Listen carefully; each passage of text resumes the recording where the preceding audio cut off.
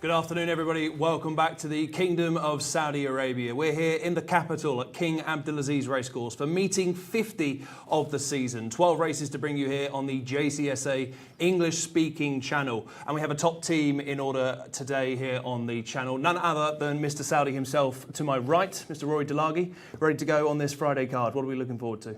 Well, not a particularly high-profile meeting again this week. Again, we're keeping our powder dry for big weeks ahead, but some interesting local maidens, the occasional Open. Oddly enough, I'm looking forward to one that looks like it's got no chance on paper later on that I think could run a massive race. So not a particularly good contest, but you know, essentially, if you have your opinion justified about a horse with duck eggs next to its name, you feel quite good. So there's one in that kind of category right at the end of the card that hopefully can do us a good turn. And it's fair to say, collectively, we're in search of a few more winners than yesterday. We are. It's difficult to be against 4-1 on shots when when the only thing that counts is having a winner on the board. But that's how it was. But you're holding me by one at this stage. But it's a marathon, not a sprint, as they say. We said it today and tomorrow to go, so we'll see how we go. It certainly is. Of course, 24 races between now and tomorrow. Callum Helliwell is in the paddock for us this afternoon. Stellar work from Callum yesterday, almost covering every angle at the racecourse, on the dirt, on the grass, in the pre-parade, post-parade. Callum, where are you today? Thanks, guys. Yes, just in the parade ring at the moment today, but the sun is out. The short sleeve shirt is making an appearance. It's 29 degrees, absolutely balmy, a little bit of a breeze, and it's just a lovely day to come racing. It's the best day we've had in Saudi Arabia since yesterday. So I'm really looking forward to getting stuck into the racing today. I thought, give you a little bit of a change up today. I thought I'd throw you a double, nice and quickly. Walad into Myth in the 12:45 UK time. That's right, I'm giving it to the UK audience today. 12:45 Walad into Myth, and in the 2:30 UK time, Hakan as well. Pop them in a double and see how that works for you. So it'll be Walad into Myth in our second race on the card, and Hakan in the 2:30. It's a maiden contest for local breds. Looking forward to that. But the horses are all in the pre-parade ring. They're getting in the correct order ahead of our first race of the day. So, Mr. Alex Fussy, it's over to you for those runners and riders. Thank you, Callum. Very good afternoon, everyone. Looking forward to another busy day of action. Let's take a spin through the runners for our opener today. It's an open race coming up. 1,200 metres is the distance. Number 1 is Mali. Mohammed Al-Dahan will do the steering there. Number 2, Saham Al-Batin. That's Abdul Ella Al-Hussein. 3, Al-Sail, Alex Moreno aboard. Number 4, AP Spirit for Rakan Al-Ubaid. 5, Mostahab Amelika, Al-Faradi getting the ride there. That's a jockey notice on that particular runner, not in your race cards. The 6 is Qaed Al-Sharq, that's Naif Al-Nazi. Couple more over the page. Number 7 is Wafi Mohammed Al-Hubail. And the 8 is Qaed Al-Ras, that's Tariq Al-Mansour. Just the 8 for the opener, but we've got a short price favourite, gents, on the international market. It's Mali, currently available at 4-9. 4-9, Rory. So we start with a very, very skinny favourites. Oh, goodness me. Long day ahead if we're supplying these. But I guess if we're giving a positive, Mahali, Mohammed Al-Dahan, Thama Al-Dahani, they can't do much wrong at the moment. No, this doesn't look a particularly strong race of its type. Most of these not really up to winning a maiden at this stage. 2 winners in the field, Mahali and Saham Al-Batin. Mahali winning over course and distance last time out and doing that comfortably by 5 lengths from Metallics, whereas Saham Al-Batin clung on by a neck over 1,400 metres last time out and has a little bit to find according to the ratings. 11 points between them according to the official assessor, although clearly, you know, with only 6 runs between them, those marks are fairly notional at this stage. But Mahali seems to have the edge. He's also got the inside draw as well. Not that Saham Al-Batin is poorly drawn. He's drawn a stall 3, and the draw shouldn't be a massive factor in a race of with 8 runners. But difficult to be against Thamar Al-Dahani's colt here, or gelding actually, I should say. Yeah. And he's got the strongest claims. He's improved with each start. And that run last time out just looks the best form of the race. reasonable time as well compared to what Saham Albertine did last time. So those are the two winning form, and they get similar profiles, but Mahali is just the more attractive of the pair. The other gelding in the field is one of the debutants, number 3, Al Sail, for Alex Moreno, out of Wootton Bassett. He's really well bred. He's by Wootton Bassett out of a mare called All for Glory, which makes him related to a couple of black tie performers for Aidan O'Brien, alluringly, too good to be true, both smart performers. But he only cost £10,000 at the Breeze Ups earlier in the year, and that's a bit of a worry given that pedigree. You'd have thought a Wootton Bassett colt with that dam line would be a lot more in demand, but clearly he didn't impress at the Breeze Ups. But he's been bought by Al Ghuraban stable, and well, handsome Mrs. Handsome Dawes, as they say, so we'll see what he can do on the track. He's certainly interesting on pedigree, but if not on his purchase price. Numbers 1, 2, 3 are the top 3 in the market. Mahali 4-9, Saham Albertine 11-4, 9-1 for Al Sail, very interesting debutant for Alex Moreno. It is then 18-1 and bigger the remainder. Just glancing in behind, I can see Mahali. I think he looks a picture, to be honest. Callum will give us the official word in the next few moments as the runners are just all coming into the parade ring. Of course, just a fairly smallish field for the opener. 8 runners for Callum to observe. What do we make of the favourite, Callum?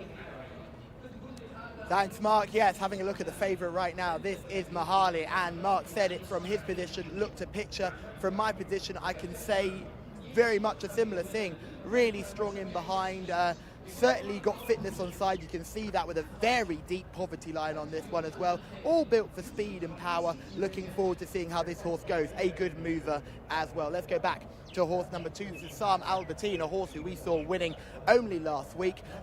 This is a nice, interesting type as well. I said on that occasion, this individual was going to have every single chance. This colt is going to have every single chance because he had fitness on his side on that day. Drops back to 1,200 metres today. Interested to see how he gets on. He was scrambling home last time over 1,400, so the drop back to 1,200 should suit. Let's go back one more to horse number 3, Al Sail. This is this well-bred son of Wootton Bassett who we're looking at now. Gelded already.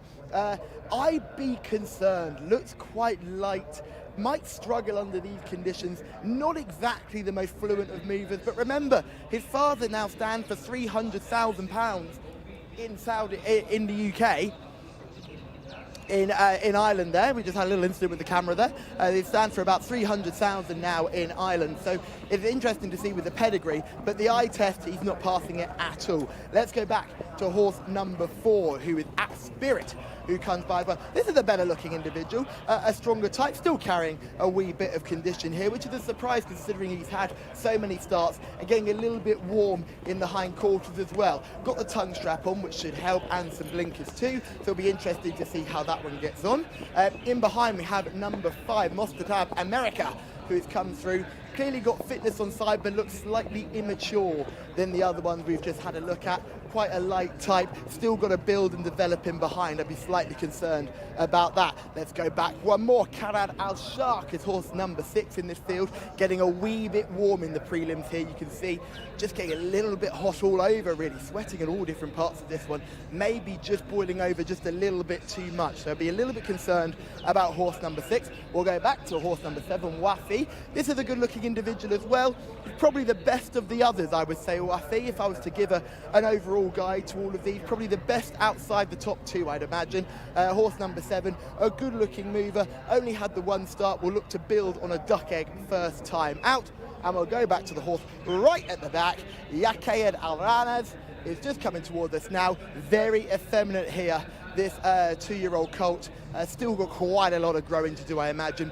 Quite a light type, makes debut today. I would be looking in other directions personally, but the top 2 in the market certainly are the top 2 in the parade ring. And lads, the debutant from Wootton Bassett probably not blowing me away. I think Mahali looks an absolute picture here for Thama Al Dahani in the colours of Sheikh Abdullah Al Malek Al Sabah. Still very strong in the market at 4-9. Rory, let's look at Mahali's latest performance. Gets stall 1 again here today. Got the gap at the right time in this performance and surged on. Yeah, you see him between horses here in those familiar colours, the mainly white with the green sleeves and green cap. He comes through between horses. And it looks like it's going to be a reasonably close finish here, but he's very, very strong in the last furlong and pulls 5 lengths clear of Metallics in seconds. and he made quite a strong impression here. A horse is clearly going to improve further. And indeed, Thamar Al Dahani does like his horses to improve run by run rather than getting them fully wound up first time out. So Mahali was a good second prior to that, but stepped forward with that win. Has a rating of 71, which looks fully deserved. And I don't want to say he's a steering job, because we did see one that had almost £50 in hand beaten yesterday in our final race. And he's only got £11 in hand, but he looks good. Callum, back to you. Thanks, team. Just a note on those that like the second favourite, Sam Albertine, the last time out winner, just having a few issues with the tongue strap with this one. Got the visor on and the tongue strap. The stewards have just pulled this horse aside just to have a check of that tongue strap. Now they're going to bring this horse back into order. So you can see just making sure that everything was applied. Now the tongue strap is on to keep the tongue pinned down. It allows horses to breathe easier. Sometimes when horses get more tired, they have the opportunity to lift up that tongue and cause it to stop them from breathing. So you want them to have the tongue strap on if they have breathing issues. It's often step one before you see things like breathing operations or anything like that. Get a tongue strap, keep that tongue down, and allow the horse to breathe as it goes. Remember, with the kickback that you get on dirt, breathing is incredibly important. Yeah, thanks for that, Callum. Just one more word on the favourite, Rory Mahali.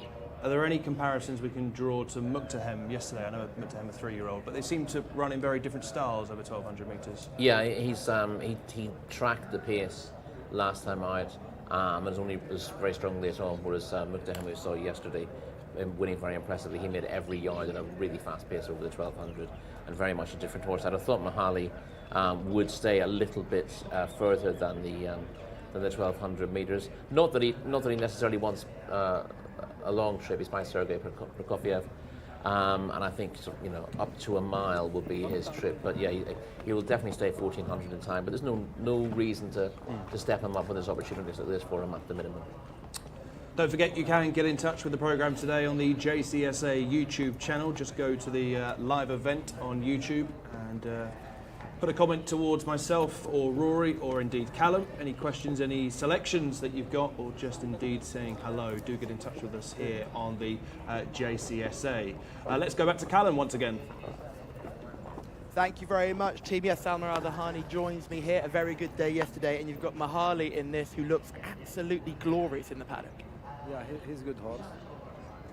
He loved the 6 furlong. He ran maybe 3 times. 2 times he come places. The last time he improved, he do a good job, We hope today to do the same job, but I'm afraid about his fitness, because after his winning, I gave him a little rest because he loses weight a little. But he showed me yesterday a good speed, And what sort of workout did he do yesterday? Was it just a short burst, or did he do a full, longer workout? No, he got two furlong speed, 2 furlong speed, open breathe. And you were happy with that? Yeah, he's good enough to run this race. Okay, well, best of luck. Thank you. Thank you. From Thamar, what do you make of those comments, Rory? Yeah, it's always really good to hear from Thamar Al Dahani. And Al Dahani even, and the two people who love listening to are him and Jimmy Jerkins, because they give you more information than you asked for in the first place, and that's always relevant information as well. So he's saying the issue with Mahali here might be that he took that race quite hard last time out, lost a bit of weight coming out of it, and therefore he couldn't press on with him too quickly after the win, so he had to have him easy for a while essentially, but he's done a breeze yesterday over 2 furlongs, which pleased the trainer. But yeah, it could be that if he gets into a fight here, a lack of peak fitness might be an issue for him. So those looking to oppose the short price favourite might consider that. And certainly hasn't been part of the pricing up process. So that change your view at all? I don't think he'd need to. I'd rather they were slightly undercooked. Yeah. Than slightly overcooked, to be perfectly honest. And I think that might have been the issue with our long odds on failure yesterday. Had come off a hard race and looked a little less keen than he has done in the past. Whereas I suspect that he's a really good trainer, Thamar Al Dahani, and he knows what his horses want, and he knows the condition every day. And I think he's probably done right by this horse. So it's a slight concern that then he might be a tiny bit short of fitness after being let down from his last run, but I suspect he'll be good enough to win anyway. They're trainers that we like to hear from. What jockeys are we hoping to hear from today? I know Naif Alanati's got a ride here on number 6, albeit a big price. Of course, we stood down yesterday, so good to see him back involved today. Nice to see him back. We'd love to see Naif get a winner because it's been a fairly lean season for him so far. We saw a lot of him in Taif last year, and he gave a great interview. And obviously, we were all new to the game, and he was very welcoming, and he's a great ambassador for the other jockeys in the weighing room here. So it's always good to hear from him. But to be honest, I'm always happy to see what Callum can do with the winning jockey. However good their English is, it's a challenge, and he responds enthusiastically to it, doesn't he? Absolutely. Okay, we're just around 3 minutes to go until the opening race of the day. It is a open contest for 2-year-olds over 1,200 metres. 2 to 5, the market leader now, Mahali for Mohammed Al Daham and Thama Al Dahani, who we heard from a few moments ago. 5 to 2, Saham Al Batin. 8 to 1, Al Sail. 12 to 1, Wafi has been supported from much bigger prices, almost halving in price. Wafi, it is then 20 to 1 and bigger the other 4. Mahali, Rory, pretty tame selection, but it's the best horse in the race, really. He is, yeah. I'm not mad to be with him against Saham Al Batin. You can make the argument that he will benefit from the drop back to 6 furlongs because he was just holding on last time out, but I don't think it wasn't like he was massively superior and then wasn't quite staying the trip last time. He was just getting reeled in by something that might just have been better than him on the day as well. So I don't think the drop and trip actually would be a huge help to him. I could be wrong, but that's a slight question mark. I'll say I've got negatives about Callum didn't like him in the parade ring. I was concerned about his purchase price, given that really good pedigree, and he doesn't really take the eyes. I can see why he wouldn't have impressed at the breeze ups. But he's obviously worth taking a shot on, given that pedigree, if you're getting him that cheaply. And we'll see how they do. And I thought the bottom one we hadn't really mentioned yet, Ikayad Al-Ras, was interesting on paper, but Callum didn't particularly like him, thought he needed to strengthen up. That's interesting enough on pedigree as well, by Cogito, out of a mare who won races in the States. But Mahali for you? It's Mahali for me. I think Wafi might end up being the danger. I think that'll come on a lot for its debut. Okay. Mahali for me, Mahali for Rory. Final word with Callum. Yes, guys, Mahali for me as well. I thought Saham Al Batin might have taken a step backwards physically after that last run. I remember Rory and I being very keen on him last time, but he didn't quite blow me away as much on this occasion. So yeah, I'm happy to stick with the international favourite Mahali. I also agree with Rory with Wafi being the potential horse to step forward from what we saw last time. May enjoy the smaller field a bit more coming out of stall 4. And then yes, that bottom horse, Yakir Al-Rahaz, is a horse whose mother won, I think, over $180,000 in the US. So she's certainly got a talented enough pedigree, and we know Cogito has done quite well here too. But yes, horse number 1 for me. They're already loading, so Alex Fussy, it's over for you for the first. Thank you, Callum. Yeah, runners going forwards here then. Opening bit of action of the day is imminent.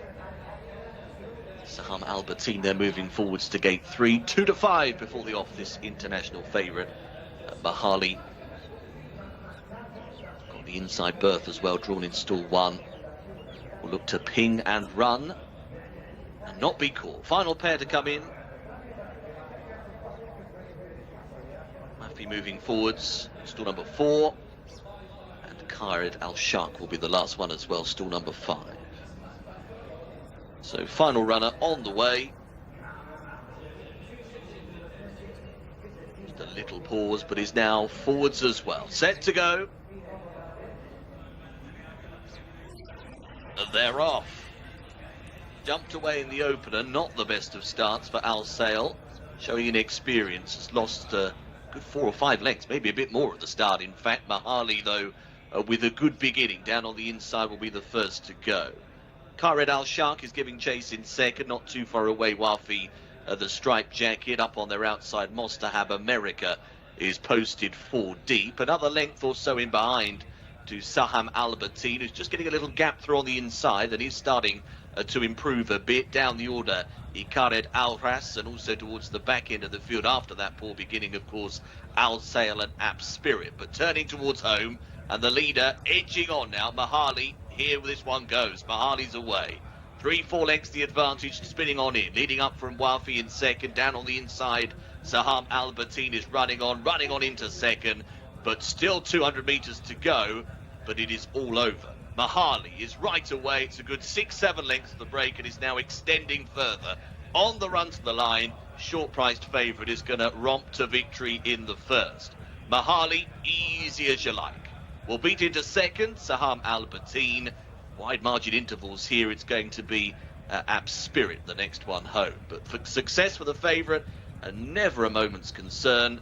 Mahali all the way, pretty much, to land our opener today. There you go in the slow-mo. Mohamed Al-Daham coasting. No real pressure applied to this individual. The trainer, little concern about fitness, but no problems at all. 1:13.42. The winner has clocked here. Breezing away, what we're saying, 6-7 lengths, something like that. We'll wait for the official margin. It's going to flash up any moment. It's 7, spot on the money. 7 lengths over Saham Albertine in second place, and another 9.5 lengths then to App Spirit, who was a distant third. It was 1, 2, 4, and for information, 7. Wafi finished in 4th.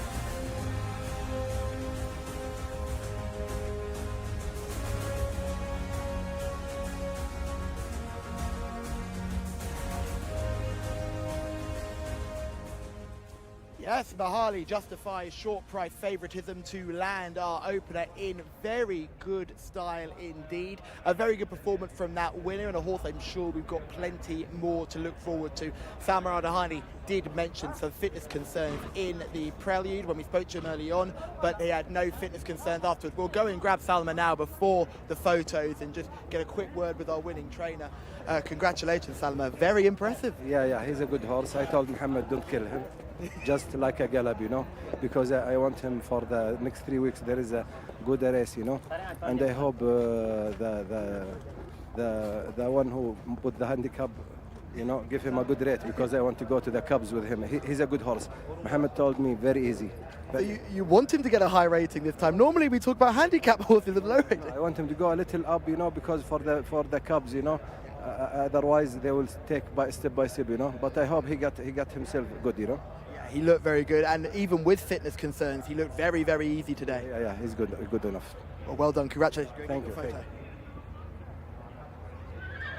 Well, you don't really hear that back in Britain or anywhere else, that the trainer wants the horse to go up in the handicap, but with the big nature of the size of the fields here, that they want the horses to go up to a big enough rating to qualify for the biggest races. Yeah, no one's particularly interested there are very few handicaps for the higher end horses anyway, and no one's particularly interested in campaigning horses for handicaps here at Riyadh.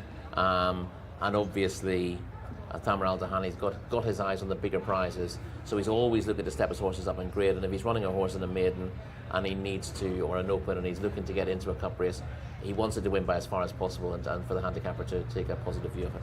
So Mohamed Al-Daham is now weighing in. Hopefully Callum can grab a word. Thank you, team. Yes, Mohamed Al-Daham weighing in. Was told by the trainer not to kill the horse. Remember, yes, there you go. Take the saddlecloth off. I can do this now. I know how this works. So Mohamed Al-Daham very successful so far as well. He's done well over the past couple of weeks. So we'll just grab a quick word. Good horse. Yeah, mashallah. Very easy cup races in the future. Inshallah, I hope so. Inshallah, come. for the big race. Inshallah, very good. Inshallah, my horse is okay. Mashallah, I have a speed and relax. Inshallah, next time go to the cup race and inshallah he win. Perfect. Thank you very much. Hopefully he can win again. Thank you. Thank you. Yeah, Mohammed Al-Daham speaking to, I was about to say Rory. Rory's alongside me, of course. Speaking to Callum after yet another success here. Mahali, let's look at this back, Rory, from the home turn. There was never really wasn't much excitement in the contest, to be perfectly honest. It's the case of who might finish second in the end. Travelled very sweetly through it. Wafi, as we suggested, improved a bit in his debut, certainly in terms of his early speed. Got tired towards the end and ended up finishing fourth. But he was the main challenger for a while to Mahali, who's cleared right away to win by 7 lengths from his danger on paper, Saham Al-Bateen. But that horse didn't look any better over 6 furlongs than he did over 7 last time out. And Mahali looked to have a class edge on paper and proved that. The runner-up's okay, but he's not the 65 horse. And again, I'd be inclined to throw him in a handicap like that after that. But obviously, these are only young horses, and they'll have to bide their time before handicaps are available to them. Let's take it from the start. Seeing the race again, we had Al Sail, wasn't it? Yeah, Al Sail was the one who didn't impress in the paddock and didn't come out of the stalls particularly well. If he did that at the breeze ups, I can see why people weren't throwing too much money around. But although not breaking in front, Mahali soon has the speed to get himself into a strong position. There's a little bit of speed from number 6 there, Kayad Al Shark, but that faded fairly tamely. Wafi went up on the outside to chase the winner at this stage, and the eventual second is in third place on the rail with the turquoise sash. And to be honest, that's about as much fun as you have in the race. The horse in third moves up to second. The horse in second, having shown a lot more than a debut, weakens really tamely from here. And way back in the field, App Spirit with the red sleeves and red cap will stay on to get a distant third. But it's all about one horse here, and Mahali did look at least a class apart, maybe a bit more. And I'd imagine he's heading for a rating. He's not going to go up in a huge amount for this because he was 11 pound clear of the second and has beat at 7 lengths. So he's not actually officially had to improve an awful lot to win the race, but he's done it with so much to spare that I imagine the handicapper will give him a bit of a hike.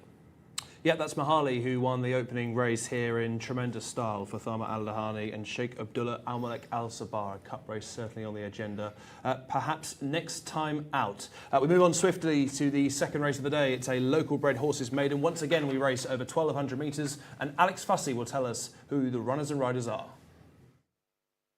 Many thanks, Mark. Yeah, let's have a look at the field for race 2 then. 10 of them to go this time. Number 1 is Aynan Al-Majd, that's the mount of Abdullah Al-Qredis. 2 is Najm Oscar, Saba Al-Shorani. 3 is Karwash, that is Salman Al-Rashid. Number 4, Katail, Yasser Al-Bakawi. And the 5 is Thib Al-Wijjan, Mohammed Al-Daham.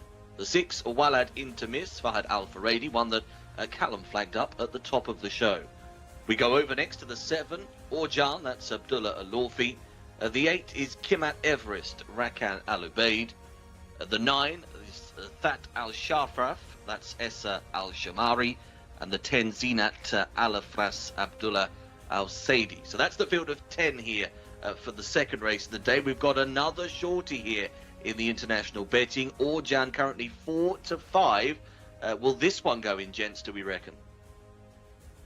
Ooh, there's lots to digest, Alex. Thanks very much indeed. Orjan 4-5, as Alex highlighted. Walad Intermiss, who Callum has already flagged up at the beginning of the show, 11-4, being supported from 100 to 30. That Al Sharaf 9-2, Kimmit Everest 11-1, and it is 16-1 and bigger the remainder. Let's start with the market leader, Rory. Orjan, who has the experience on side. Abdullah Al-Lawfi in the plate today on start number 8. Yeah, pretty consistent, Orjan. And I can see why he's market leader for a race like this, because he's got plenty in hand of most of those who've got form and look exposed. But there is a bit of an elephant in the room in this race. Walad Intermiss is a 7-year-old who's only had the one start, but that start came just the other day. Yeah. And he ran an absolute blinder to finish 4th to first line in a course and distance open. That's a couple of weeks ago, wasn't it? First Line's won, what, 4 or 5 times? Yeah, well, First Line's rated in the 90s, isn't he? And those around him were also, rated in the 80s, generally speaking. So Walad Into Miss has run to a very high level first time. It's a question of whether he can do it again. Callum, I know that you like Walad Into Miss. He's a big boy, isn't he? He is a big, big boy. He's an entire horse as a 7-year-old. He's getting a little bit warm in the prelims, but let's look at a couple of others as well. Horse number 4, Q-Tail, jumped out at me immediately. This is a good-looking individual as well, this 4-year-old colt. Looking forward to seeing how he gets on. He's got the cross noseband on. You can see the tongue sticking out already, but this is a really good-looking type here, Q-Tail. Probably got a bit to find on form, but there's no doubt if you were looking for a top 3, he would feature amongst it. A good-moving, good-looking individual, walking around with purpose, intrigued to see how this horse gets on. Let's go back to Walad Into Miss. This is horse number 6. This, as the boys have explained, is an absolute elephant in the room, because if he can repeat the run from last time, he should absolutely bolt up here. We do have plenty of negatives though. This horse is getting quite warm, very jig-joggy in the parade ring. As you can see, a 7-year-old horse, still got that testosterone pumping around his body. He's a big, big, robust type. You'd almost wish he was gelded so he could maybe slim down a little bit. But for me, on the form, he's a pick. But in the paddock, it's got to be a bit of a negative team, definitely. Let's go back to horse number 7. This is the horse that was a short price in the market, Orjan, horse number 7 in this field. She's a 4-year-old filly. She's a very good mover, completely different type. Look how effeminate she is in comparison to what we've just witnessed as well. She walks very nicely. She's very light on her feet. She comes into this race with half decent enough form, with a rating of 75 as well. She's got the earplugs in, you can see. No doubt they'll be removed at the start. And certainly no negative for me. Certainly more of a paddock positive than Walad Into Miss would be horse number 7. But guys, I'm still convinced number 6 is your winner. Thank you, Callum. Yep, stellar work in the parade ring as always. Ishfulness has got in touch on the YouTube comments, Rory, saying who's going to win. Of course, it's a little while until the race is off. We've still got 10 minutes. Yep. But what did you make of Walad Into Miss in the prelims? Well, he's obviously showing a couple of negatives there. He's getting on his toes. He's a little bit sweaty as well. I'd almost certainly be more worried about him if he was really quiet after that recent run, giving signs that it had taken a lot out of him, where he does look quite keen to get on with things. Normally that's a little bit of a negative. We should mention the trip as well. Obviously his very good run last time out came behind First Line, where he looked like stamina would be more his strong suit, because I thought at one stage he was going to get swallowed up by the field, but he's ended up keeping on really well to hold 4th place, and I think 6 furlongs is unlikely to prove his ideal trip in time. And a big horse can sometimes get lost in a field like this, but luckily it's small enough. Here he is, he's in the orange colours, in about 6th place at this stage. Given this was his debut and he's up against horses who are fairly highly rated, I thought when he sort of switched to the inside here that he would probably fade out of things. But he's kept on really well from here. He's in 4th place now. There are horses queuing up behind him looking at the coming with a late run, but he keeps sticking his neck out and holds on to that 4th place, and that's a likeable performance. And the question is, a much better race than this. But given something's kept him off the track officially, I mean, we don't know all this history. It'd be interesting to talk to somebody who does know the horse, exactly why we're only seeing him at the age of 7, or whether he's run somewhere else and that isn't in the book. But here he is. We know he's a maiden now because he's running in a maiden race. The fact that he's running in an open first time out made me think maybe he's won a race somewhere else and it's just not appearing in the form book. He's awash with sweat now. Look, even we can see that's a big concern for him. And clearly he's had physical issues or issues with his development. So it's just a matter of working out how likely he is to back his debut effort up, and I think it has to be a little bit of a coin toss whether he goes. He's not going to go forward from it, given how good it was, but he just needs to repeat it, but I suspect that he won't be able to repeat it. He might be able to run 10 points behind it and still win, but I suspect that we might just not see him run to his very best here. Sweating with confidence, hopefully, Walad Into Miss, who is just racing, or will be racing, on the inside of Orjan at the start. They are drawn in 6 and 7. Let's speak about one or two of the others, Rory, if we may. Fat Al Sharaf is a 5-1 chance. This is number 9 on the race card. Essa Al Shamari, who doesn't ride too many winners, is aboard this 5-year-old mare. Didn't like, I have to say. I thought it was a very short price for a mare who's not from 11 and has only got one solid run last season. She's been placed twice in maiden company through her career, which is very inconsistent. Some of her runs are poor. She came back from a long absence last time to run way down the field, so she needs to improve a lot for that. It's possible, and there's not a lot of depth to this race, but I wasn't particularly enamoured by the price on Fat Al Sharaf, I'm afraid. Yeah, that is third choice at 5-1. It's then a big gap back to the remainder in the market that are headed by Katail, who has the plum draw here for Yasser Al-Bakawi. Number 4, Katail, Rory, on start number 4. Yeah, I thought Katail was interesting enough. 5th to Polaris in a 1400 metre maiden on his second start. Disappointed on his final outing last season, but is unexposed after just 3 runs and comes back from an absence here. We just see number 1, Inan Al-Majad, that Abdullah Al-Credis. I think it's being checked over by the vet here, who's currently standing in that is in the middle of, on the right of the 2 people with hats on. That's Toby, who's the new vet here, and clearly he's got questions to ask. And the good thing about that, having an Australian vet here as well, is that we can have a chat afterwards to determine exactly what's going on. So that's a big help, and Callum's on friendly terms with Toby as well. So information we might have been missing last season by not having the connections, we now have, and that's an important part of the job that we're doing here, getting to know everyone involved, and the more people you know, the more information you can find out. You can see Callum lurking as well, I imagine. He does lurk very effectively. He does lurk a lot, doesn't he? But does an excellent job for us in the parade ring. So we wait to see. The other person we're saying the 2 people with hats. One of them was the vet. The other one is Keith Otterson, the clerk of the course. Yes. Familiar name to most, of course. So we wait to see the possible participation of Inan Al-Majad. Not an easy one to fancy. No. He gets a D for his latest run. That was that again for a few who got a D on the card. That was that Void race a couple of weeks ago where he was well beaten, but he was out of his depth in that anyway.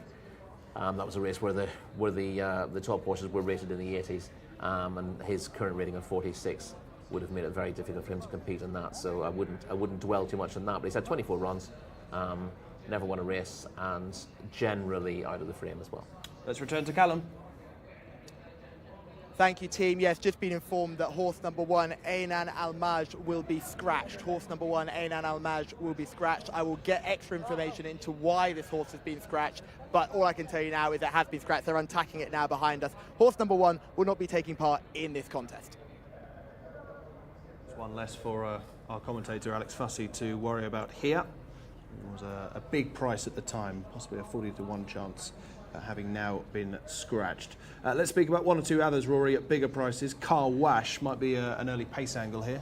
Yeah, has shown speed before on 2 starts before fading. Worth trying him at 1,200 metres, and is drawn to get handy from stall 3 as well. But whether Carl Wash can see things out is another matter. In fairness, I would say only 2 runs today. Plenty of horses here will come on plenty for a debut effort. And again, if you're drawn very wide in a race, it's also very difficult to get involved. So you see plenty here who don't look much good after 2 starts, who will improve when getting a better setup, and that's what Carl Wash has here. So he could do a little bit better than he has done. The filly that is drawn wide is number 8, Kimat Everest for Rakan Al Abeid, switching out of handicaps. Yes, running okay in handicaps as well, 5th and 4th on the last 2 starts for Kimat Everest. And has found her level, but those runs were in Taif last summer. Actually, maybe even longer ago than that. Maybe in Riyadh the spring before that. So 18 months thereabouts off the track, which is a question for Kimat Everest, and it undermines the fact that a horse seems to be in reasonable form when that form is coming from such a long time ago. The other 2 we haven't highlighted, numbers 2 and 5 on the programme, are 28-1 and 40-1. Najim Oscar for Osama Al Shirani is the 2 runner. Mohammed Aldaham looking for a double here, although rather unlikely on Thebe Al Widiyan. Yeah, I think Al-Wudian is the 50-1 shot and has shown very little off late. It has a rating of 55, so there are lower rated horses in the race than the 5, but had been off the track for 2 years before showing very little last time out, and that's the issue. The rating of 55 comes from a couple of years ago, and a poor return is off-putting, although obviously you can imagine why a horse might need a run after such a long time off the track, but this looks a tough spot. And Najim Oscar, drawn in 9. Najim Oscar again showed a little bit on debut, has a little bit of early speed as well, but hasn't built on the debut effort and looks an unlikely winner here. So I think plenty of these might want to go forward. Given the summary that you've given us, you don't like that Al Sharaf, who is third choice. Are we sort of putting it down to a match between Orjan and Walad Intimis? I think that's pretty likely. When you consider the third and fourth in the betting are short, given they're both coming off layoffs and they don't have convincing form. So yeah, it does look like Walad Intimis and Orjan are the two to concentrate on. I think we were maybe slightly surprised by the betting for this when it opened, but I think it's sensible because although Walad Intimis has the best form in the race, with that open race run last time out, the chances of him bouncing after that run, given that was his debut at that advanced stage, have to be quite high. So I'm going to go with Orjan. You're going to go with Orjan. 4 to 5 on the off. I'm going to go with Walad Intimis, second choice at 11 to 4. So we've covered the top 2 in the market. I'm pretty sure, Callum Helliwell, you'll be going for the second favourite as well. Thanks, guys. Yeah, I'm going away from the old panic pick here because Walad Intimis looked terrible in the parade ring. Just got very warm and above himself, and I think he's more settled now down at the start. 7-year-old in tyres, it's always a bit of a red flag to be, but I think the form is just there, and at this level of competition, I think he might just have too much in hand against a horse like Orjan in this contest. Giving Orjan a couple of kilos, but in fact, giving Orjan 2 kilos, but I don't think that will be enough. I thought Q-Tail was the best looking of all of these. Horse number 4 in your race cards, a very good looking 4-year-old colt, got a 3 kilo apprentice on board as well, so worth noting that. I've only had the 3 starts, so maybe looking for an easier contest, which they found here, so don't be surprised if Orjan runs a big race, but my confirmed selection will be Walad Intimis. So it sounds like 2 for Walad Intimis, 1 Rory with Orjan. It's time to hand over to the man, the voice from above, Mr. Alex Fussy. Can you please call Walad Intimis home? Cheers, Callum. I will try my very best for you. With runners circling here, they'll be going in very shortly. Still 6 to keep an eye out for. If you're following Walad Intimis, will come from gate 6. Orjan, the international favourite, right next door in 7, so they'll be jumping as 1, no doubt. And perhaps part of the outcome of this race will be who gets the better start. As we know, holding a handy position can often be beneficial. We are now loading the 4 Curtail, about to go forwards, gate 1 at the destination for that one. Remains around about 12s on the international market, in pretty steady away in terms of price. There's the hoop jackets of Car Wash, moving forwards to stall number 3. Needs an extra pair of hands though to push that one in. Job done. Of them in. Kimat Everest moving up to gate 10, got the widest stall to overcome, although effectively it is 9 now, of course, because they're all moving down one, won't they be, after the withdrawal of Aynan Al-Majd. The 1, a reminder, does not go here. That Al Sharaf has gone forwards, moves into stall number 2. Red wave on the black jacket.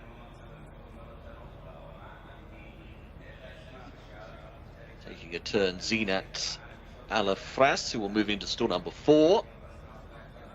There's the black and white colours of Orjan, who is heading up now. Thebe Al-Widyan moving up as well, stall number 8. Last couple then. Here comes Zinat Alafras. Pops in. Ready to go. And they're off. Jumped away here. racing in this local bred maiden. They will go once again over the 1200 metre trip.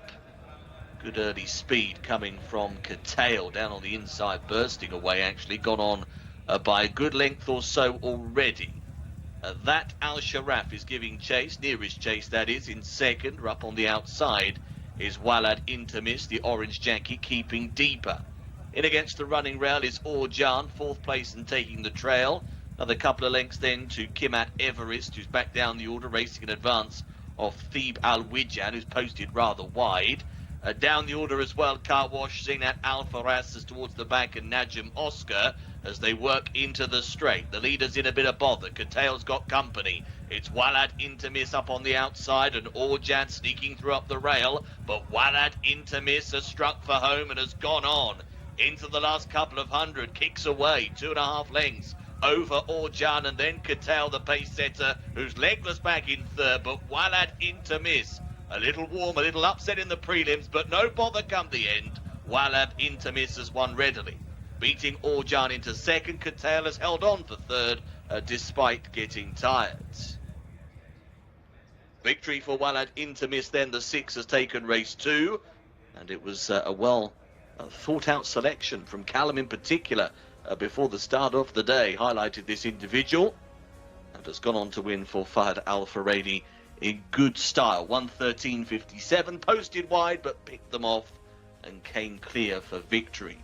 Orjan will be home in second, beaten 6.5 lengths though, so quite a distance back in second place. As this will highlight, you'll be waiting a while. There we go, and Curtail will take third, another 8 lengths back in third place.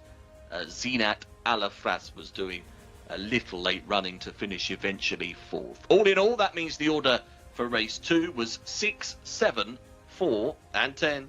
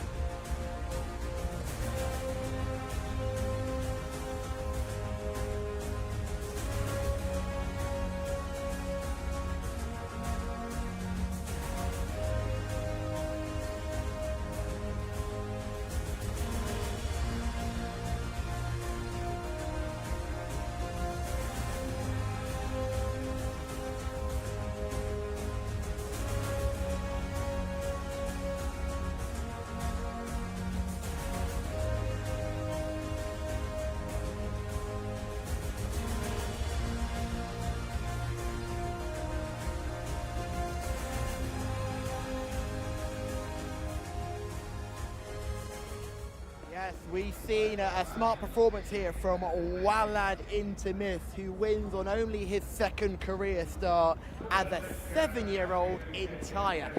Just been speaking to a few connections on the ground here. I found out a little bit more about why this horse has taken so long to make it to the track.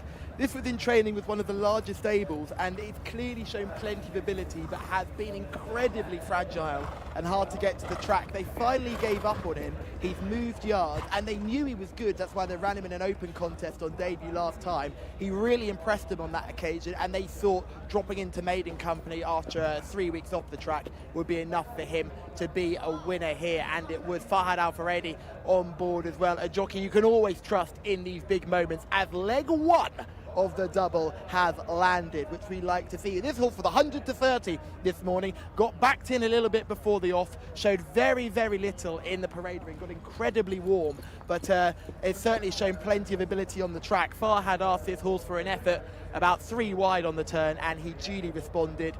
We can see the connections here as well. Tried to speak to the trainer in the prelims, but there was a little bit of a language barrier, so we didn't quite get that. But it's wonderful that I can talk to people on the ground here and find out a little bit more about these horses. So we're looking at a horse who clearly has ability, but is just incredibly fragile, but it's now put two very, very good runs together. So looking forward to hearing from Farhad Al Faradi, who rode Walad into Miss to victory today. We're going to wait for Farhad to weigh in. Obviously, brother of Adel Al Faradi, who is clearly one of the go-to jockeys here in Saudi Arabia. Didn't have a winner yesterday, but Farhad is a man to follow as well. He's a very, very good rider in his own right. He's got the best smile in Saudi racing as well, and we'll grab a very quick word with him as he jumps off here. Farhad, well done. Thank you. He's a lovely, big horse. I am sorry, I don't speak English. And that's good work for me. Congratulations, well done. Thank you. We need to give an English dictionary to Adel and Farhad because they clearly are great speakers and they're even better riders, as number 6 Walad into Miss gets the job done. I wasn't particularly pleased with the ride throughout, Rory, but has come home best of all. Having said what a good rider he is, you weren't saying that at halfway, no, I was not. were you? But the horse is clearly the best in the race. But in fact, he's a big horse with a long stride, and he's not the kind of horse you want to be cutting in and out on, so I can understand why the plan might have been to keep him wide-ish from stall 6. But Katil, the leader, drifted off the inside from the home bend in a way, so forcing that winner that little bit wider. Abdullah Alofi give Ojan a good ride just to try to sneak her into it and see if there's any holes in Walad into Miss, but he has backed that effort. He's run the same level as he did roughly last week. He was running up against horses rated in the mid to high 80s, and he's run to a mark in the 80s and winning this, I would have thought. The runner-up rated 75, and she seems to have given her running. Katil was entitled to improve on what he's been showing. He showed a bit on the second start, went 5th to Polaris and just didn't back that up next time out. So he's probably improved past his mark as well. But this is a nice horse if they can keep him sound, but that's clearly an issue. And obviously you can see from him walking around the parade ring that he's much bigger than the horses we're used to here. Heavy tops, and for all he's shown tons of ability, it's clearly been an issue keeping him sound for all that time. And previous connections finally gave up on him despite him clearly showing them plenty. But new connections have kept the faith. Very well away, wasn't he? Jumped out the stalls really well, disputed the lead. Katil then was pushed along to take the lead on the inside, taking advantage of that draw in stall 1. And it's not long into the race before this race is boiled down to a race between 3 of them essentially, because Katil has led. You've got a little bit of speed in second there from that Al Sharaf, who was actually the 3rd favourite, but I didn't particularly fancy her chances of backing up. A disappointing run last time out, and from this point she fades out of it, and Owajan moves through on the inside, travelling strongly. The others never get into at any point at all, and it was just a case of whether the favourite could find off the bridle here, because obviously he had expended energy in the prelims. He got very, very warm. He was sweating profusely, and that can obviously affect a horse's finishing effort on the track. But he's found loads really when let down, and you can see why his connections have always thought a lot of him and have tried really hard to get him on the track despite what must be numerous setbacks. Walad into Miss then wins race number 2 with the favourite in second, Orjan, and they were clear of the remainder. That's the first 2 races done and dusted. We now drop to maiden class here for the 3rd race of the afternoon, stepping up in distance to 1,400 metres. 2-year-olds in action. Let's get to Alex Fassi for the runners and riders. Alex, a few non-runners here. Yeah, absolutely, Mark. A few non-runners, but plenty of runners. A bit of a different shake-up in this race. So we've got non-runners here being 2, 6, 10, 19 and 20. We'll have a look at what's left right now for you. Number 1, Alpha Red. That's the man of Alex Moreno. No number 2, as we said. So we then go to the 3, Anna Al-Hakem. That's Mohammed Syed. 4 is Badran Al-Mudiani on board that one. The 5 is Burke Al-Taweed. That's Faisal Al-Sanan. No 6, so the next is 7, Dr. Nicholas Naif Al-Nazi, with the 8 being Fouj, Mohammed Al-Daham. Over the page to the 9, Makam, that's Abdullah Al-Saudi. No number 10, so the 11 comes next, that's Mitol Boy, Abdullah Al-Credis. The 12, Montac, Mohammed Al-Hubail, with the 13, Mawazi for Eddie Castro. 14, Safir Jean will be steered by Victor Gutierrez. And the 15 is Suhail, that's Abdulaziz Al Faradi. 16 is Sultan Al Shamawi, that's Fahad Al Faradi. 17 Tarahib, Tariq Al Mansour. 18 is Twark, Abdulaziz Al Farouz. No 20, which means we then have a number of reserves. 21 Tawfiq, 22 Falkir, 23 Rakban, and 24 Sumawak, all getting runs. That's a quick spin through then, all of the field here for you for race 3, this upcoming maiden. Thanks very much indeed, Alex. Maiden race here due off at 4:10 local time, stepping up to 1400 metres. So just confirming the non-runners here, you can take out the 2, you can take out the 6, you can take out the 10, and you can also take out the 20. So the reserves 21, 22, 23 and 24 are all included. So the favourite here... 19 and non-runner as well, that won't appear, it doesn't appear in your Yes, and 19, sorry, you're absolutely spot on, no 19.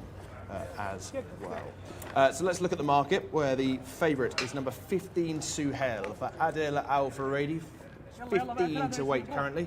The right favourite here, Rory?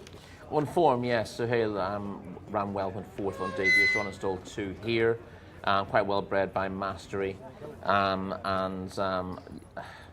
I think the correct favourite, again, top jockey on board as well, but there are a lot of unknowns in here, and the question is whether it's the right favourite at the right price. And I want to run through some of these unraced horses. Which we will do in due course. Meanwhile, though, it's back to Callum in the parade ring.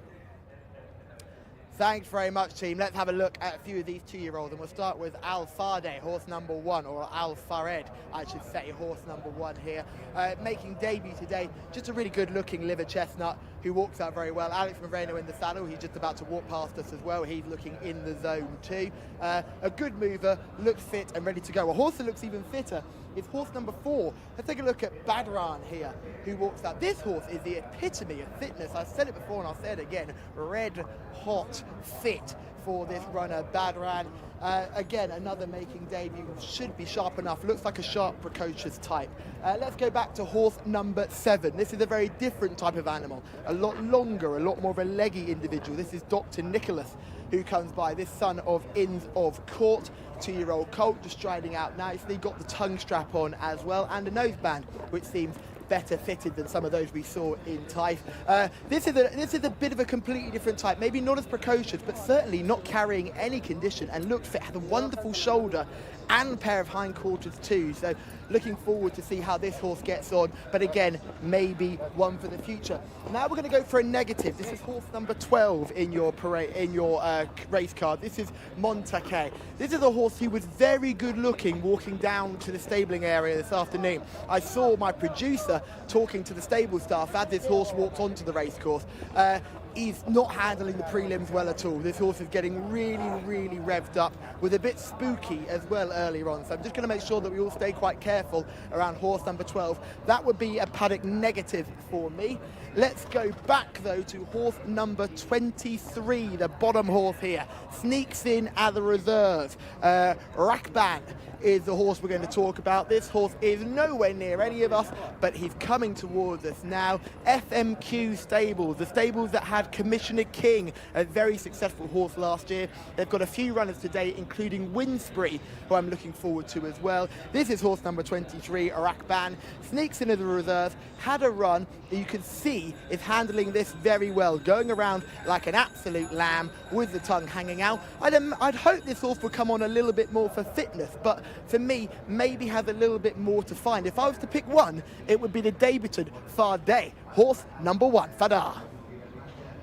Yeah, debutants we need to discuss, Rory. Yes. Second and third favourites in the market. Fouge 5-1 for double seeker Mohammed Aldaham, and Alfaredo, Callum has just alluded to, right at the top for Alex Moreno, 15-2. A fair few interesting debutants. Yeah, I want to go through them because there's quite a lot with US pedigrees who are interesting on paper, and I think this might be a better race than the normal maids we're saying, particularly. Back to Callum quickly. Thanks, team. Alex Moreno, you're riding Fardeh here. Good-looking horse in the parade ring. What are your tactics? Well, it's the first time out here, you know, so we'll see how he's looking well. He's a nice pedigree horse, so we will see what's going on. Best of luck. Sorry, Rory, continue your point. Yeah, Alpha Ray we'll talk about in the first place. It costs $60,000. That is by Breeders' Cup Classic winner Authentic, and is a half brother to Coppola, who's an 8-time winner in the US, including at listed levels. So he's interesting. The next newcomer is Badran, number 4. Not so interesting, a son of Kulsti. He's been through the sales ring 4 times and didn't get much attention on any of those visits. I think the most that was paid for him was about 5,000. Kulsti has a few here as well, doesn't he? Yeah, I mean, Kulsti's not a bad sire. You'd expect his horses to be suited by this 1400 trip. That was his trip when he was trained by Barry Hills, I believe, back in the day. Fuge, obviously, we need to mention as well, who's quite prominent in the betting. Not very well drawn in stall 17, but cost 28,000 at the Breeze Ups in April. It's my first time ride of an unraced daughter of Breeders' Cup Dirt Mile winner Tapizar, and that's quite a nice pedigree. Not an awful lot of money to pay for that 28,000, but most of the horses in these cutters are well bought. Who do we have next that hasn't run? Montag got a negative in the parade ring. Very ordinary pedigree from that as well. Doesn't look too bad, but not handling the occasion, and is bred to need a longer trip as well. The down a moderate 2,000 metre winner. The next one's interesting though, 13 Moasi. Have you got a price on that, by the way? Number 13, 25 to 1. This shouldn't be 25 to 1. I haven't heard. I'd like to hear from Callum about it if he gets the chance to see it. The sirens this are starting to go. This is by Munnings, and is a half brother to a Grade 2 placed horse called Landeskog, among multiple winners. This cost $200,000 at the Breeze Up sales in April and makes its debut for connections who like to have a bit of a tilt at races like this. Eddie Castro. Never a 25 to 1, but not well drawn, but on pedigree and on sales price, it should be a fifth of the price that it is. Wow, okay. So hence the point about the right favourite on form and what Yes. price it should be. So Moasi is very interesting. He's not the only one who's interesting though, because we'll run down Sultan Al Samawi is a son of American Pharaoh. Half brother to 3 winners, cost $60,000 at Keeneland as a yearling last year, and is also worth noting because of that. Number 18, Twack, is a Vekoma half brother to a US winner and cost $50,000 as a yearling, again at Keeneland, but was re-offered at the horses and training sales at Ocala and sold for half that, about $25,000, which is a little bit of a negative. The last 2 then are also new. Rackman has run, but I thought it was interesting enough on pedigree as well, because he cost $100,000. A City of Light colt who got a good mention from Callum in the parade ring. That's what he cost last year at Keeneland. He was only 6th in debut at Type, but that was in a winners contest, and he's liable to improve an awful lot from that. So Rackman has to be shortlisted as well. You got a price on him? Which one, sorry? Number 23, Rackman. Is a 12 to 1 chance here. Yeah, that's also quite interesting. I think he will improve an awful lot for that debut. So at double figures, he would be on my short list as well. But yes, a couple of horses there who maybe wouldn't get a second look normally need to be considered. That is Rackman, who does have some experience. Let's highlight 1 or 2 more that have seen the racecourse, including number 22, Falcayer, who's had 1 start so far. Tried to make all, got tired. Number 22, Falcayer, back in trip today. Yes, was 3rd of 8, beaten 6 lengths in the end. So, as you said, tried to make the running at a fast pace. You can see his head going to one side as he gets tired here, and he struggles to get home. Ended up beaten 6 lengths. That was the first day of the season over a longer trip. May benefit from a drop back. Malhal, the winner of the contest, and yeah, it's not bad form. It probably needs to improve, because given how hot this race looks. And this is the market leader, Sahale, who broke terribly but ran on well to be 4th, number 15. Yes, as we said, Sahale's got decent form in the track. This was a debut for him, and as you said, after a moderate break, got in a bad position, but storms home to suggest that a maiden should be a formality for him.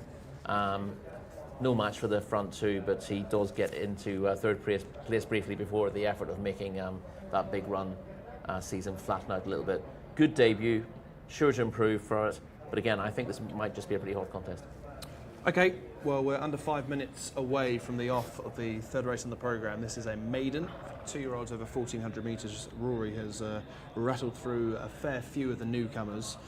Are you going to take a chance with one of the first-time starters? I know that one of those overpriced runners will surely make your shortlist. Yeah, I mean, again, the downside here is that, fielding against a 64 favourite with a 25 to 1 shot still just gets you the 1 point for winning, as it were. But yeah, I certainly want to mention Moatsi. I think on paper, and with a jockey riding really well at the moment, he should be one of the favourites for this, unless he looks terrible in the period we're seeing him here. Actually, it doesn't look too bad to me. He hasn't got the best of draw in stall 16, but if connections were right and shelling out 200,000 for him, then he should be very, very competitive on debut.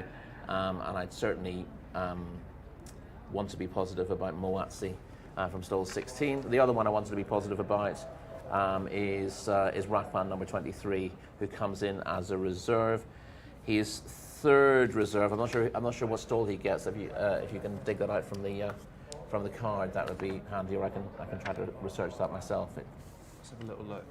I want to say 12, but we'll have a we look. think it's 13. Possibly 13. Yeah. We'll have an eye, obviously. Obviously not an ideal draw, but he's got experience as well, and I think he'll show that in this race. So I'm going to go for one of those two, I think, despite the big prices. Well, sadly, you can only pick one. I know.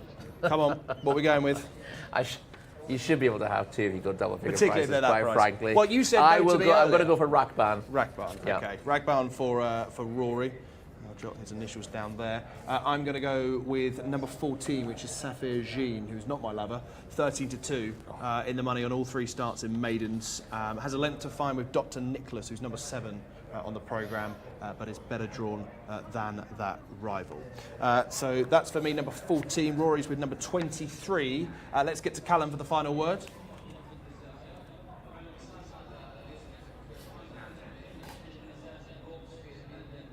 Man, Rakban, I should say, is certainly a horse that's worth following as well. And Rory Mowazi, the only negative I would have, a little bit small. I had a brief word with Eddie Castro as he came by me and just asked if he was excited, and he seemed pretty confident, but it's just a bit on the small side, but I imagine will outrun the price, no doubt. But just that would be my only concern, would be the size. I'm sticking with horse number 1 in this field, Al Fared. That's going to be my play in this race. I just thought it looked really fit and ready to go. Mr. Mark Francis, apparently you've got a word to add. A few more messages. Shankar Naik has got in touch here, and Ishfulness as well. Good to see you commenting on the YouTube page. Shankar's gone with the 4 here. Badran, one of the debutants out of Kulsti.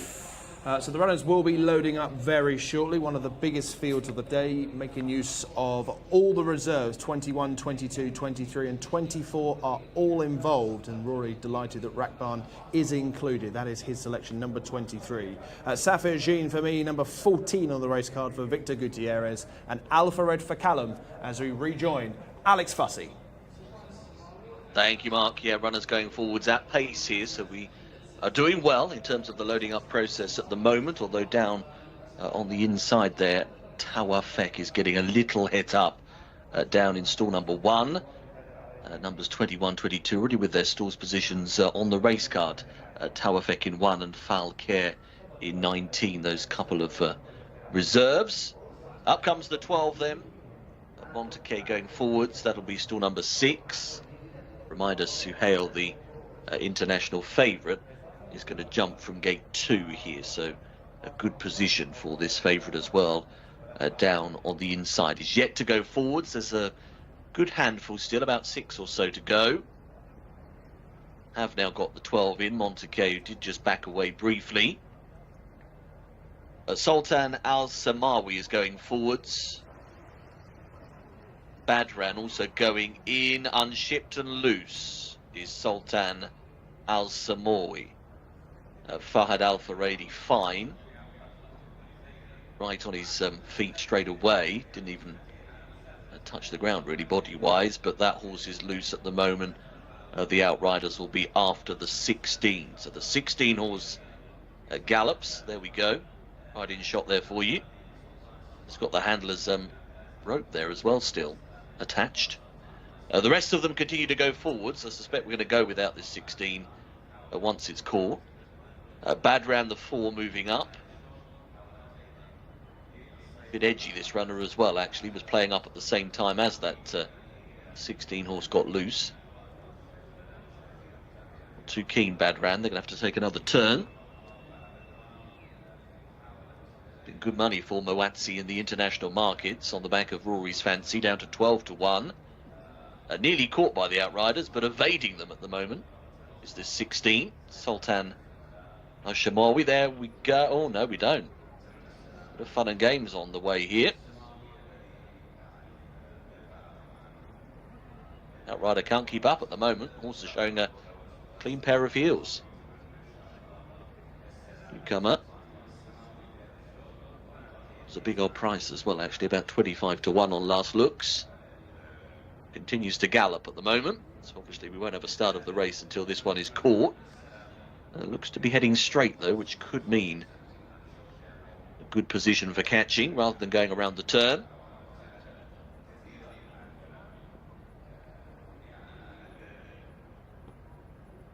$15-8 then Sahel, this favourite. 5-1 for Fouge. 13-2 Safo Jean, who has come for a little bit of support actually in from sevens. 8s then Alpha Red and Tarahib, also 8-1, and it's 11s and bigger the rest can confirm at the moment. Still a few to go forwards here. Looks as though they are going to continue loading though. A couple more to go, I think, so we're not too far away from a start. It'll just depend how quickly this runner is caught. There is the 4. They try again with Badran. A Rakban is also coming up. Going to stall 13, posted quite wide. They have just about worked the Oracle with Badran. And Rakban is coming back and taking another turn. So it looks like we're on pause for a bit longer, although that horse has been cornered now, I think. Outriders, equipment, all sorts helping. But this one's giving the Outriders a bit of a runaround at the moment and has evaded them again. And with that in mind, I think I'm going to get a breather before this race and head back to the gents in the studio.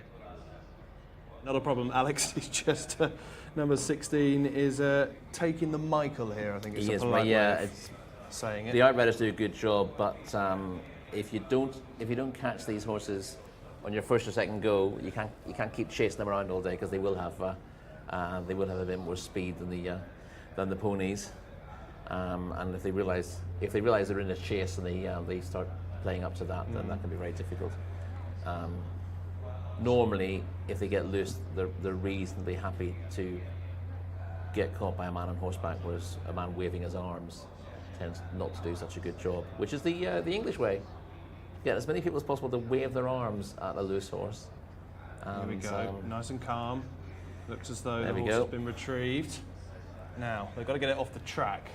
Yes, number but 16. also we could do with someone taking the pony as well. So yes.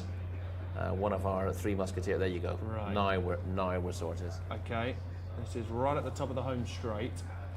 So Sultan Al Samawi will need to be moved away.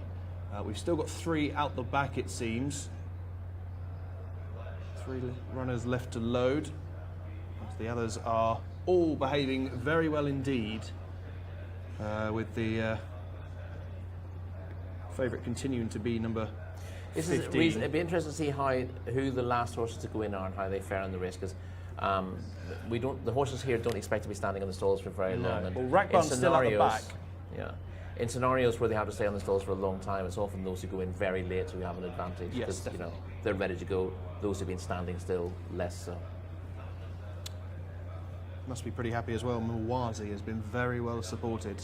Halved in price, Mawazi. 25s now 10s. See that. Incredible. The word of Rory Delagi. Alpha Red is coming forward. Let's get back to Alex for the call of the third race of the afternoon.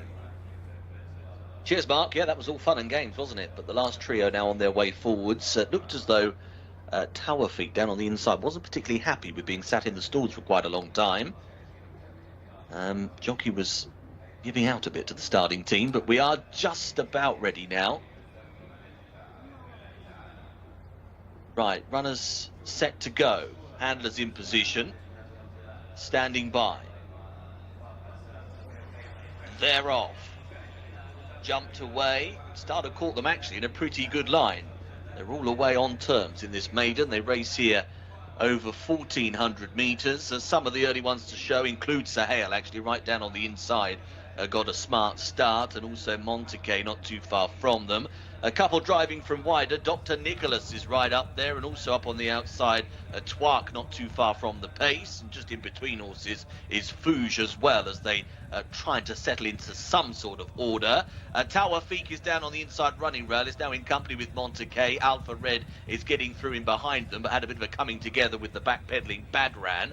Right there as well is Rakbar, not too far from them, is just like trying to latch onto the leading wave of 3. So turning towards the top of the straight.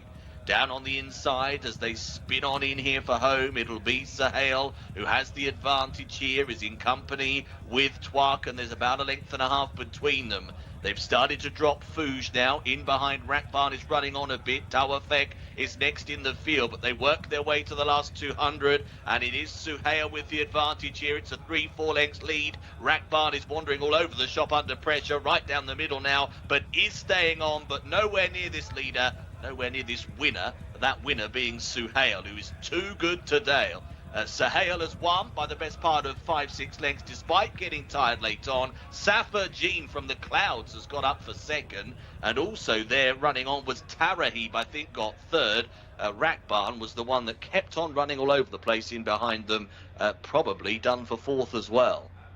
The 15 is the winner, being Sahel, the international favourite, in that check jacket, up on the inside rail, taking the corners well. For Abdulaziz Al Faradi. No real problems if you're a supporter of this market leader. Did begin to tire up for late in the piece, but the race was won by that point when all the closers started to rush onto the scene. They'd been given too much to do, or they were too inexperienced early on to play ball. It's 1:28.54 the winner's time.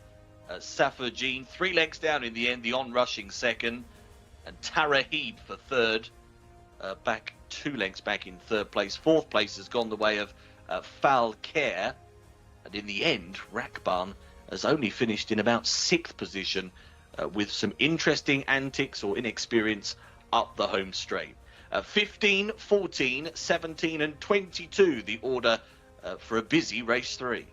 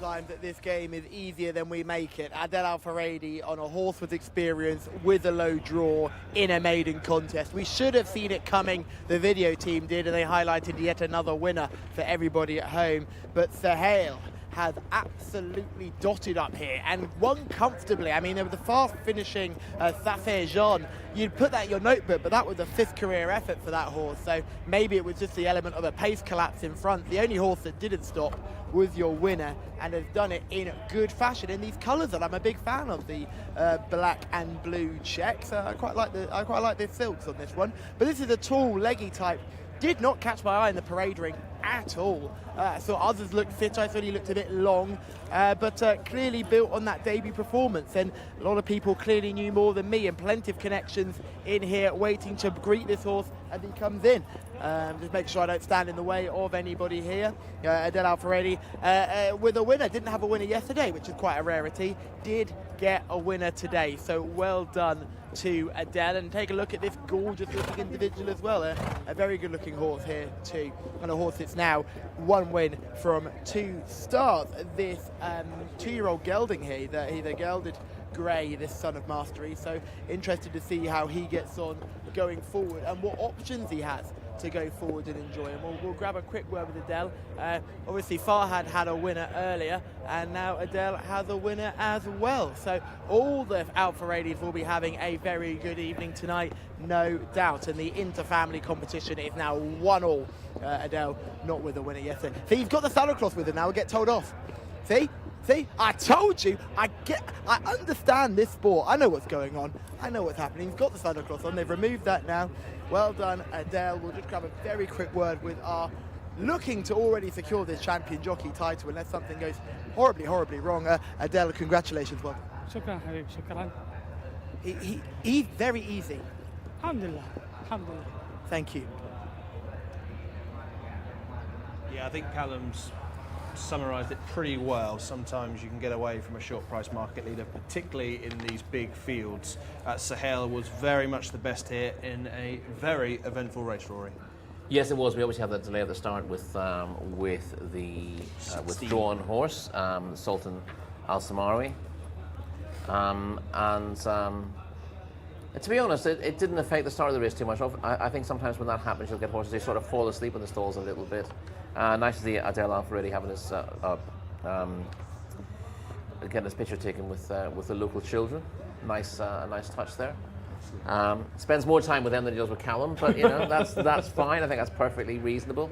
We're just seeing the replay in slow motion from the home bend, where our winner Suhail got clear. I mean, that ran really well on debut, went fourth. We talked about a lot of these and their US pedigrees. This also has got a reasonable US pedigree as well, being by Mastery and out of America. It just hit the wire. The runner-up by Street Sense out of Wanderlust, and that cost I think that cost $50,000 as well at the US sales. We're getting a lot of horses, but either at the yearling sales in Keeneland or at the Breeze Ups in Ocala, who are turning up here, rather than just horses who've sort of run elsewhere and being imported after that. So some interesting newcomers, but those with form have come to the fore, as is often the case. And the interesting newcomers, the one I mentioned that I thought was really interesting, Mawatsi, has actually broken last here and was very green in the early stages. You also saw a very slow break from, quite slow break from Rakban, who has then managed to move himself up into contention, and he looked at danger turning for home, Rakban, but then ran around like a snipe in the home straight and ended up fading. Looks like he was going to get second, certainly get second with a furlong to go. Definitely. Ended up finishing sixth, I think, in the end. Yeah. But our winner has got a very good position on the rail there, is disputing the lead with a couple of others. Dr. Nicholas was up there early. Fuge in the white with the green sleeves and green cap was up there early, but faded a little bit tamely out of things in the end. Once this horse won the speed battle, Suhail, given how strong he was on debut, he was always going to finish off well at gelding, as we said, by Mastery, and strong at the finish. You see what looks like it's going to be a strong finish from the horse in light colours on the outside, but you'll see him running around an awful lot. That's Rakban. Still looks like he's going to get third here, but somehow manages to finish right out of the money. The winner's won by a decent margin in the end, hasn't he? 3 lengths. And as I said, I think this is a deep race. I think you get some good horses coming out of this, but again, it's not easy on debut, particularly if you're not particularly well drawn, to overcome inexperience. And Suhail, he was let down by inexperience on debut and has improved an awful lot to win here. And very quickly, Saphir Jeans ran on well to finish second in Saphir Jeans. Yeah, really flew home. Saphir Jean is bred to be better than this as well. It's only got a rating of 60, but is capable of winning off that mark. Will do better stepping up and trip in time, you would have thought, given the way that Saphir Jean shapes in his races. Okay, we're moving on to race number 4 now. This is a fillies maiden over 2-year-olds once again. For 2-year-olds once again over 1,400 metres, and it's back to Alex Fussy to take us through the runners and riders. Yeah, let's have a look at what we've got this time then, Mark. Again, it's a race that's got a number of non-runners as we go through. Number 1 is Arabat Al-Majd, Ahmed Al-Tiyar. Number 2, Amajed Salman Al-Rashid. Number 3, Anud Al-Riyadh, Alex Moreno. No 4, that runner's out, so we go next to the 5, Jayatkum, that's Tariq Al-Mansour. 6, Mahati for Aswanas. The 7, Motawathaba, that's Rayan Al-Taresh, right at the top end of the betting. No number 8, so next is the 9, Orub. Then the 10, Oyun Shama, that's Del Al-Faradi again. The 11, Rawabi, Abdullah Al-Farouz, and 12, Renad Mohammed Al-Daham. 13 is out, so the next is the 14, that's Sama and Wigberto Ramos. And bottom of the page is Saudi Aromatic, the 15. We go on over to the 16, Shaybania, Abdulaziz Al-Musa, with the 17, Takoda, Mohammed Al-Hubail.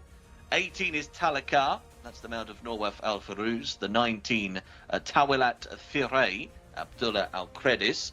20 is out, so the next is 21, Al-Fahab, Nawaf Al-Mudiani. Reserve getting in and is right up there in the top of the betting. 22 is Hilwat Farah, Faisal Al-Sanan. And 23 is the last one in. That's Al-Moghra for Khalid Al-Mimoni. No 24, that's how we stand. And we're off to the paddock and Callum. Thank you very much, Alex. Let's take a look at horse number 3 in the field, Anud Al Riyadh, who is walking around looking very, very comfortable. She's a good-looking individual, plenty of power in behind her. She's had the 3 runs. Hopefully it's 4th time lucky. Let's go back a couple to horse number 7, the first of our white stable runners we've seen this week. We know the stable has been having a bit of an issue with the virus. We see the earplugs are in here. But Motowathiba, who we're just seeing in the parade ring here, a gorgeous liver chestnut filly. She's not blowing me away in the paddock, but it's just good to see the white stable still having runners. We noticed when they started cutting out their numbers, the horses that they did have turn up at the racecourse tended to run very well. So keep an eye out on this horse, horse number 7. Let's go back only a couple more to horse number 10. This is a gorgeous, gorgeous grey horse number 10 here. Just be careful, Mustafa. We just see it getting a little bit of close. Horse number 10 is Oyun Shama.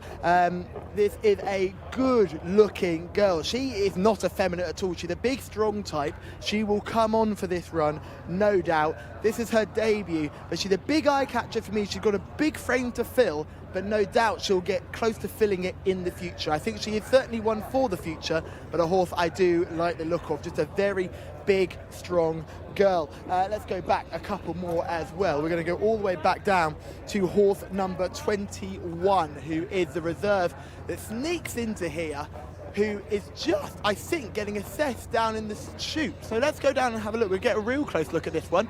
Mustafa, yeah, we'll just go round here. This seahorse number 21 is just in the chute getting checked by the vet. Now this was going to be a paddock eye catcher, but it'll be interesting to see what's going on here. I think Toby, our head vet, is having a look at this one. Mustafa heading over there. Unbelievable speed from Mustafa as well. You could just see he's motored his way over to horse number 21 to get a good look. Just going to go around. I'll just speak to the steward and find out what the issue was. This is horse number 21. Was there a problem with horse 21? What was the issue with number 21? No problem with horse number 21. The jockey was just late. That's the only reason why. Horse 21 was just pulled away. But this is my paddock eye catcher here. Absolutely drop dead gorgeous. Al-Satab. This is the pond for me. Look at the hindquarters on this filly. She's absolutely drop dead gorgeous. She looks fit and ready to go. She's had the run. Boys, she's the one for me. Yeah, thank you very much indeed, Callum. Just out of vision there. Numbers 9 and 10 did both rear rather nastily, but are both okay. Let's see some visual clues here, starting with Saudi Aromatic, number 15 on the race card, Rory. Unlucky to not win here last time out? Yeah, she was only beaten a neck in race 1 by Ajba. You see Ajba in front of those familiar silks. Saudi Aromatic looked a big danger, pulled well clear of the rest, and closed all the way to the line. I thought the winner won on merit. I mean, you'll see that Ajba actually goes a little bit further away from Saudi Aromatic with a bit of furlong to run to put the race to bed, but then she gets tired in the last 100 metres, allowing Saudi Aromatic to come with that strong run and finish second. But I think they're both getting a little bit tired, yeah. And the fact that the leader got tired gave the runner-up a chance to have a second go. This is the white stable runner Motawathaba finishing second to Al Bakri again in a 1 mile maiden. Sorry, not in a maiden. This is actually a non-winners of 2 at Taif back in September. So obviously against winners this day, the horse that wins is in front at the moment in the maroon and gold colours. But Motawathaba runs very well to finish a 4 1/4 length second. This wasn't her debut. She'd finished second on debut as well, and she's been unplaced since that, albeit in much better company. But Yeah. she had experience on that occasion. She's run very well, and she's one to bear in mind here. Yeah, second there. She was subsequently very below par in a Type Cup for fillies on her final start at Type. It's been a good day for favourites so far. 2 winning favourites from 3.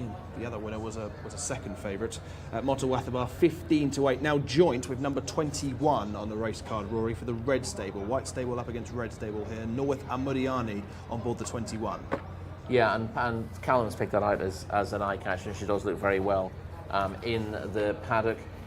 She broke well, faded only late in the day when finishing third to Jcsa on a recent debut over 1,400 metres.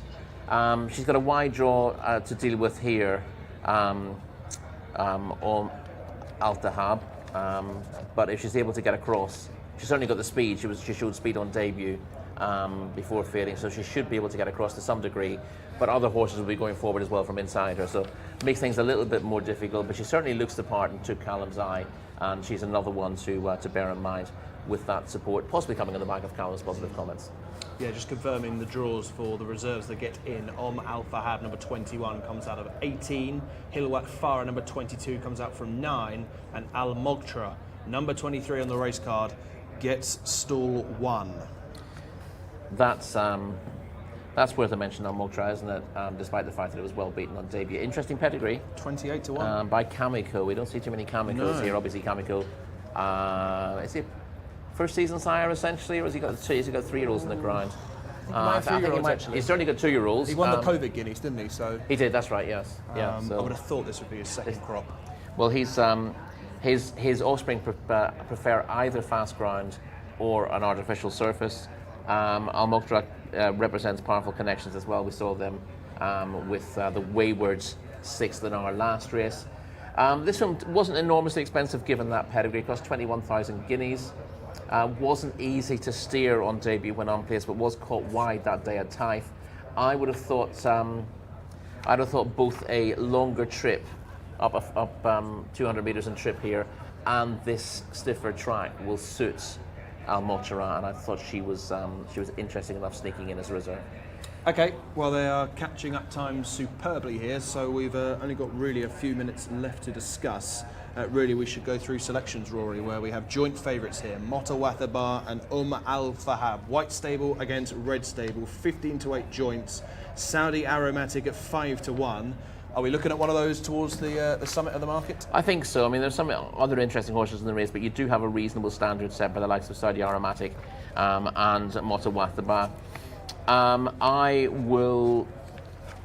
going to give a chance to the White Stable runner, Motawathabar. The stable was just going under a cloud when that was disappointing last time in Taif, and obviously they're checking every runner that they run now, make sure that they're healthy enough. We had a lot of withdrawals last week, but the horses who ran actually ran very well.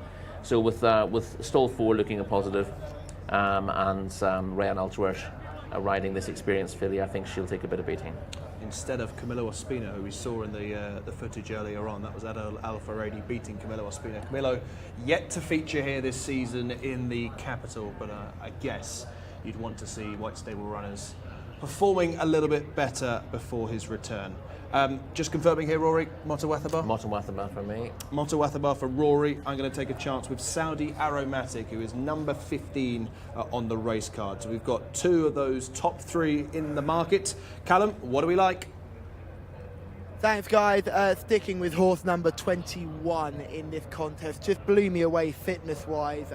This is going to be the play for me. Horse number 21 on your race cards. I think she'll build on that debut. That was a good third place effort. The question is the draw. That's a concern. But for me, she was the best looking in the parade ring. A few other good lookers too. But Mr. Alex Sussy, they're already loading up. So it's about time we throw over to you. Hopefully, number 21 can get her head in front. Many thanks, Callum. Yeah, just started the loads here. Hopefully it goes along pretty swiftly. We've got plenty of them to get in, haven't we? So we will see.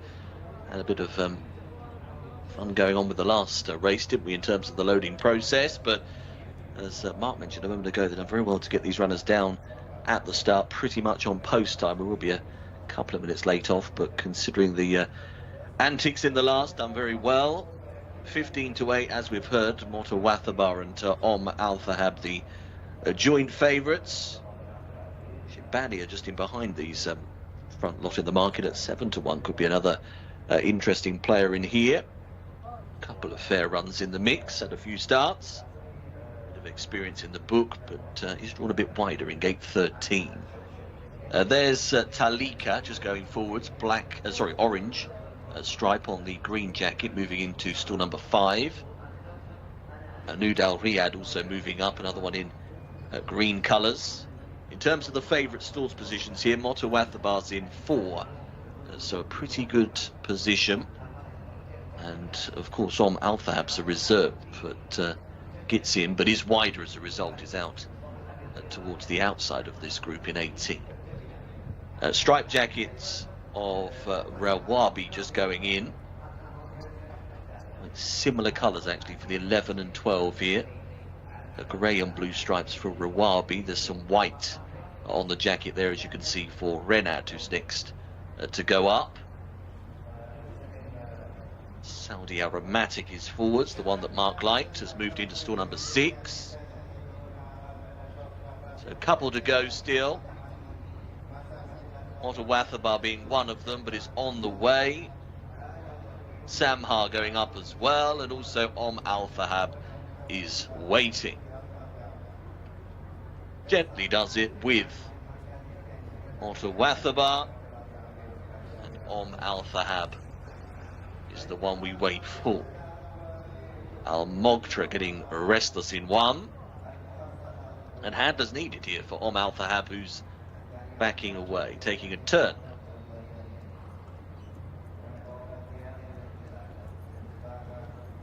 Keep jogging forwards. Bit of waving from behind did the trick. All aboard.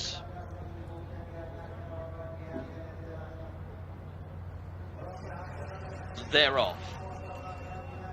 Jumped away here, racing out over 1,400 metres. It was Renad who missed the break, and also Orub didn't get the best of beginnings and will quickly become the early back marker. Alfahab was away quite alertly, is right up there, and also Samha, dark blue colours with the orange star, getting over and around the outside to take it up. Alfahab is one of those to give chase. Arabat Al-Majd not too far from them, and on their inside, Saudi Aromatic holding the rail position. This leading group are then being followed and tracked with by Ayun Shama, who's there as well, black and white combination as they start to take the turn. Next in the order is Hilwat Farah, white cap, just starting to lose a bit of ground. Motawathabar is starting to get going up on the outside. Mahati is also trying to run on. Al Mogtra trying to get through as well on the inside as they take the turn and come to the top of the straight. A well stretched out field. It's Samha who's in front with only Saudi Aromatic for company. These are right away. Takoda is running on, has taken 3rd place. Motawathabar is late on the scene, but surely they won't get anywhere near this front pair. Into the last 200, it's Samha who still has the advantage. It's a length and a half lead over Saudi Aromatic. Close to home, Samha trying to pull it all out here, just has the lead. Saudi Aromatic back to the inside. Samha narrowly ahead. Samha all the way, just clung on. Just has won this from Saudi Aromatic in 2nd, and Amajed a distant 3rd. Samha has taken it somehow. Did really well to clear them from 19. Was given a firm ride at the start, and that was, well, victorious in the end. Saudi Aromatic, who darted back to the inside late in the piece to try and get that rails rally. It's come close, and they've got close, haven't they? They're a bit on top of each other at the line, these two. Bit of brushing going on there. Very interesting. Could be worth a second look on a few angles, that one. But Samha has first past the post, that's for sure. 1:28.34. Here's the overhead. That's very good. Oh, here's a bump, isn't there? Across the line. But Samha head in front. 1:28.34 over Saudi Aromatic. Going to be a narrow margin between the first two. It's ahead officially. So ahead between the first two, and Amajed, the 2 horse, is going to be the next one up on the list here in 3rd place. Running on. Didn't really get on the scene until late in the piece. Just waiting for confirmation on the places here at the moment as well. A bit slow in terms of this result.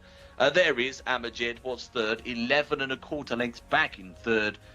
Motawathabar has finished in 4th. I'm looking forwards to the gents unpicking this one because it got rather tight late on.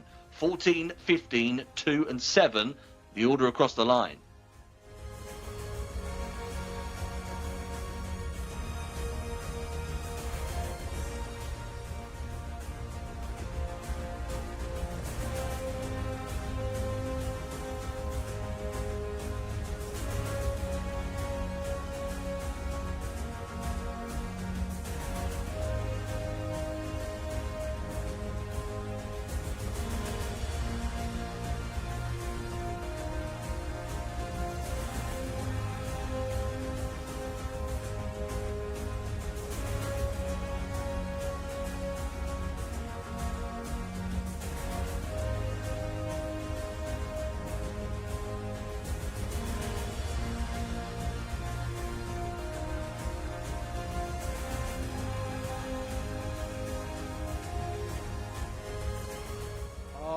They said he was over the hill.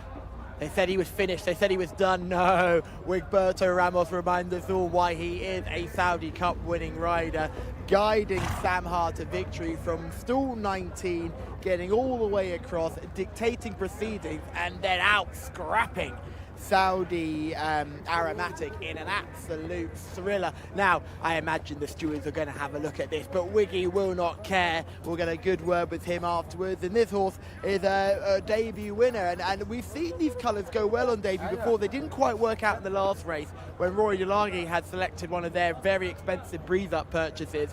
But they've done well on these colours before. And I think Roy will be slightly gutted that he didn't pick this one out on debut. But Samha, she's not the biggest of types, but you can see she's got a strong back end.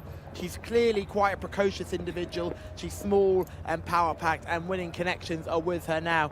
Like I said, these smiles could be short-lived because there's no doubt the stewards will have a look at this, and we will definitely try and grab a word with the stewards no matter what the result is. But the main person we need to speak to is Mr. Wigberto Ramos, Saudi Cup winning rider Wigberto Ramos. He will be weighing in just shortly. He's just untacking the horse, and he's not the biggest of men, so he has to reach up quite high to untack, and he's got the breast girth on as well there, so just make sure that gets removed, and we should be laughing and ready to go. And here we go. So here comes Mr. Wigberto Ramos chatting to connections here. And he's just mentioned that she broke really quickly, but she relaxed afterwards, so that's key. Just to make sure I get into my position where I can block him off if he tries to do a runner. But there is Wigberto Ramos, your winning jockey. The Wigman cometh once again. I think he's been given the all clear. Puts down the saddle and the hat. Wigberto, very, very smart debut. Well done. Thank you, bro. She relaxed really nicely when she got in front because she didn't have to work too hard when she got there. Yeah, she's a sprinter filly. She got natural speed. It's amazing. And the work, she don't relax with me. She just go fast and finish fast. I was worried today. I got 19. I had to use a little bit to open up a lot. But as soon as I put my hand down, she relaxed. She gave me a little break. In the last 100, she got a little bit tired, but she kept fire. It got very close at the end with Saudi Aromatic on your inside. Was there contact? Was a little bit touch. A little bit of a touch. Do you think the stewards will have a little look at it? I might figure out what's going on. Do you know what we've got to do before the stewards have a look, though? We have to do a wiggle. Yeah, we have to the touching. They might be call me, but that was right in the end. So we see. We'll see. Come on, we have to do a wiggle, though. Ready? There it is. Congratulations, Wiggy. Well done. Maybe I got one in the next race. You've got one in the next race. We'll see for another one. Right. Great to hear from Wigberto Ramos. His first winner of the Riyadh season. Look, it got very close in the closing stages. As a supporter of Saudi Aromatic, I don't feel that hard done by. It'd be interesting to watch back, Rory. What was your take on the closing stages? No, I mean, obviously, if there is contact before the line and the margin is as narrow as it was, but we've been told the result is official and the winner keeps the race. She just got tired, like a lot do here, and just wandered off the rail, and then the runner-up has switched to the rail to try to get a run. I think too late to switch as well. Yeah, I mean, and Wiggy's then switched his whip, and she's just drifted back across. But I think any contact was virtually on the line. Yeah, I agree. And I think that was crucial. We see the start of the race again. She's come from stall 19 here on those violet colours with the orange star, and showed really good speed to actually lead after a furlong. And as we hear, Wiggy said she relaxed when she got to the front. Often the problem you have with horses, if you gun them out of the stalls to get to the front, they get lit up and they race a little bit too freely and therefore don't last home. So he's able to ease across to the rail and keep that lead while not getting her really worked up. So she's using her natural speed. We didn't get a chance to talk about her before the race. Again, another with a US pedigree that was bought by connections at the Breeze Up sales in Keeneland. She cost, sorry, not Keeneland, Ocala. She cost $50,000. So a quarter of the price of the runner for the same connections in the last. But she's immediately paid dividends here. And she and the runner-up have broken about 10 lengths clear as they round the home bend. She's done well to sustain speed, and although she's only won narrowly in the end, given that she was drawn wide and showed speed from the start, it's no surprise that she faded a little bit in the last furlong. I think she's value for a little bit more because the runner-ups had four runs already, and clearly her fitness was a big advantage. So she's close to the line, but I think the winner's a little bit better and should go on to better things. What would you do with Saudi Aromatic trip-wise now? Trips. This is the right trip, I think. Yeah, I agree. I think it is. And she's finished well in our last couple of starts, but it's not like I'm not a believer that a horse that finishes well just gets beaten needs a longer trip. Yeah. The trip is virtually perfect. If the races were 10 yards further, she might have won 2 by now. But yeah, the trip's absolutely fine, and she should win a race before long. The result there, 15, 14, 2 and 7, and the front pair pulling well clear of the remainder. Race 5 is now on the agenda. This is a local bred open over 1,400 metres for 3-year-olds and upwards. White stable and red stable representatives. Alex Fussy can take us through the numbers and names. Cheers, Mark. Yeah, let's have a look at the field for race 5 then. 1,400 trip again. Motta Bain is number 1, the Mount of Rayan Altarage. The 2 is Eshka Najran, that's Alex Moreno. 3, Al Asra, Fahad Al Faradi. The 4, Thalik, Tariq Al Mansour. Number 5 is Zama, Abdullah Alofi, 3-time winner. The 6 is Al Mashlouf, Abdulaziz Aleish. The 7, Al Safa, Fawaz Wanas. And the 8, Winspree, Khalid Al Mimoni. Number 9 is Alta Weedy, Ayad Al Tarisi. The 10, Doesn't Go, that's a non-runner. The 11, Durat Al Dureya, that's Nawaf Al Mudiani. With the 12, Fighter, that will be the Mount of Abdullah Al Sayodi. Number 13, Najm Al Sara, that's Jcsa Al Bakawi. 14, Doesn't Go, that's another non. So the next is the 15, Abola, that's Mohammed Al Hubail. 16, Al Matador, Eddie Castro. The 17 is Al Motazir, Mohammed Said. 18, Meshail gets a run. The 19's also in here, Motalahem, Abdullah Al Credis. 20, Motarika, that's Abdullah Al Farouz. 21, Molim, Thab Al Timyat. And 22, Ektakem for Amin Badroun. 23, 24, not going, the reserves. That's where we stand in terms of the field for race 5, and the man with the eye on them in the paddock is Callum. Thank you very much, Alex. Yes, a packed parade ring here ahead of this open contest for the local bred horses over the 1,400 metres. And let's start with Motta Bain for the white sable, a real power-packed all-power individual. Comes here with a rating of 91 and looks good as well. Looking forward to seeing how this horse gets on. Plenty of horses here we've seen last season, and it's great to see how they've grown up. We're going to look at Winspree soon enough, and I'll talk about how horses have really grown since we were last here. But Motta Bain walking out really well. We know the stable isn't in great form, but Motta Bain looks good and certainly can't be ignored in this contest. We'll have to carry top weight here. Let's go back to Winspree though. This is horse number 8 in these FMQ racing colours. Just coming towards us now with the white blaze and the noseband. For me, really interesting horse, Winspree. I remember this horse last season sort of having quite a big reputation and not quite living up to it. But this horse has grown dramatically since then. You can see just the hindquarters of this with the wind, and we can almost see the ribs as well. This horse is carrying not a lick of condition, and I'm hoping for a very big performance from Winsbury here for the FMQ team, who have been luckless so far here on this Friday afternoon and evening in Riyadh. Now, Mustafa, let's pull all the way back to horse number 17 here. This is another one I'm intrigued to look at. When we talk about horses being red hot fit, Al Mu'athar is the horse that's really caught my eye from a fitness standpoint.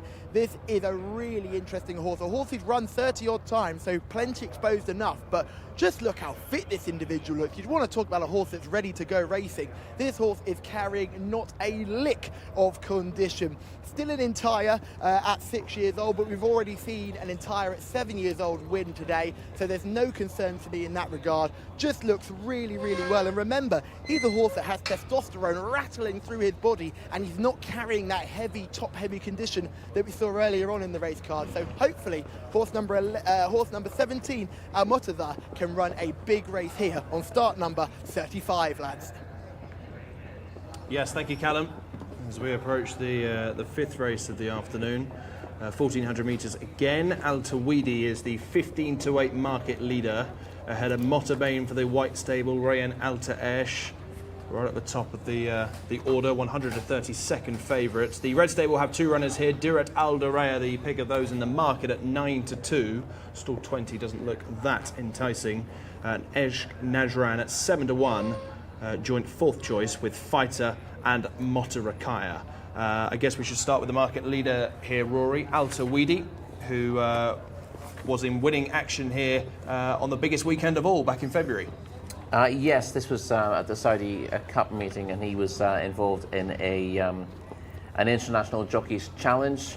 And Al Tawidi probably showed his best form of the season. He's a four-time winner in his career, but had 68 runs, come from a fair way off the pace here and run them down late in the day under a good ride. Now, who was on board this day? Was it? Goodness me, I can't remember. Eon. But yeah, it was a good ride, and he looks good winning this. I'm not sure that that he merits being quite as short as he is in the betting, because this does look a very good performance. But it's you have to bear in mind that he's had plenty of runs in his career. He was largely consistent last season, and he does have a rating of 94. But there's a few of these that can match him on his day, and I didn't think he'd be short of 2-1 in the market. But yeah, that was the highlight of his season last year.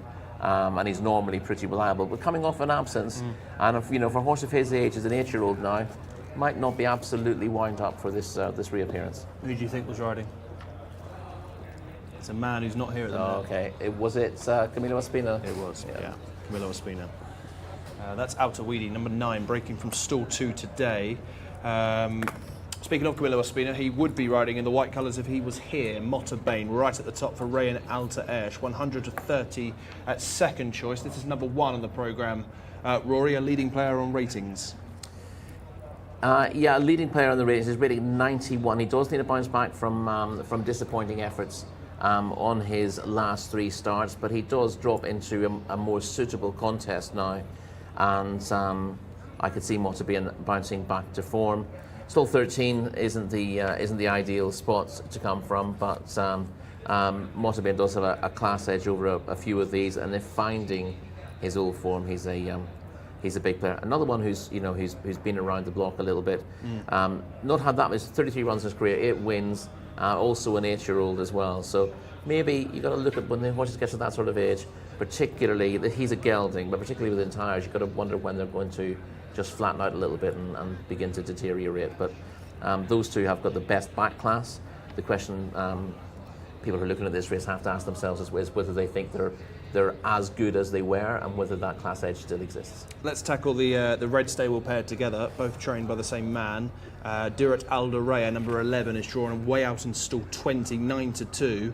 I'm surprised to see Zamar as big as 10-1 for Abdullah Alofi. This is numbers 11 and 5 on the race card. Zamar is interesting. Now, his rating is 82, and you could argue that he's got plenty to find, but we've made the point before that race fitness is quite important. So I'm not sure. We're seeing Alta Wahidi coming out now. I'm not sure he's absolutely wound up for this. Yeah.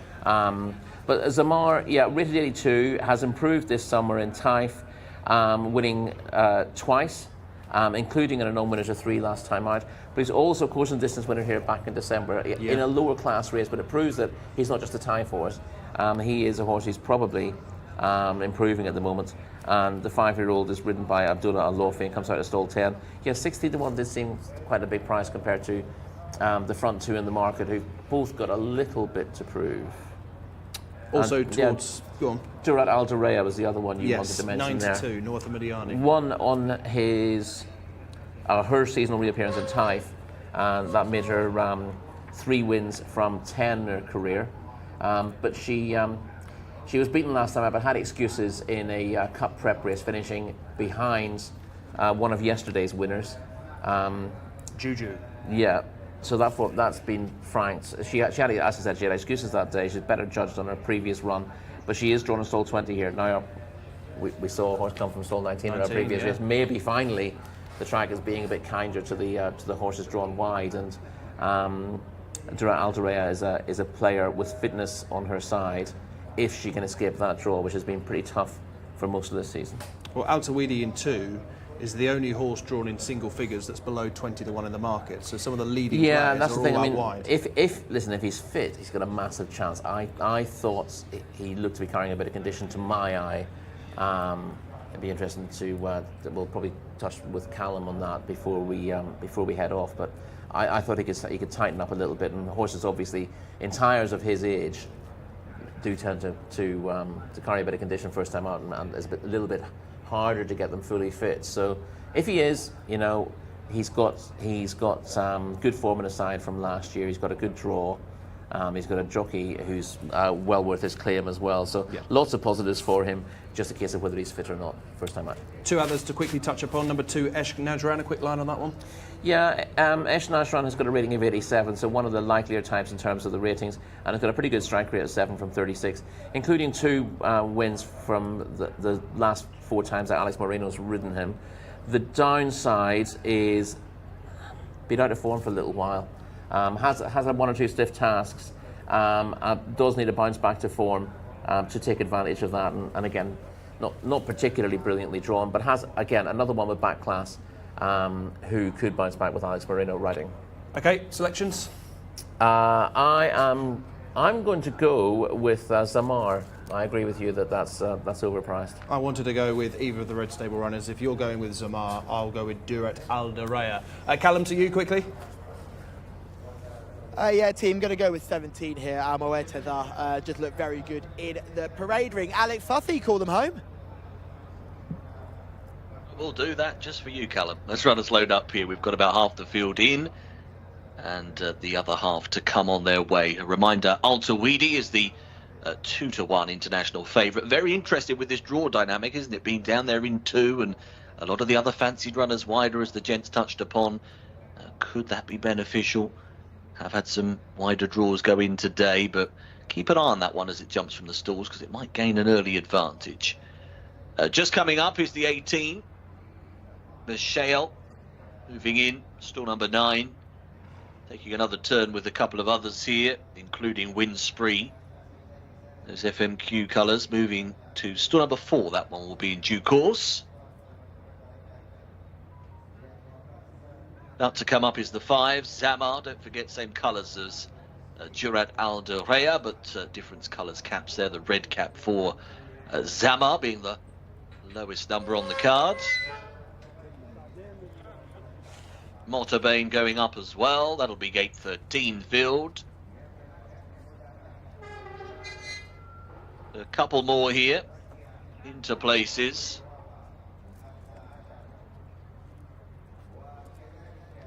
Rica going to be the last one by the looks of it. Moline going in as well, and they both slot forward. So we are set to go. And off. Jumped away here. Racing out over the 1400 metre trip again. Al Mashlouf was the one to blow the start right down on the inside, and also Al Motazar didn't get the best of breaks wider and is towards the back end of the field. looking for some early front runners here. Well, Molim got away well, black with the red star right up there. Another one to go handy is Al Safa, green with the white braces as they try and settle themselves down. Aishka Najran prominent and a bit wider. Jurat Aldorea has got there from the draw 20. Good position after that wide berth. Just behind the leaders is Windspree, that one latching on into about 4th place at the moment as they work their way towards the exit of the back straight. Next few runners at the moment include Motta Bain, who's just starting to try and get going up the inside. On the outside, Motoreka's coming under pressure. Hunting them up is Al Azra as well. They're about to spin on in. Around the outside, it's Windspree, who's come through and has taken it up. Windspree down the outside to lead then from Al Safa in second. Rushing through on the inside, Motta Bain is finishing strongly. Also picking up late is Fighter down the middle of the track, but on the inside it is Motta Bain who's extended. Goes on 2.5 lengths the lead now, and driving to the line it's Motta Bain for victory. Another one. Motta Bain has done it again. Goes on to beat Windspree into second, quite tight for third. Al Azra running on to finish upside's Fighter. Victory for the one, Motta Bain. Ryan Altaresh on board. Plenty of runs for this individual, but plenty of wins as well. Goes on to score by a good couple of lengths. Got that nice dive through on the inside as they came in line for home. And is able to quickly go 2.5 clear, and that was game over. Motta Bain then goes on to land this one. Handy enough in terms of the market, wasn't he? And the winner's time was 1:27.27. Comfortably clear come the line to beat the 8 Windspree. Good run in second. It was the 3. Al Azra is going to get the bob for third over Fighter.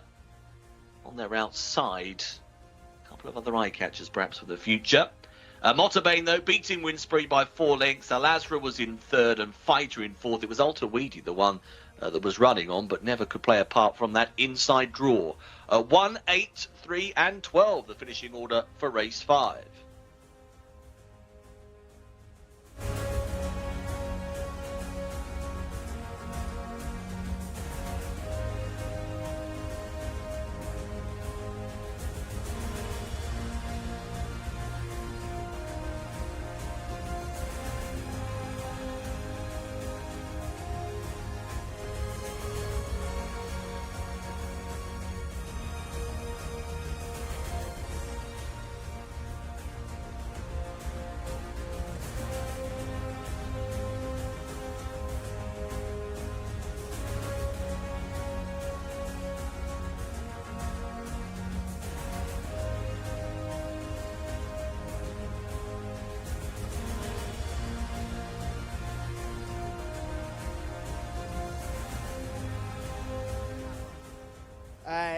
Motta Bain has succeeded here in this open contest, scraping the paint and sneaking up the rail under Ryan Altaresh in good style to win well from Windspree in second, who's run a mighty race. So 2 of the horses that were picked out in the paddock ran very good races. The other horse who was picked out in the paddock ran no race at all. That's the way the cookie crumbles sometimes. But good to see Motta Bain winning, especially when you have the virus cloud still hanging over the white stable at the moment. Prince Matib is actually here as well, enjoying the racing for the first time this week. So I think there's a lot of pressure on everyone involved with the white stable to turn these results around.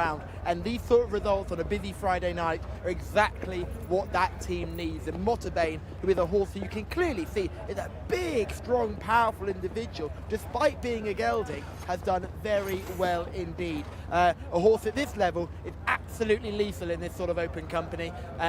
May find it a bit tougher in cup races over the 1400 and 1200 metres, but certainly no doubt today. I was really taken with the performance of Windspree as well. I'm really hoping that horse can continue that upward trajectory, because it's a horse who had a big reputation at 2 and didn't quite stick it out at, towards the end of his 2-year-old career. So glad to see the back end of his 3-year-old career is looking a lot more promising. I should say the back end of his 4-year-old career is looking a lot more promising for Windspree. Winsbury. So 2 horses to keep a note of. Alazra finishing fast in third proves it's a good level of form, because that horse is a very good form line nowadays here in Saudi Arabia. If you're coming in ahead of Alazra in open company, you're probably an above average horse, so well worth keeping an eye on him. Rayan Altaresh as well doing the steering. Camilo Ospina's absence has been noted, but Rayan is certainly taking advantage of every opportunity he can get, and is a very talented jockey indeed. He's just calling connections now, and we'll get him after he weighs in as well. Make sure we can get the shot of him weighing in,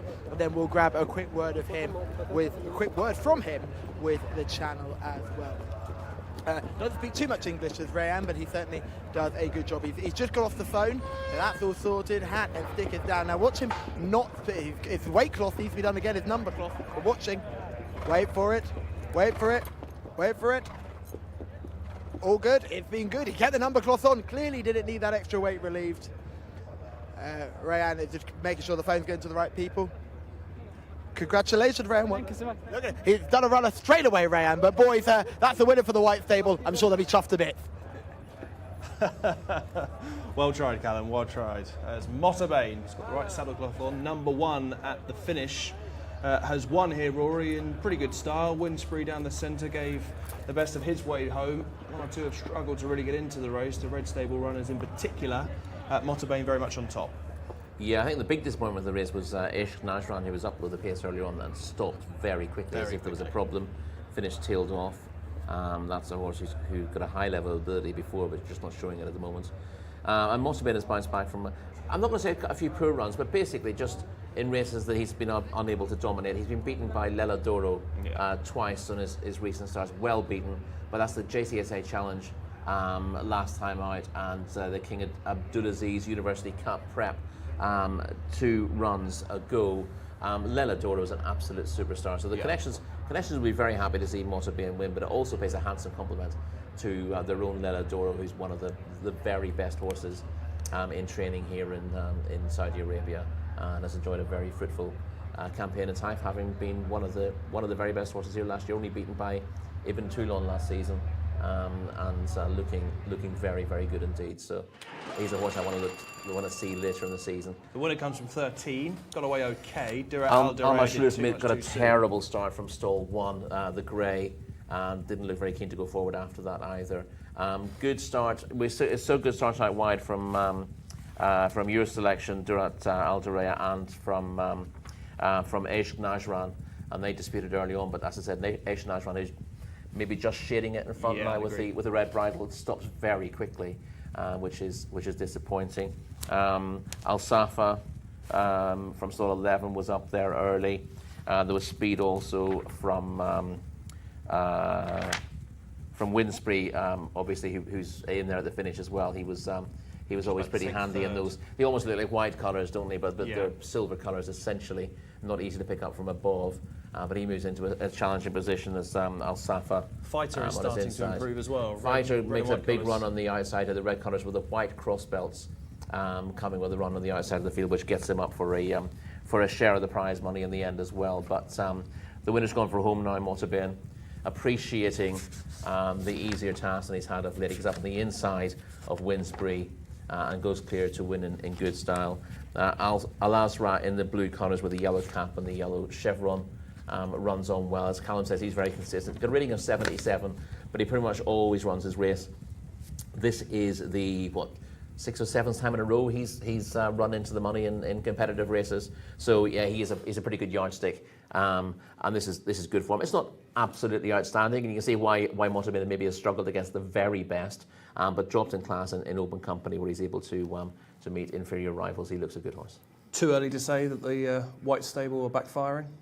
They're certainly doing better, and obviously last week we talked about the fact that they took a lot of horses out of the races because they discovered that some of them were suffering from a virus. But the horses that they ran well. They had a first and second in one of the races last week from only about 4 runners on the card, and a winner here again. The horse in the previous race ran perfectly well too. So they're not over their troubles. Obviously some of the horses will still be virus affected, but they're making sure that the only ones they run appear to be healthy. And every now and again you get a horse who appears outwardly to be healthy, and then you run them and you find out that they were sort of incubating something, and we'll probably see 1 or 2 like that. But I expect most of the White Stable runners to be running better now. We've seen a white stable winner. Are we going to see a red stable winner in the next Hakan? They could do with one. The two with a chance in the last race were a little bit disappointing on the end, so we'll see how they get on. Let's get back to Callum.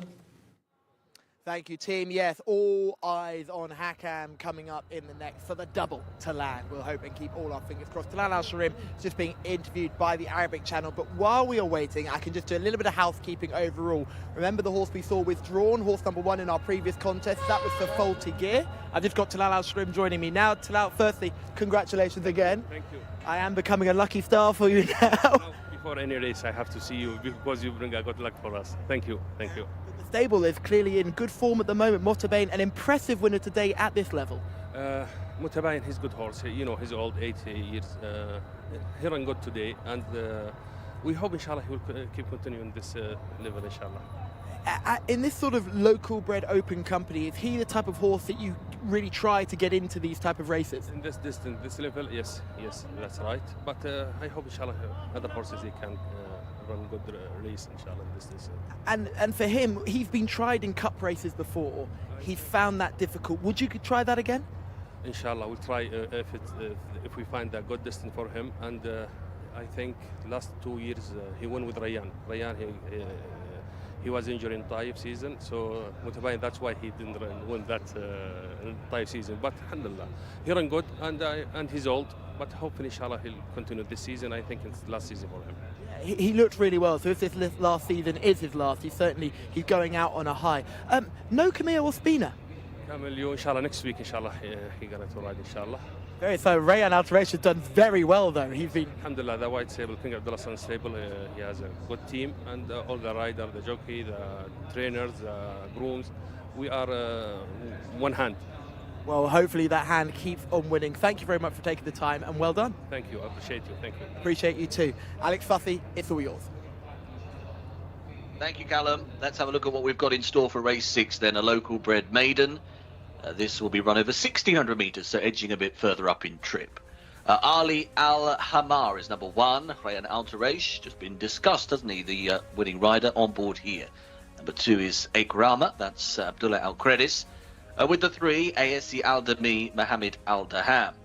The 4 is Al-Karaz, Abdullah Al-Kamis, and the 5, Al-Komnadan, that's Mohammed Al-Hubayl.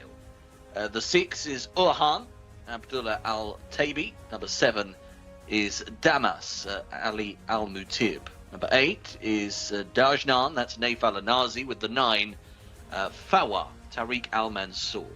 10, all eyes on that one, Hakan, that's Adel Al-Faradi, with the 11, Mahadan, Fawaz Wanas. The 12 is Nashwan Joda, Nawaf Al-Faruz, and we go over to the 13, Saif Al-Mahar, Abdullah Al-Hussein. Number 14 is Sahad, Abdulaziz Al-Aish, with the 15, Shadow, Khalid Al-Mimoni.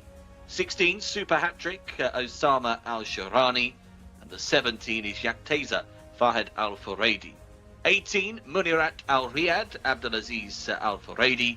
The 19, Shams Al-Mahaba, that's Abdullah Al-Saudi.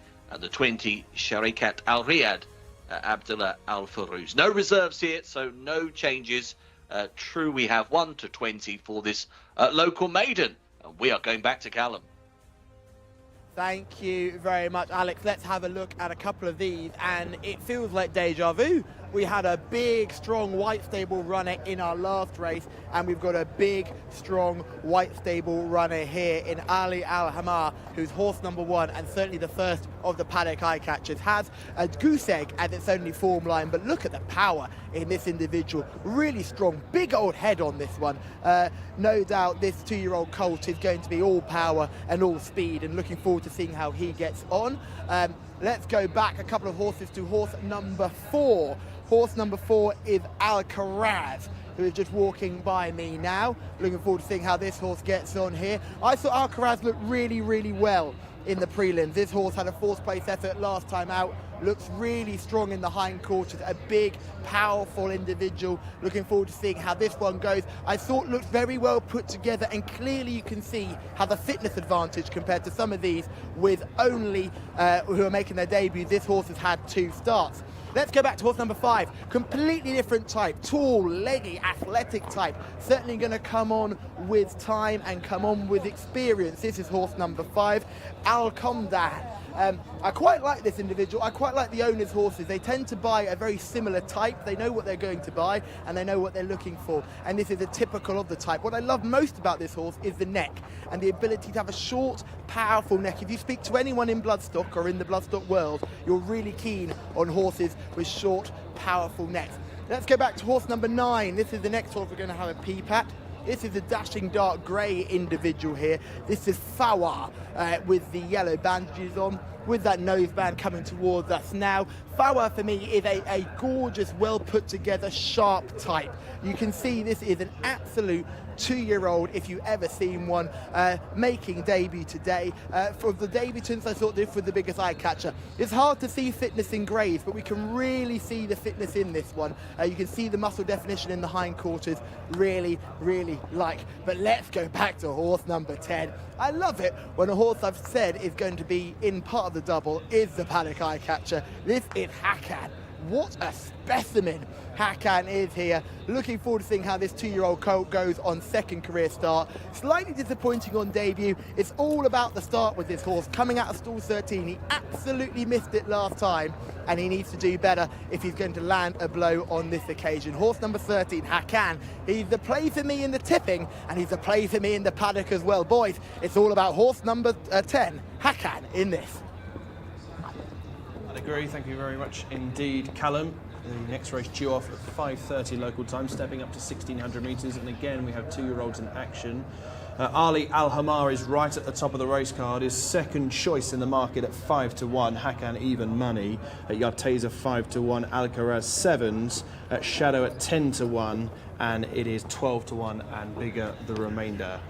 We should start with the market leader Hakan, Rory, who did very well in the circumstances on debut, being very, very slowly away, and you can mark up the effort finishing in 4th. You can. Beaten 12 lengths in the end, the race won by Taj Bladi, and had another of these, Al-Qamdah, behind, about 4¼ lengths behind in 7th place that day. But we will get to see this run, but we won't get to see the start where Hakan essentially lost his race at the start, but ran on well to grab 4th in a big field, 4th at 20, looking every inch the type to improve markedly for the experience. And you know, when horses are slowly away on debut, usually that's all about inexperience, and the second time up they learn their lesson. Sometimes you get horses who just tend to dwell on the stalls, and hopefully he's not one of those. Ali Al-Hamar right at the top. If this one is successful, then I think Camilo Ospina is timing his return to perfection. Yes, I'd say so. Camilo, no doubt he can't wait to get back into action. It's good to hear that he's back here next week. Let's have a little look at Hakan then, who is the even money favourite. As you say, Rory, we won't see him fall out of the stalls, but here he is pulling out to the middle of the course. Yeah, the winner was very good this day, and Hakan has only run on at one pace to finish 4th. He's actually alongside the other horse that we mentioned there, Al-Qamdah. He's on his inside in the white colours with the blue sleeves and the reddish cap. But he stays on well to challenge for 3rd late in the day. Couldn't get close to the winner, but if he'd got away on terms, he'd have finished an awful lot closer, and that's a good base to work from. And also finishing 4th on debut was number 17, Jcsa, 3rd choice in the market. Yeah, we'll see a Jcsa here running a very good race again after getting into a bad position. He's in the yellow colours with the red seams and the white cap. You see him in the noseband there, making relentless headway late in the day. I wouldn't call this a turn of foot from him, but the fact that he's able to stay on as well as he did suggests there's more to come from Jcsa as well. Hopefully we'll be able to show a bit more early pace here to get into a position. It's a very strong finishing effort. In terms of what he achieved there, it's not exceptional form, but to make that kind of late headway from a bad position suggests there's better to come. Alcaraz is number 4 for Abdullah Al-Khamis, trying a new distance today. Yes, better effort today. It went 4th of 17 in a 1,200 metre maiden last time out, and the step up to a mile may well suit, and now certainly improved plenty for debut, and was beaten by Katai Share last time out. Has, as I said, stepped forward with each run and should improve again with the trip. I would have thought, I mean, it's a fair old jump in distance, but I would have thought further than 1,200 will suit. Okay, Shadow over the page, number 15, is another second-time starter. There's plenty of them in this field. Shadow racing in colours that have already been successful today. Yes, I thought Shadow was interesting on paper again with an interesting pedigree by Khalidi out of American Queen's College. 7th on debut, in need of that run, and I would have thought you'll have improvement from that. One of the more interesting ones on paper. Still 19, not easy, it has to be said, but I'd like to think there'll be better to come from Shadow, who showed plenty on that debut, probably better than the better result in finishing 7th on that occasion, actually showing pace and fading the other day rather than missing the start and running on, but still give the impression that that didn't get to the bottom button. The bell's just gone, so the jockeys are now being asked to mount. Early assessment here is that we're targeting those with experience, Rory, as some of the debutants don't really yelp out on the page. No, but obviously we might have missed the last winner on the same sort of logic. The favourite looks very well in the parade ring. I thought it was a short enough price, but yeah, there was a lot of promise in that debut despite being beaten 12 lengths, and I think it will run well. But I actually like Ali Al-Hama, who was another one who disappointed on debut, but it's very interesting that this colt made his debut in Open Company at Taif.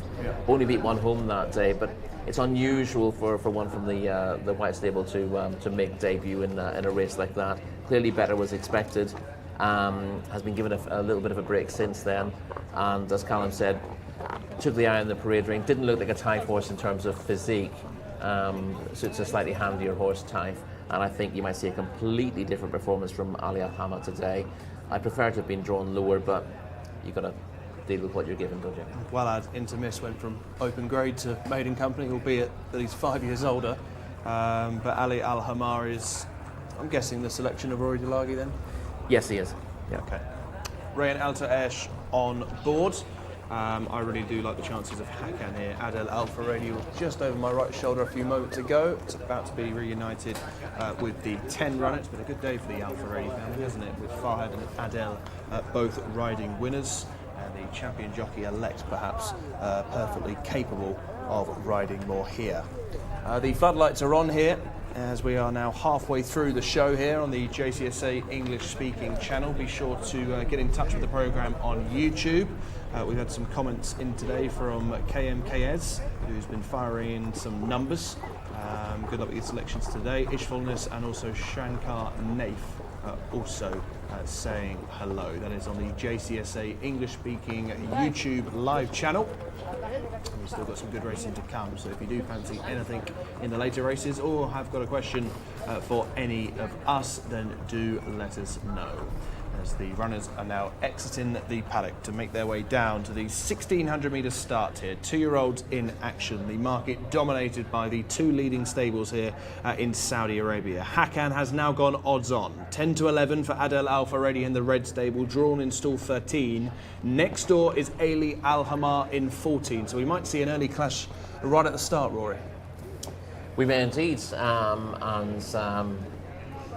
it'd be interesting to see how the opening stages work out, because it can be crucial to what happens at the end. But this is we're stepping up a trip here at the 1600 metres as well, so you'd like to think that jockeys have got a little bit more time before they meet the bend to sort themselves out. So while the start is absolutely crucial over most trips here, the 1600 metres does give you a little bit more chance to overcome a difficult start.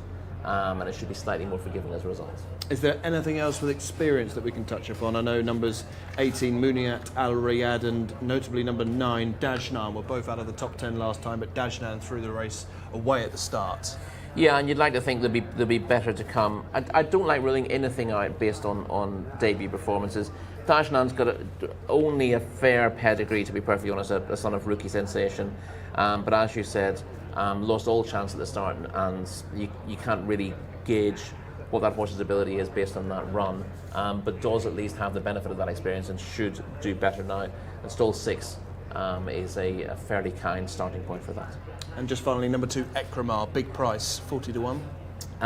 Yeah, showed a bit on debut, but hasn't really gone on from this. The the son of Palace Malice, and that's always a worry for me. A lot of horses almost run on their nerves first time out, and they can run above their natural ability as a result.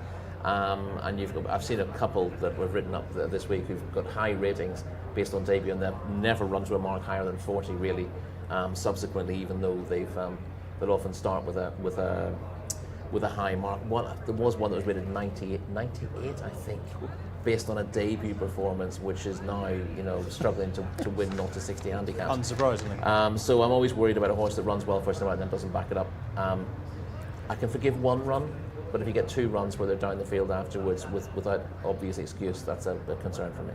Just saw a shot of Hakan, who looks very, very long, very leggy as well, but he's certainly the best looker in the paddock. It's time to confirm selections, Rory. I know that you're with the one here, Ali Al Hamar. Just remind us why you're against the short price market leader. I'm not so much against the favourite. I think the favourite will clearly improve, but has been well found in the market based on that, beating 12 lengths first time out. If it was priced up on form, it would be bigger. I can absolutely understand why Hakan is popular, and I think it's probably the most likely winner, but I don't want to just be dull and always going for the most likely winner on paper when there are other possibilities, particularly when I think that Ali Al Hamar is likely to leave a disappointing debut effort behind for the fairly good reasons for that. A, the fact that the horses from the yard have been disappointing for a while and are now beginning to come out of that, and B, because I think this track will suit an awful lot better than Taft is. Okay. Hakan remains the short price market leader, 10 to 11 as we approach the off here for Adel Al Faradi in the colours of the red stable. Ali Al Hamar 5 to 1 second choice for double seeking Rayan Altair Jcsa, who we saw in the form guide just a few moments ago for Farhed Al Faradi, also a 4th place debutant, is 5 to 1 to oblige on start number 2. It is 15 to 2 and bigger the remainder as Hakan now goes back out to even money. Ali Al Hamar 9 to 2. It's a big race for this. For you and I, Callum. Hakan looking to achieve the double here. Yes, the double. It's a horrible feeling, this, isn't it? There's nothing worse than when the first leg lands and then you're waiting for the second leg, because if it was just singles, you'd be happy with your first leg landing, but now you're sitting here going, it'll all be for naught if Hakan gets beaten. I think Ali Al Hamar, that debut, we can put a line through it. The yard without a form, they clearly believe this horse is back to his best, and the fact that they're running their horses in select races, the select few that seem to be running seem to be doing a good enough job, so keep an eye out on the white stable. I cannot tell you how much I like Al Komdan, horse number 5 in this race, having finished 7th on debut. Looks a real stamp in the parade ring. It's not often you see a horse with a frame like his and a neck as powerful as he had. I think it's a horse that you really have to keep on the right side of. A few others caught my eye further down the field as well. I mentioned horse number I think it was horse number 5, yes, that's the one I mentioned. Horse number 10, I absolutely love. Shadow for Ali Abdullah Al Manif, who has been doing very, very well with a lot of these British-based horses bought from overseas, or at least bred with some European element to it, just recently back from the sales in Newmarket. Very, very tiny horse, Shadow, but he says his horse will build on a 7th place debut when I caught up with him, so keep an eye out on that horse. Not ridden by Wigberto Ramos, but in the same colours that gave Wigberto that winner earlier on in the card. I'm going to try and also speak to the stewards at some point and find out whether they had a bit of a peep at Wigberto's ride aboard that horse that won a couple of starts ago. So it'll be interesting to see if there's anything that comes from that. I will let you know. But my selection is Hakan in this race. Mark Francis and I are teaming up. I think, Mark, this might be the first time we're teaming up, so best of luck to you. Best of luck to everybody at home, whoever you've gone with. Best of luck, but the loading has begun, so it's time to hand over to Alex Sussy. Come on, Hakan! Cheers, Callum. Yeah, runners going forwards. All eyes on 13. The stall's position for this favourite, Hakan. The even money favourite, with Ali Al Hamar in behind at 9 to 2. Jcsa 11 to 2. Al Khoraz 15 to 2. Been money around, quite a bit of money for Al Komdan, the 5, one of the eye catchers in the parade ring. 15 to 2 from 10s and 11s. So support coming that one's way. Well over half the field are in. Nashwan Joda just gone forward, stall number 8. Mahadan goes up as well. A bit of pushing. Stall number 17. Hakan's coming in now.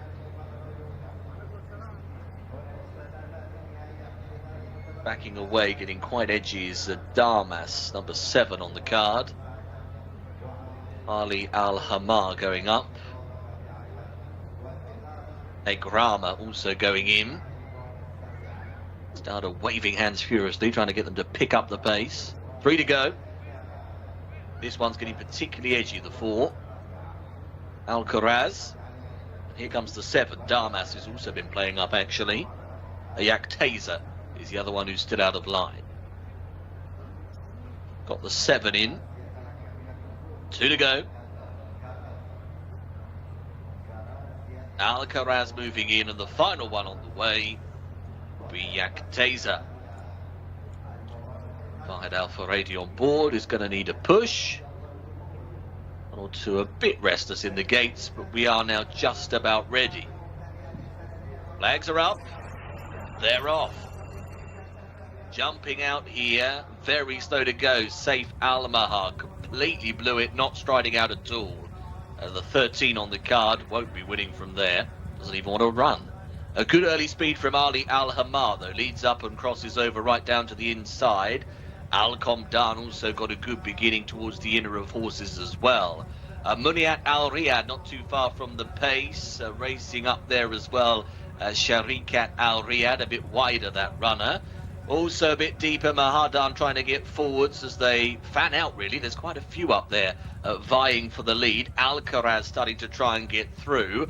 Looking for Hakan, the favourite, just in behind the speed at the moment. The red jacket, about 7th or 8th, and just starting to make a bit of a move under some pressure. Got a lovely gap through there, Hakan. Is up into 4th, but the leader is Ali Al-Hamar as they take the turn towards the top of the home run. It's a 2.5 length lead.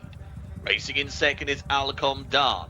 Hakan is trying, but is under strong driving to try and close them down. He's up on the outside of Jcsa, and they're being followed by Alcaraz and Egrama. But as they spin on in, it's Ali Al-Hamar who's out in front, and 5 clear. 300 metres to go. Can anyone close? It is Ali Al-Hamar being followed by Al-Komdan. Hakan is running on for pressure. Jcsa is also rallying up the inside, but Ali Al-Hamar committed quite a way out, but still has 2 lengths in hand. Hakan is trying hard. Jcsa running, paddling now. Ali Al-Hamar, Jcsa between the pair, got there. Jcsa surging through rivals to win it. Came on past and got through to deny Hakan, and Ali Al-Hamar, who got so weary late on and was eventually caught. The 17, Jcsa, has taken it. The hands of Fahad Al-Faradi has come through between rivals here. Looked, well, for 95% of the race as though Ali Al-Hamar was going to win it. But in the end, the stride shortened, the legs wobbled and was caught. Jcsa, there we see, in between Ali Al-Hamar and Hakan. I think Hakan probably gets second, still waiting for confirmation, but yeah, it was the middle runner, wasn't it? Jcsa between horses who got there. Ali Al-Hamar caught late in the piece. It's close for second, actually. Maybe the inside holds on. I can tell you the 13 is just about finished, so Saif Al-Mahar has only finished within the last few seconds after blowing that start. I don't think a racing career could be on the cards for that one. 1:42.36, the winner's time. Jcsa is waiting to confirm second and third places here. Who has got second? Did Ali Al-Hamar hold on for that, or did Hakan bob down within that closing run? We are waiting for the official verdict. No, the pace setter held on. Ali Al-Hamar by a head. Might be a little shorter than that, but it's just held on from Hakan, who was eventually third, under pressure quite a way out, but did respond. And the front 3 were a mile clear, weren't they? They were a long way ahead of anything else. Race 6 then, good finish, dramatic finish. 17, 1 and 10, your first 3 home.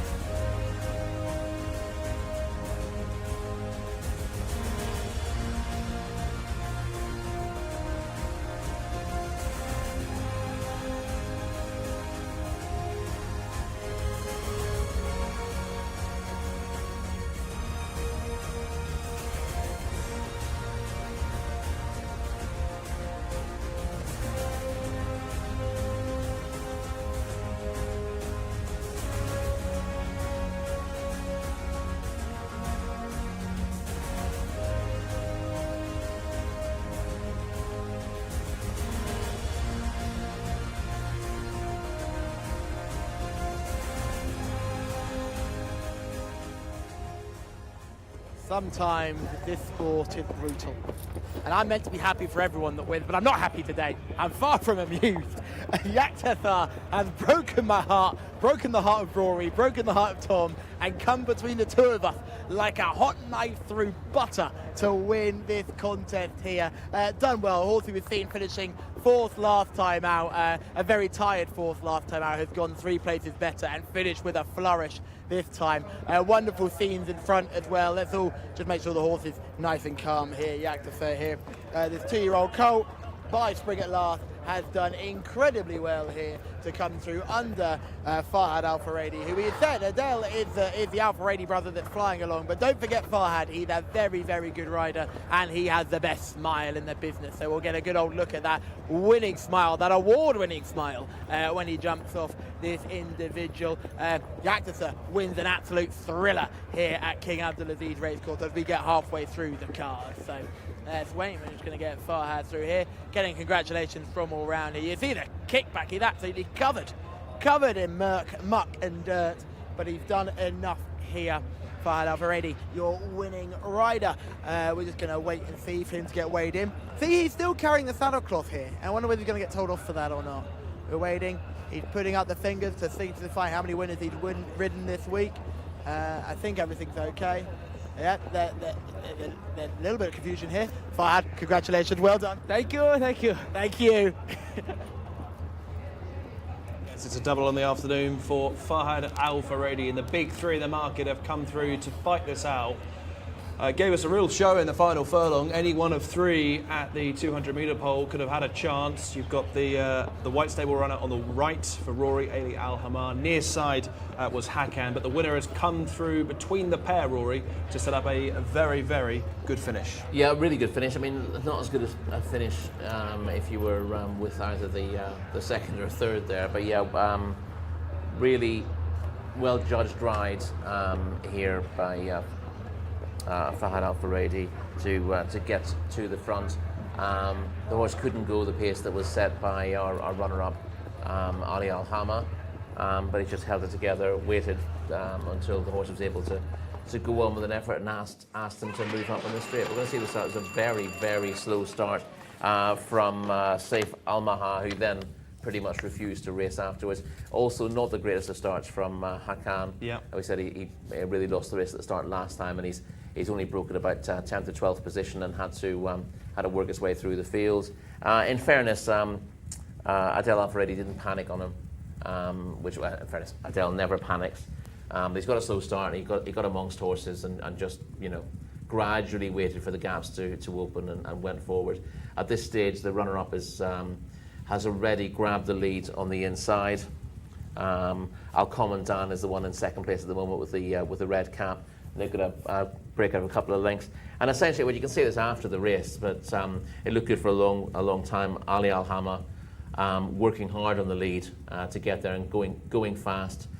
You see the winner actually coming through on the rail there in the yellow sort of goldish colours with the seams in about 5th place at the moment, scraping paint all the way.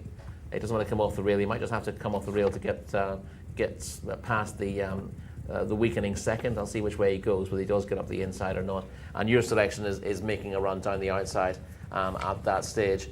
But the winner, the leader, looks home and dry at this stage, but he's got about 5 or 6 lengths clear, and it's about half a furlong from home where he suddenly gets very tired and the action goes and he struggles to get home. But yeah, looked good until now. Now he's all out and he's in trouble, and it's a case of which one's going to get him. And you can see from our overhead shot that it is Jcsa who gets up to win narrowly.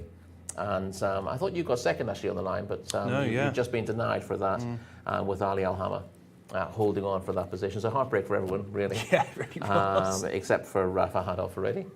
Indeed. Who's rode more winners in the juvenile races than anybody else this season, and has Daktora Salwa in those silks to look forward to, hopefully, in the next few weeks. We move on to race number 7, which is a cracking little race, really. A fillies non-winners of 2 event. Once again, we race over 1,600 metres, and they're headed, Alex, by an unbeaten 2-year-old. They are indeed, Mark. Yeah, number 1 on the card is Al Jumana. Khalid Al Mimoni takes the ride. 1 from 1. What will she do today? Number 2, Dejrana. That's the mount of Abdullah Al-Lawfi. The 3, Hajjah Alex Moreno. The 4 horse, Lady Safia, Adel Al-Faradi, with the 5, Maru Naif Al-Anazi. 6 at the bottom there, Princess Code for Eddie Castro. The 7 is Kawaliz, Abdullah Al-Credis. The 8, Lamate Sajja for Mohamed Al-Nasser. Number 9 is Rakazar, that's Abdullah Al-Faruz. No 10, so the final one is number 11, Zakat Al-Matar, that's Hamza Sad, doing the steering. As we head back to the studio for race 7. Thanks very much indeed, Alex, for taking us through those runners and riders. Let's have a glance of the market ahead of the 7th race of the afternoon, and it is headed by number 4, Lady Sapphire, for Adel Al-Faradi, 3rd in the previous race, hoping to go 2 better here on the market leader at 9-4, joint favourite with Rakazar for Abdullah Al-Faruz, also one of the 2nd or 3rd choices for the white stable with Rayan Alta Esh, particularly when Camillo is not in town. Hajjah is 4-1, Al Jumana, the unbeaten juvenile, at 5-1, and it is 9-1 Dejrana and bigger the remainder. I guess the early assessment of this race, Rory, lots of ours, is that we have a lot of last time out winners. We do, yes. We've got last time out winners in Al Jumana, Dejrana, Hajjah, Lady Sapphire, Maru, Princess Code. Numbers 1 to 6. Indeed, and they still don't have the outright favourite between them. Let's get to Callum. What's he up to? Thanks very much, team. Yes, joined by Bob, who is the dirt track manager here in all of Saudi Arabia, works at Taif and working at Riyadh, now at King Abdulaziz Racecourse. Firstly, Bob, it's lovely to take the time to talk to you. Thank you for the time. Talk to me about what makes this course so special in a way. This track is just laid out beautifully. It's got great spiral turns.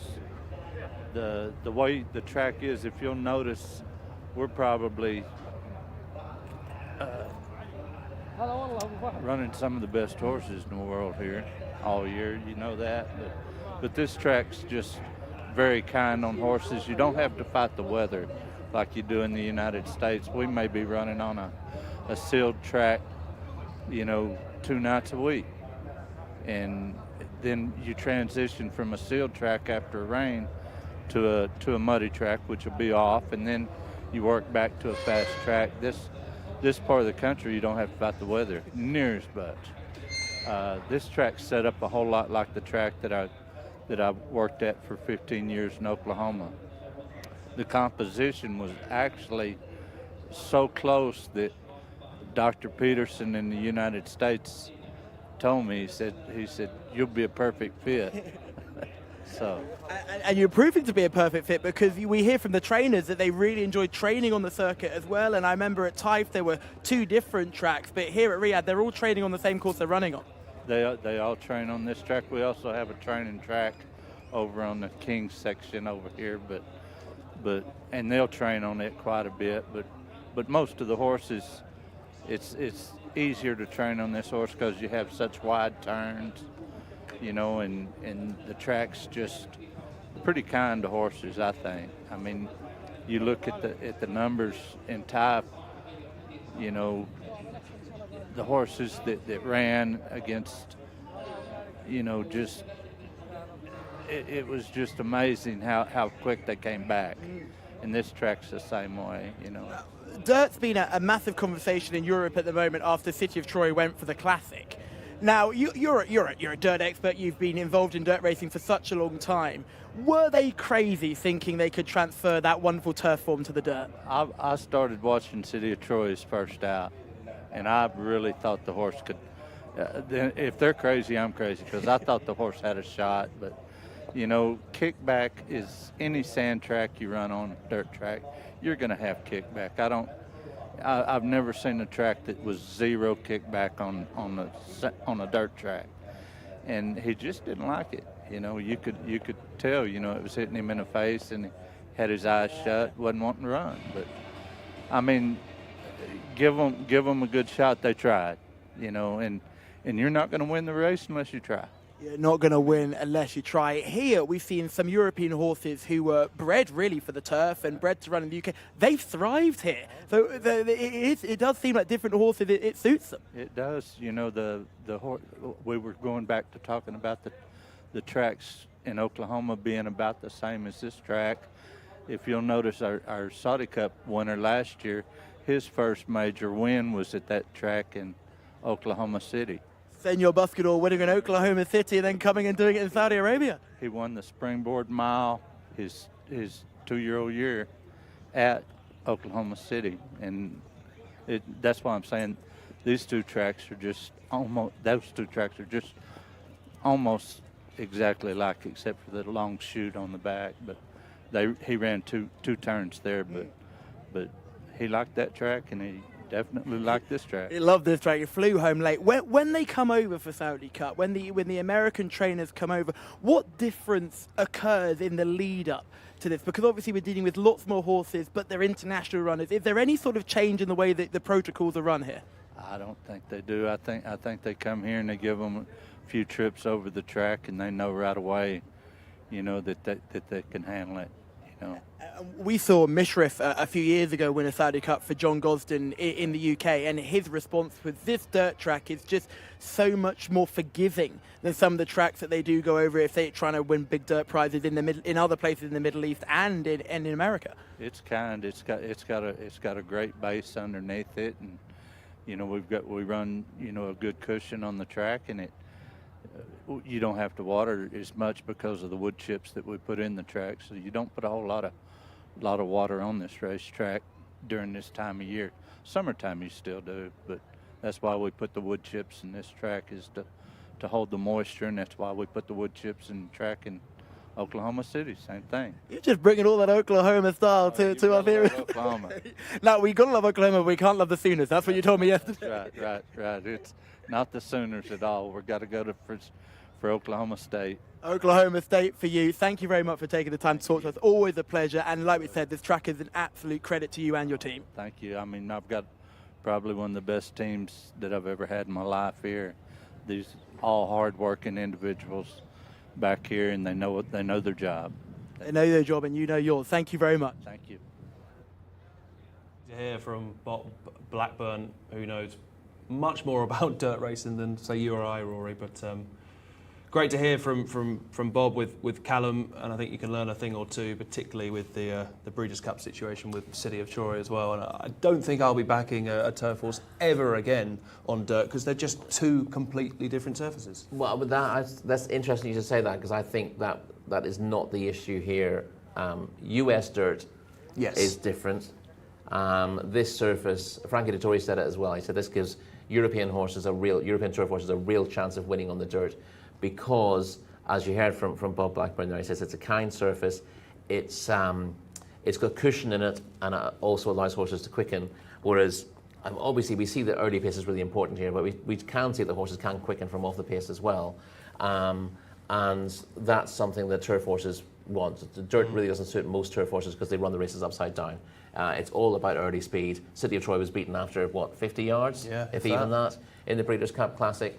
But this track does allow horses to find their stride and come with a late run as well, for all that, again, being a dirt surface, it still favours speed to a degree. But it's a much safer, a much kinder surface for horses, and that kind of surface, as we saw with other artificial surfaces as well, they were trying to get rid of dirt in the States for a while, and there's a big kickback against that. But safety is a big concern here, and we just don't see breakdowns here. Yeah. The track is as kind. The layout of the track is also very long sweeping turns, which helps horses as well, and it's a very fair track as a result. And you say a lot of Europeans take on the dirt here, and there's a giant poster of Mishrif on the stands as well. Of course, a Saudi Cup winner from yesteryear. So great interview there from Callum with Bob Blackburn, as the runners for the 7th race are now in the parade ring. We're just under 10 minutes to go until the scheduled off time of 6 o'clock. Let's go through the field again. We have 9-4 joint favourites, Lady Sapphire and Rakazar. 3 second place finishes in 4 starts for number 9 Rakazar. Yeah. So the not the only maiden in the race, but the only maiden who's really competing for market share here. And Riyadh has run very well on, I would say, 3 of those 4 starts. Was a little bit disappointing last time out when held by Hadja, but the market suggests that Riyadh is capable of getting revenge. I don't think she was at her best last time out when beaten quite a long way by Hadja. Hadja was pretty impressive that day, but I thought that Riyadh shaped like a filly who was maybe incubating that sickness that has affected the white stable runners. Whether she can bounce back today is another question, and whether she can get her head in front, having finished second on 3 starts already, is the other question to ask. But it's an interesting contest. A lot of these, as you said, with winning form, most of them open to improvement, but not some of them stepping up and trip. So it's a difficult race to be absolutely adamant about. Riyadh's joint favourite with number 4, Lady Sophia, who we can check out in action from the start of September. This was a last time out win. Yes, this is over a shorter trip. She looks like she wants a little further here. She ends up challenging in between runners towards the inside and just about poking her nose in front of this stage, Lady Sophia. And she's not certain to stay this trip on pedigree, being a daughter of Caravaggio. The downside of the pedigree is nothing absolutely special. Caravaggio, obviously, a very good horse at up to 7 furlongs, and most of his stock would be bested up to that trip as well. This is Al Jumana, currently 1 from 1. Al Jumana has won this race very easily, wins by, 13.5 lengths, I think, in the end. It must be said, the red stable runner disappointed here. The other 2 looked fairly moderate, so he ends up beating a horse rated in the 40s into 3rd place, but he couldn't have done it any easier, and clearly is fairly useful. Difficult putting a figure on him from this win, but you're essentially measuring him against the clock. But he was impressive. He did it easily, and he should step forward, so he's one to bear in mind. I never ever correct you, but it's a she, isn't it? Yes, it is. I beg your pardon. It's a fillies race, so it's they're all she's, and it's a terrible mistake to make. That's okay. Let's get back to Callum. Thanks, team. Yeah, let's have a look at these before they head out. Horse number 1, Al Jumana, looking to stay unbeaten. She's a very good-looking individual. I love the way she shines in her coat. She's carrying no condition whatsoever. She looks fit and well. Had the flare strip on. I would not discount her to make it 2 from 2. Let's go back to horses to Hadja. Horse number 3, Alex Moreno, looking for his 2nd win this week. She's a good-looking individual as well. She's absolutely gorgeous, this 2-year-old. She really is striking and walking out very well. Alex in the play, always a positive. He'll look to get this one's head in front. Let's go back to the next one. This is Lady Sophia, who is just in front of us now. Adele Alfaradi in the pocket, looking to get a 2nd winner to match his brother in those FMQ Racing silks, which we know so well from Commissioner King and Saudi Crown. A good-looking individual too. Walked out well. Don't worry about her flicking her head. She's just got the lip chain on. That will be absolutely fine when that all comes off. Let's go back to the last horse. Horse number 9. Riyadh is the other one we need to take a peep at. This is for the white stable, who look to have turned their form around. Camillo Ospina is at home and licking his lips, and he'll be hoping that this horse runs a big race so he can get that mount. Dons La Future. This is a very good looking individual. She's walked out well. She's shining up in her coat. Lads, this for me is the race of the day. I'm really looking forward to seeing how they get on in this fillies only contest. 2-year-old fillies, they're all class, they're all fairly unexposed, and I can't wait to see how they get on. I think you're right, Callum. It's a really, really good race, this, and we still have a fair few to get through, including number 2, Dejrana, Rory, who has really gone through the ratings at a real rate of knots. Yeah, I only got her head in front for the first time last time out in maiden company. She was rated very low last season, but she had a rating in the 30s, I think. She's progressed to be in the money in some good contests since, and won her maiden last time out. I just wonder if she's now reached close to her limit. Yeah. She's got a rating of 72, which makes her very competitive here, but there's definitely a fair bit of improvement from the likely raced horses in here, and Dejrana, with 8 runs behind her, might just be flattening out now in terms of improvement. Yeah, she was rated 37, funnily enough, behind the horse I referred to earlier, Datura Salawar. That was 5 starts ago. Maru also looking for back-to-back successes with Naif Al-Anazi in still 4. Yeah, Maru won well last time out, having shown a little bit on first 2 starts, and who was one of these was I think Hajar was third to Maru a couple of starts ago. One of them certainly was placed behind Maru. The handicap was giving her a rating of 70 based on that performance. It did look like an improved effort, but she will need to step forward again to win this. Not impossible. Stall 4 is absolutely fine, and she's difficult to rule out. Princess Code always seems to run her race. We'd like to hear from Eddie Castro if he strikes on Princess Code. Player here at a big price? Which is an interest. She looked exposed before winning last time out, and it may well be that it was a weak race she was in, but she impressed with the way she kept finding for pressure, and she ran away from her field. She was probably the first off the bridle in that contest, and ran on very well to win by a good margin. Again, it wasn't the strongest of contests, but the one thing you got looking at that race was you thought, well, she might be worth trying at 1,600 metres, even though all her form had been at sprint trips before that, because all she did was get better as the race went on. So she could improve her step up and trip. She's rid at 65, and she's held by Lady Sophia on previous running. She was second to Lady Sophia when Lady Sophia won her race. So theoretically she looks held, but it's possible that she's an improver stepping up a trip, given how she shaped last time out. She's not all speed. She's more of a grinder. It may well be that she's just a bit of a grinder in slightly lesser company, but it may be that she's been waiting for this trip all along, despite the fact that she's had those 6 runs. So at 18 to 1, I wouldn't want to be taking her on. And of the other 3, 7, 8 and 11, who are yet to touch upon, they all look pretty held on their form today. They do. You've had 6 runs for Cowalese, and a rating of 45, which strongly suggests that she will struggle. Lamayat Saj has shown a little bit more and has been placed in 3 of her last 4, but again, she'll need to improve from a mark of 60, and she just, again, seems to have found her level now, so I don't see her progressing enough to win a race like this. I suspect the winner of this is going to run close to 80, and that's the mark you're looking for.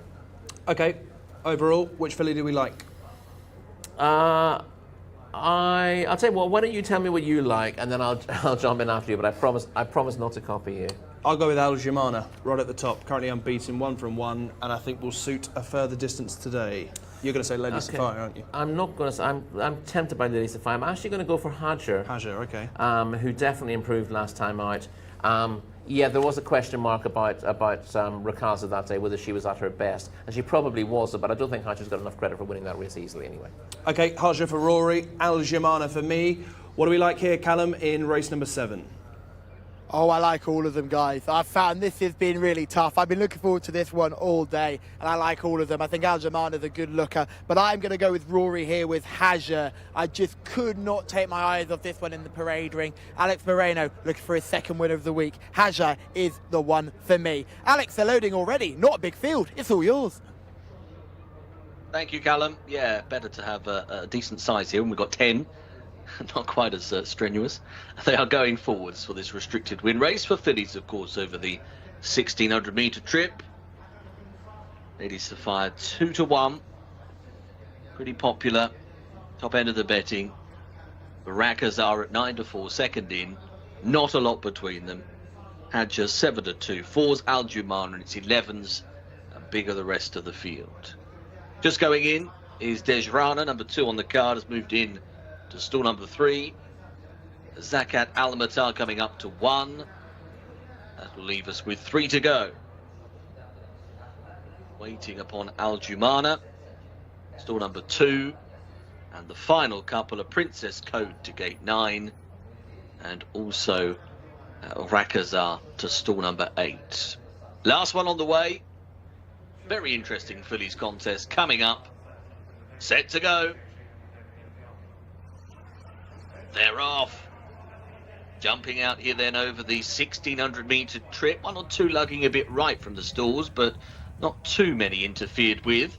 Cowalese dropping immediately to the back of the pack. Up on the outside, Lady Sapphire, handy, but of course wide from that stall 10 position. Will slowly try and edge on over. Is racing up there though. Princess Code is prominent as well. Down on their inside is Lamayat Saja as well. And that one probably just has the overall advantage.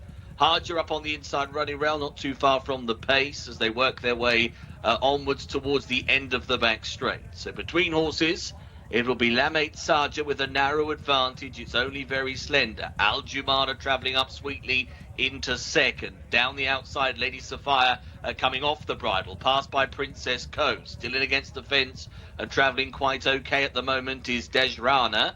Looking back down the order at the moment, Zakat Al-Matar not playing a part. Still Cowali's in rear. Mamrou with quite a bit to do as well as they take the turn and come to the top of the straight. And it's at this point that Al Jumana is sent for the line. Has gone on here. Al Jumana hits the front. On the inside, Harja tries to respond. Then Princess Code and Rakazaru is running on now. Away to the left is starting to finish. Into the last 200. Al Jumana narrowly. Down on the fence. Harja is fighting all the way. Running on as well. Dejrana behind them. And Rakazar down the outside. But it's still Al Jumana. Less than 100 metres to go to cling on. But Rakazar coming with a thunderous effort. Rakazar joining on the bob.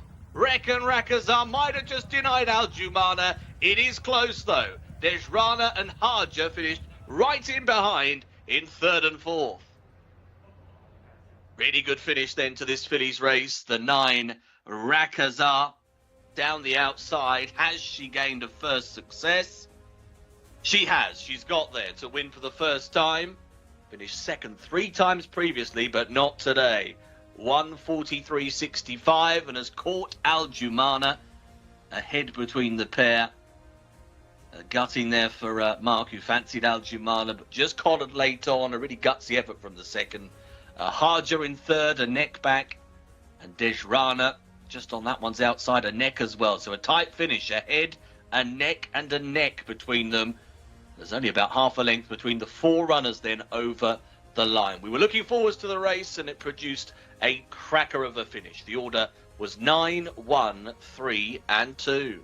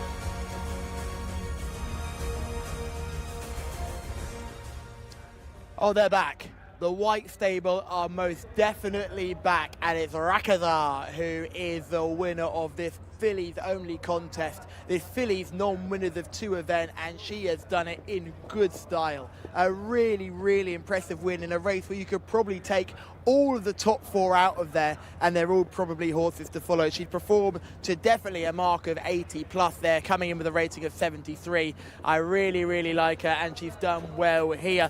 She wasn't selection of any of the teams. She's not a massive paddock eye catcher, to be perfectly honest. She's a good-looking individual. She's quite long. She's quite low to the ground. She doesn't scream all class like you looked at the likes of Haja in here and Al Jumana. They looked really quite special. She's not that flashy, but she's certainly very talented. And Talal Al-Shreem is part of a double, and we'll grab a word with him as well. We've got Abduella Al-Farouz in the saddle as well, so we'll make sure this guy does well, and he's just untacking now and just making sure to take the girth off. We'll have a good look at this filly and see her top line and have a look and see how she is. She's breathing quite heavily. You see how much she's got to fill in there. She's got so much more to come physically. She's an exciting horse for the future, and one to keep on the right side of.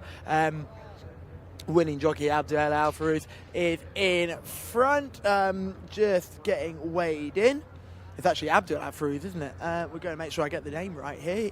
It's Abdullah Al Farouz as he's just weighing in.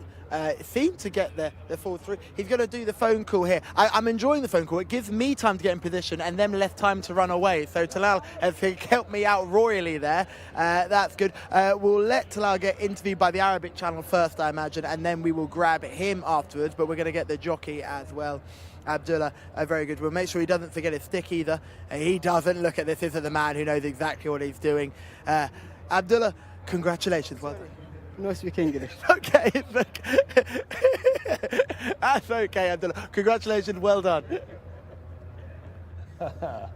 It's another winner for the White Stable, and as Alex said in commentary, that we set this one up as a high-profile race, Rory, and it's certainly delivered on the run to the line. 4 in with a chance, and nearest to us, it was Rakazar who finally got the victory. We'll get Rory's thoughts in just a moment. Back to Callum, though.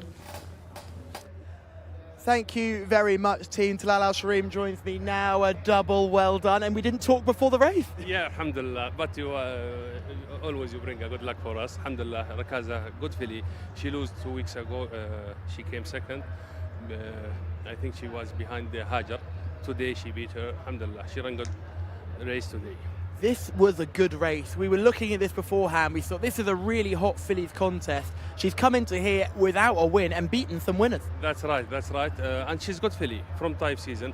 And today, alhamdulillah, she ran very well. And hopefully, inshallah, she improve herself inshallah, in the future. And she's not like a lot of your typical horses. She's not very big. And she's still got a little bit of growing to do. That must be exciting. Yes, that's right. You know, our horse this season, we sent some mares to our farm to different stallion. You know, she's by Latam, but inshallah it's good for our farm to change the blood. We're looking to the new stallion in our farm, but hopefully inshallah Latam is doing well inshallah in the future. And that's the thing, because you were very largely on the premium tap line, but now changing to Latam. Are you trying to bring in any maybe European stallions? We saw you had a time test youngster earlier on.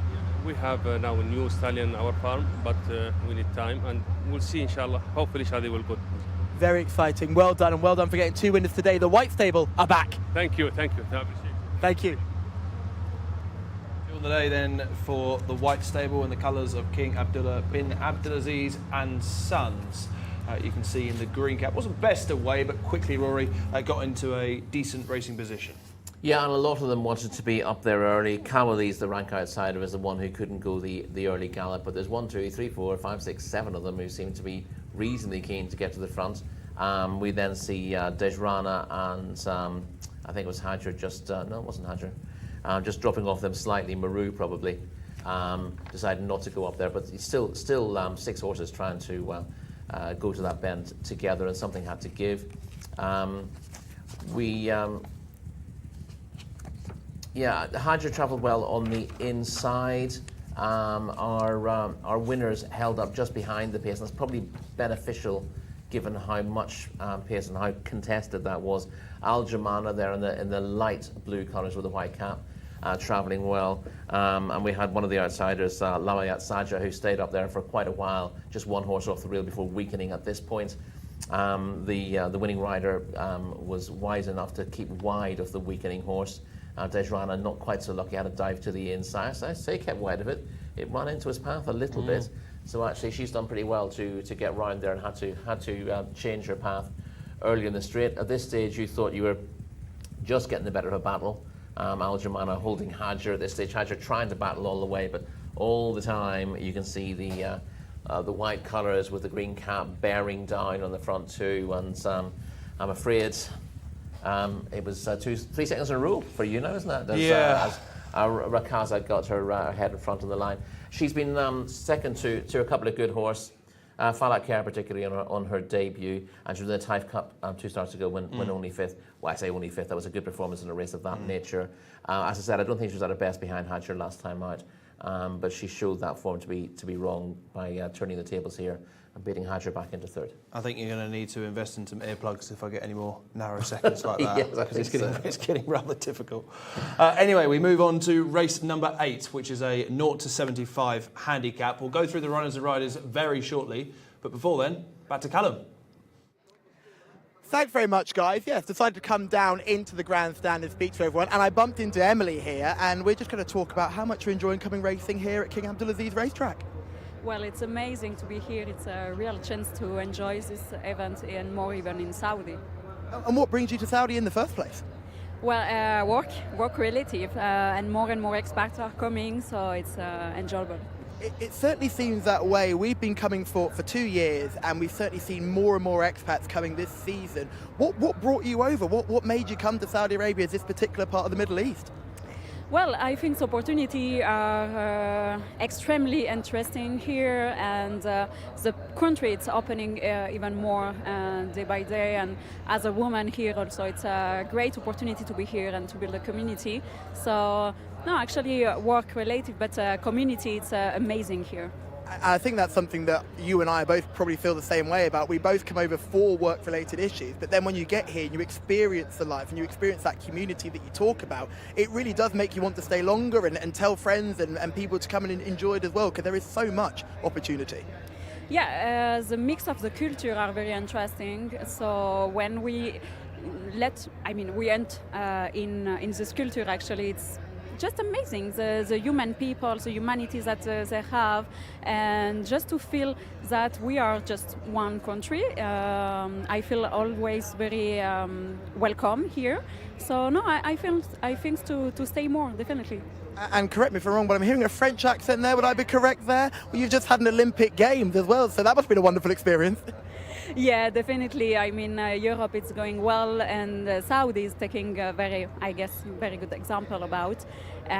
All the countries are coming here now in Saudi, so French, Mexico, all the countries are here related, yeah. I think the Mexicans kind of threw you under the bus and dragged you in for this interview, so very grateful for you to coming on. And thank you very much for taking the time, and thank you for coming to Saudi and enjoying King Abdulaziz Racecourse. Thank you so much. Enjoy your race. We will keep enjoying it. Hopefully we'll find some more winners. Alex Sussy, it's over to you. Thank you, Callum.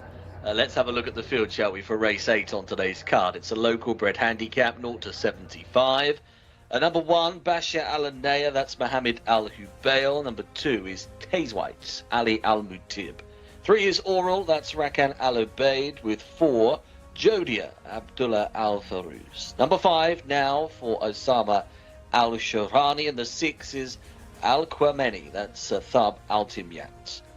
Over to the 7 will be next. We've jumped a page there, but the 7 is the next one. Defender, Ahmed Al-Zahari. The 8 is Sawa, Adel Al-Faradi. Number 9, Tayal Al-Kia, that's Ayad Al-Turisi. The 10 is Hakwat Yasser Al-Bakawi. The 11 is Inza, that's Abdullah Al-Credis. The 12, Akmadi Alex Moreno. Now with this bunch that we've got on show for you, the 13 is Mikdam Al-Sad, that's Ahmed Al-Tayar. 14, Bahez Mohammed Al-Daham. 15 is Mosafira, that's Fahad Al-Faradi. The 16, Wood Al-Bandari, Abdulaziz Al-Faradi. 17 is Al-Apetit, Naif Al-Anazi. And the 18 on the end there, Fakir Al-Anaya, that's Muhammad Al-Nasser. Couple more, yes, there they are. Number 19, Nayazi Abdul Ella Al-Hussein, and 20, Abura for Abdullah Al-Salwi. 20 runners to charge here over 1,600 metres. Let's see if we can find a winner this time and head back to the gents. Thank you very much indeed, Alex. Big field here for race number 8, 0 to 75 handicap. We have another white stable representative in the shape of Hakwat, who's drawn rather poorly, Rory, number 10. But a third different rider in a row. Can Hakwat strike here? Well, it's a possibility. Hakwat hadn't been running particularly well until putting in a slightly better effort last time out, when a 6 lengths fifth of 20 to Saab in a 0 to 75 handicap over course and distance last time out. That's a very identical race to today, if you like. Was well drawn there though, and I think the fact that Hakwat showed a little bit better form was partially due to the fact that she was in a good spot there. So she needs to prove she can do that from a harder draw today, and I'm inclined to be against her as a result. Is it fair to say then that you'd be in agreement with Callum that the White Stable are back if Hakwat was to hack up here? Well, if Hakwat hacked up here, then that would, yes, I mean that would be, they'd be properly back, wouldn't they? Because I don't think Hakwat's moderate form in recent months is due to the stable being out of form. I think the White Stable's moderate form has really been just at the tail end of the type season and into here with that virus just catching them out. I think prior to that, horses who were running poorly for the yard were just running poorly because they weren't good enough to win the races. Okay, let's talk about the market leader as the runners are filtering through into the parade ring. This is number 12, Alex Moreno. Armadi, 7-2, right at the top, drawn in stall 9. I don't think that's particularly good form that Ahmadi showed last time out, but it does at least show that he's in form. He was fit from racing in type when winning a modest course and distance maiden here 2 weeks ago. Obviously has a leading jockey on board, but I do think there needs to be improvement from Ahmadi to win this. Obviously we do see this phenomenon occasionally when a horse that's been maiden for a while gets its head in front and suddenly shows improved form, even though it's run to a certain level, and then once it wins the maiden, even though it didn't have to improve to win the maiden, suddenly it's able to run in better company. But I thought on balance of form, Ahmadi had a little bit to find. Okay, Armadi is the 7-2 market leader. Let's go check them out in the parade ring with Callum. Thank you very much, team. Interesting race here. Lots of good-looking individuals here. Let's go for horse number 2, Taze Reet, who is coming around just in front of us now. Looking well in the coat and a good mover. My only concern is a little bit weak in behind, but looking so well in the coat, I could not ignore. Let's go back to horse number 6. This was one that really jumped out at me, and I couldn't turn my eyes off. This is Aquamani. Who is coming towards us now. A tall, leggy individual, but just looks red hot fit and ready to go. Really keen on the chances of this one. Has a very kind eye, big ears, has grown into that frame and looking really, really intriguing for me. Looking forward to see how this individual gets on. A 2-time winner in the career and second last time out as well. So you know you're in good form. And look at the muscle definition. Look at the lack of condition. This is a proper horse who looks ready to go today. Horse number 6 definitely makes the shortlist. Let's go back to horse number 10, Hakwat for the White Stable. Guess who's back? Back again. The White Stable are back. Tell all of your friends that Hakwat is horse number 10, and if Hakwat was to win here, as the boys have said, it would be a real statement of intent. But for me, probably not the paddock eye catcher. Looking very well in the coat, but physically not doing much for me at all. Great to see the White Stable though back with winners, and you can feel the confidence of the team. There's a real sense of bounce and jovialness to the team here. Prince Mitab is watching the racing as well, so looking forward to seeing how Hakwat gets on. That's horse number 10. Now we're going to go back just a couple of horses now to horse number 12, Armadi. This is a real eye catcher. We talk about power-packed individuals. Armadi is just that. A little bit light in the neck, but everything beyond the shoulder and behind is impressive. Mustafa's getting a great shot here, and we can just see just how strong and power-packed Armadi is. This is one for me I'm really interested. A winner last time out, but also just a real physical specimen. A horse I can't take my eyes off. Horse number 13 actually can't take its eyes off me either as we walk around, but horse number 12 is the one that I like. We're going to go back just a couple more to horse number 16, which is Wood Albazi. I was just spoken to the trainer as he came by. He seemed quietly confident. All the other traders were saying this is the favourite, this is the one you have to watch, and it's been immaculately turned out as well. We've got gorgeous quarter marks on this individual too. A very good mover. Take it, whoa, mind your back, Mustafa, mind your back, Mustafa. We had a horse that was going backwards there, just making sure, remember, the back end bites and the front end kicks, but sorry, the front end bites and the back end kicks, and we're just getting a little bit wound up here, so we'll make sure everybody stays safe. But horse number 16 is another one you have to put on your shortlist. Wood Albari could be one for a shock. Ding ding. Callum bingo card is full of ticks today as the runners continue to circle and are getting mounted. Let's look at some form Well, we can see runners 3 and 5 here, Rory. The filly Oral and also the 5 Now. Yes, this is the race won by Saab last time out, in which both Now in the white colours with the green check sleeves, who's in front just at the moment, and Oral in the yellow with the green hoop sleeves, who's challenging Now. They both get placed, but the winner comes through later on, Saab, to win quite impressively. But good efforts from both Oral and Noah, and they're both pretty reliable performers. Ahead of Hakwat as well, we should say, in 5th place. Yes, Hakwat was in there as well, who ran well from a low draw, but I think has got a bit of work to do from stall 19, meeting those again. Oral also hasn't done particularly well with the draw in stall 20, and Noah is in stall 16, which is not ideal, but that was the one of the trio that came from a wide draw last time as well. Was drawn I think 14 that day and ran very well to finish in the frame, and I think Noah, even from stall 16, is liable to be competitive again. We should speak about Sawa, number 8, the mount of Adel Al-Faradi, who's had a couple of near misses along with the winner today. Finds himself second favourite despite not really making an impression of late and yet to win. Yeah, still a 14 race maiden, and was beaten 6 lengths when 4th in a Tithe maiden last time. I don't think that was anywhere near good enough to win this race, but slightly surprising to see it as short as 5 to 1. But I've been wrong before. You may recall one of those occasions. Tayel Al-Khayyar, number 9, is 4th choice for Ayad Al-Tarizi. Has won 3 races, and one of those was last time. Yeah, came back to form, winning a 0-65 apprentice handicap as a hands and heels race here 3 weeks ago. I would say most of Tayel Al-Khayyar's best efforts when he's been in the frame have been in 0-65 handicaps. This obviously is a tougher race because the handicappers put him up £10 for that. I thought that was a pretty harsh rise, given he's had 25 runs. So he's running well. He should be competitive. He's well drawn. But I thought the big rise in the weights would probably stop him from winning. He might get placed. Tell us about number 14, Barhez. There's a D on the form guide. Yes, that came in that open race a couple of weeks ago for 2,000 metres, where the starter signalled for a full start, but the field raced on.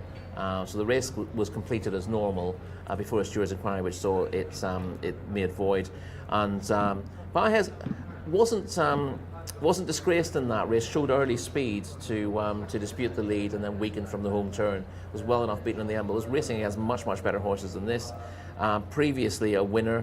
And I thought should be competitive again. Stall 4 is a good draw. Yeah. Wouldn't be ruling this out at all. 3 away is number 13, Mikdam Al-Sad, who was a second on penultimate start.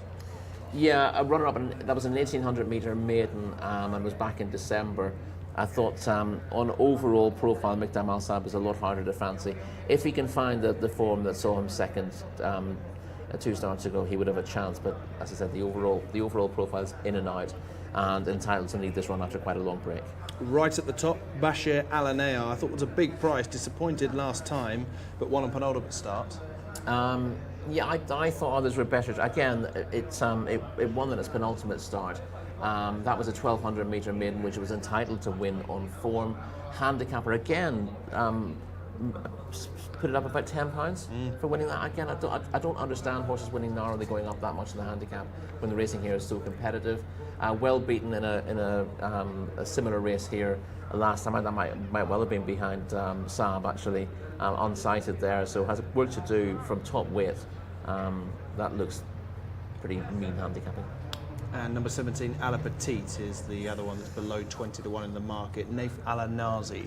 Yeah, Ala Petite, if I can scan down the page, was a course and distance maiden winner who had been a little bit in and out, but bounced back to form in 4th last time out. That was in a 0-65 handicap, over slightly further than this.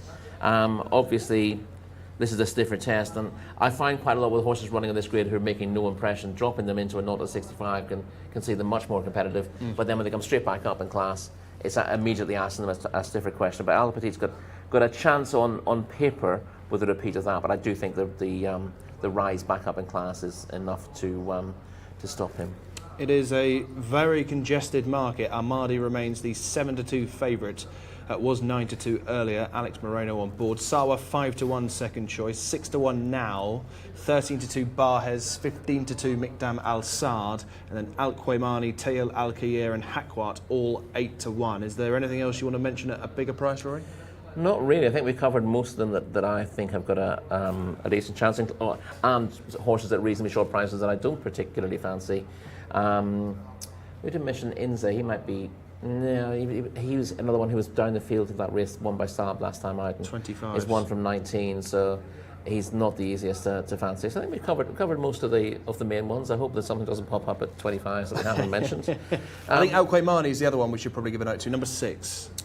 Oh yeah, we haven't mentioned Al Quaymani, have we? Let's dig out the notes. Third Altimyat winning yesterday. Yeah, it doesn't have the greatest of strike rates. He caught Callum's eye in the parade ring, but he's 2 from 33 lifetime. He is well drawn here in stall 2. He was 6th in an open race last time out, and that sounds like a reasonable bit of form, but when you dig through that, yes, there were higher rated horses in front of him, but there wasn't an awful lot behind that day, and I don't think it's quite as good as it looks on paper. But he still has place claims on the balance of his recent efforts, but more likely to be placed than to get his head in front. Okay, this looks wide open. Where's the pin dropping? I have it between. I don't think it's between 2. I think there's lots of chances here, but the 2 I thought were most interesting were No or Now from stall 16, which is not the ideal draw, but he nearly won from a bad draw last time out over course and distance, and he still looks like capable of doing that. But I'm going to take a chance on Barhez, who you mentioned earlier on, who was down the field in that open race last time out, but was trying to mix it with much better horses and match strides with them for a long way. Was a winner on his previous start in a 1600 metre maiden, so this is his track and trip ideally, though 2000 metres probably stretched him last time as well. He's fairly treated on recent evidence, and I think he goes really well from stall 4. To prove I'm not cheating. Yeah, it was obviously your selection. I've gone with number 14, so we should be pleased with teaming up because clearly we're on the same wavelength. As long as, well, if we can stretch ahead of Callum, then that's. There's no way. There's Callum, no way he's going for it. There's no way, Callum, you go with number 14, right? Joking. You're joking. No, I'm not. No, I'm stuck between Al Quaymani, horse number 6 on your race card, and horse number 12 and horse number 16. Wood Al Bandari is a very good-looking individual, and I think will run a nice race, incredibly well turned out. But I'm going to go with Amadi, horse number 12, who just looked an absolute picture in the parade ring. So that will be my selection. You guys can go wild on horse 14, but Amadi is the pick for me. Alex Sussy, I think they've started loading. Hopefully we'll have a winner. Thanks, Callum. Yeah, first one I think has just popped into the gates. I think that's Inza, number 11 on the card, is moved forward, so we are getting that underway. Callum's pick here. Amadi the favourite, 7-2. Sawa 5-1, now 11-2, given a positive report from Rory. Tayal Al Khair at 8-1. 8's also for Mikdam Al Saad. A bit of money around for now Barhez as well. That's just jumped into 6s, and the favourite's gone shorter to 100-30 as they make a bit of progress with this load. Only 2 or 3 in at the moment, but they do tend to rush them forwards once they get rolling. Fakir Alanea just moving up. That one's gone into stall number 1, so right down on the inner. Next one forwards is Taze White, number 2 on the card. Ali Al Mutir moving into gate 15. Oral's gone in, still 20. Widest berth moving up as well. Nayazi, gate 17. Sawa forwards, still 11. 6 to go. Ala Petit, Naif Alanazi moving up, and also Bashir Alanea. Next couple will be Mikdam Al Saad, and also going in is Now. Now is forwards. Side on Mikdam Al Saad being straightened up. Hakwat also about to move up, number 10, and the other one out the back is the 7, Defender, for Ahmed Al Zahari. So 3 back. 13 horse needing the attentions at the moment, though. few extra hands edge this one closer. Not in though, not too keen. Mikdam Al-Sad getting agitated actually. Had a few goes already with this individual.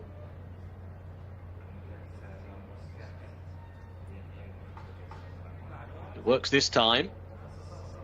Charging from behind helped proceedings, so the last one goes in. That's Defender, and we are ready to race. Bit of a hold. Flags up. They're off.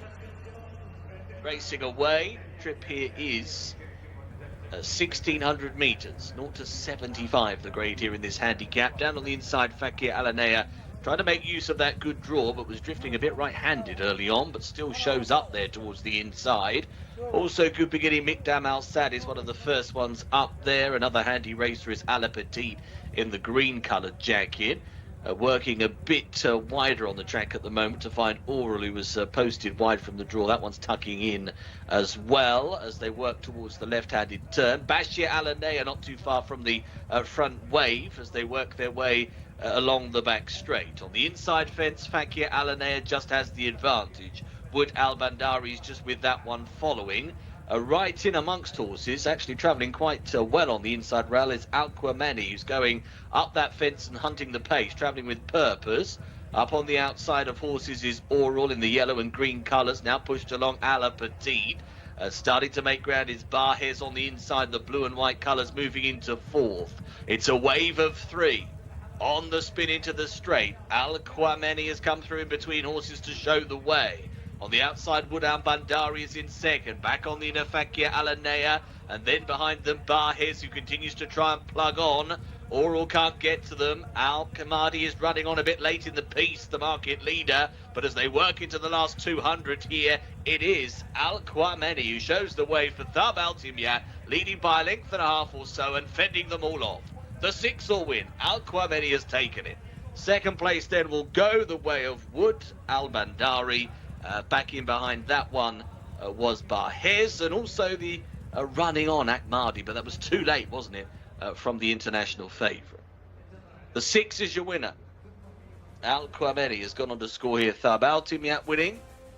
Going to be a third career success for this individual who travelled very eye-catchingly behind the pace up on the inside. Really caught the eye with the way that one was moving and was able to extricate and head on by in the straight and into the last 400. The winner has stopped the clock on 141.68. Has won by a length and 3/4, beating Wood Al-Bandari in second. Barhes, fair effort, solid run in third place. And Akmadi was only fourth, having made progress from a midfield position. All in all, that means race 8 finished in the following order: 6, 16, 14 and 12.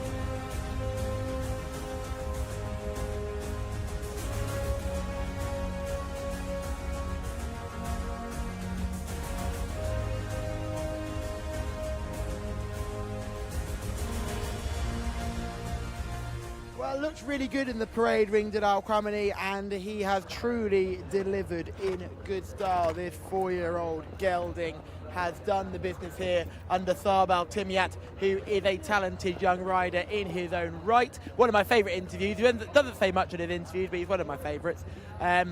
He's a young jockey claiming 2 kilos and certainly one to watch. Just getting set up for the photo here.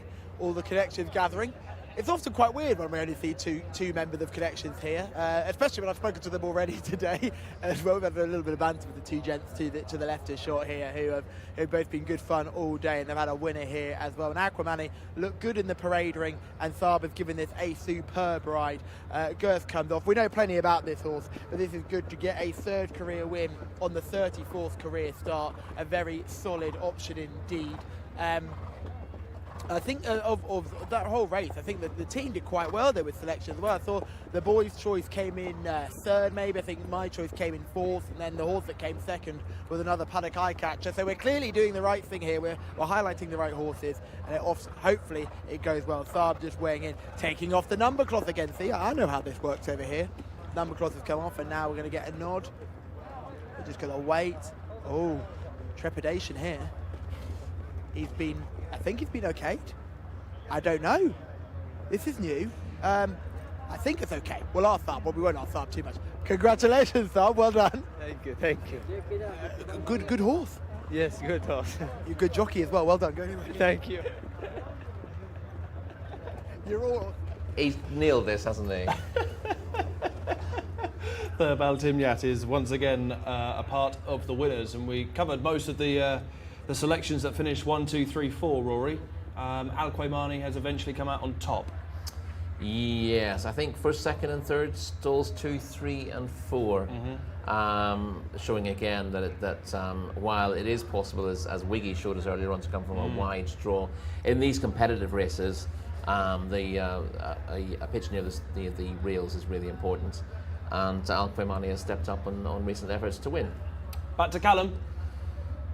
Thank you very much, team. Abdul Rahman joins me now alongside all his friends who are filming this whole interview. Of course, it was a very good horse and it was a good race. Darby did really well. He started from the start and a very good finish. That's it. Finally somebody speaks good English, right? Finally somebody speaks good English. Thank you very much for taking the time. So much, no problem. Thank you so much. Thank you. Oh, he's spot on. Finally somebody who speaks English. Fantastic. Great to hear from his winning connections there. As we take it from the start, Rory. Yes, we take it from the start here, and we see plenty of them want to go forward, and not too many getting a bad start there. Niazi, number 19, lost his chance at the start, but here we have 1, 2, 3, 4, 8 horses within a couple of lengths of each other going towards that bend, and it has turned out to be crucial to get there. Fakir Al-Anea at a big price leads at this stage. Coming out of stall 1. That was a horse who didn't have an awful lot of chance on recent efforts, but stall 1 helps Fakir Al-Anea to be competitive for a while here. And they're queuing up in behind. I wasn't enormously happy with where we were earlier on, but in about 7th or 8th place here in the blue colours with the white hoop, but moving forward to try to challenge at this stage. The leader just begins to come under pressure at this stage. Wad Al Bandri is another one who's reasonably well positioned with a white cap.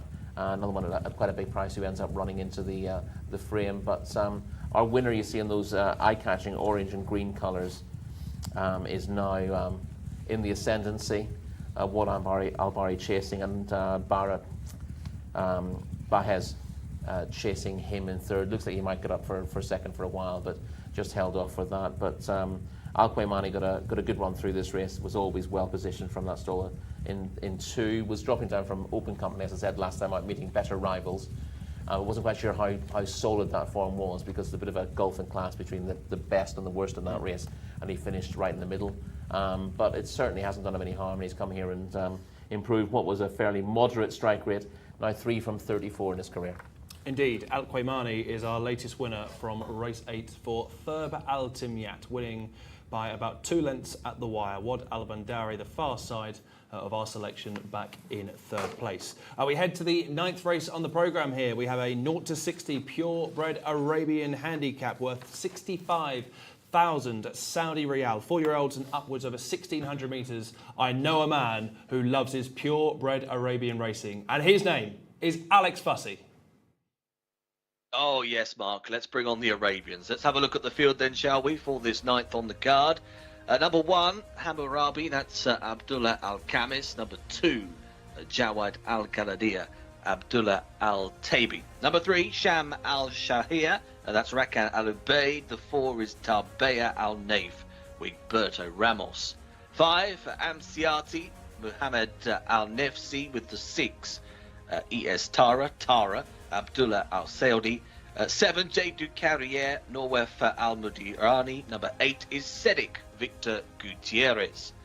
Number 9 is Jcsa Al-Kaladia, Norwef Al-Farouz. With the 10, Taser, Ahmed Al-Zahari. The 11, Najashi, that's Mohammed Al-Hubayl. The 12, Shibal Nimir, that one at the bottom there. As we head on over, the 13's a non, so take the 13 out. 14, Al-Hassas, that's Osama Al-Shirani. Then the 15, Hudhud, Ziad Al-Jabari. And the 16 is Hamdi for Thab Al-Timyad. Callum is where we head, and he's got an eye on these Arabians in the paddock.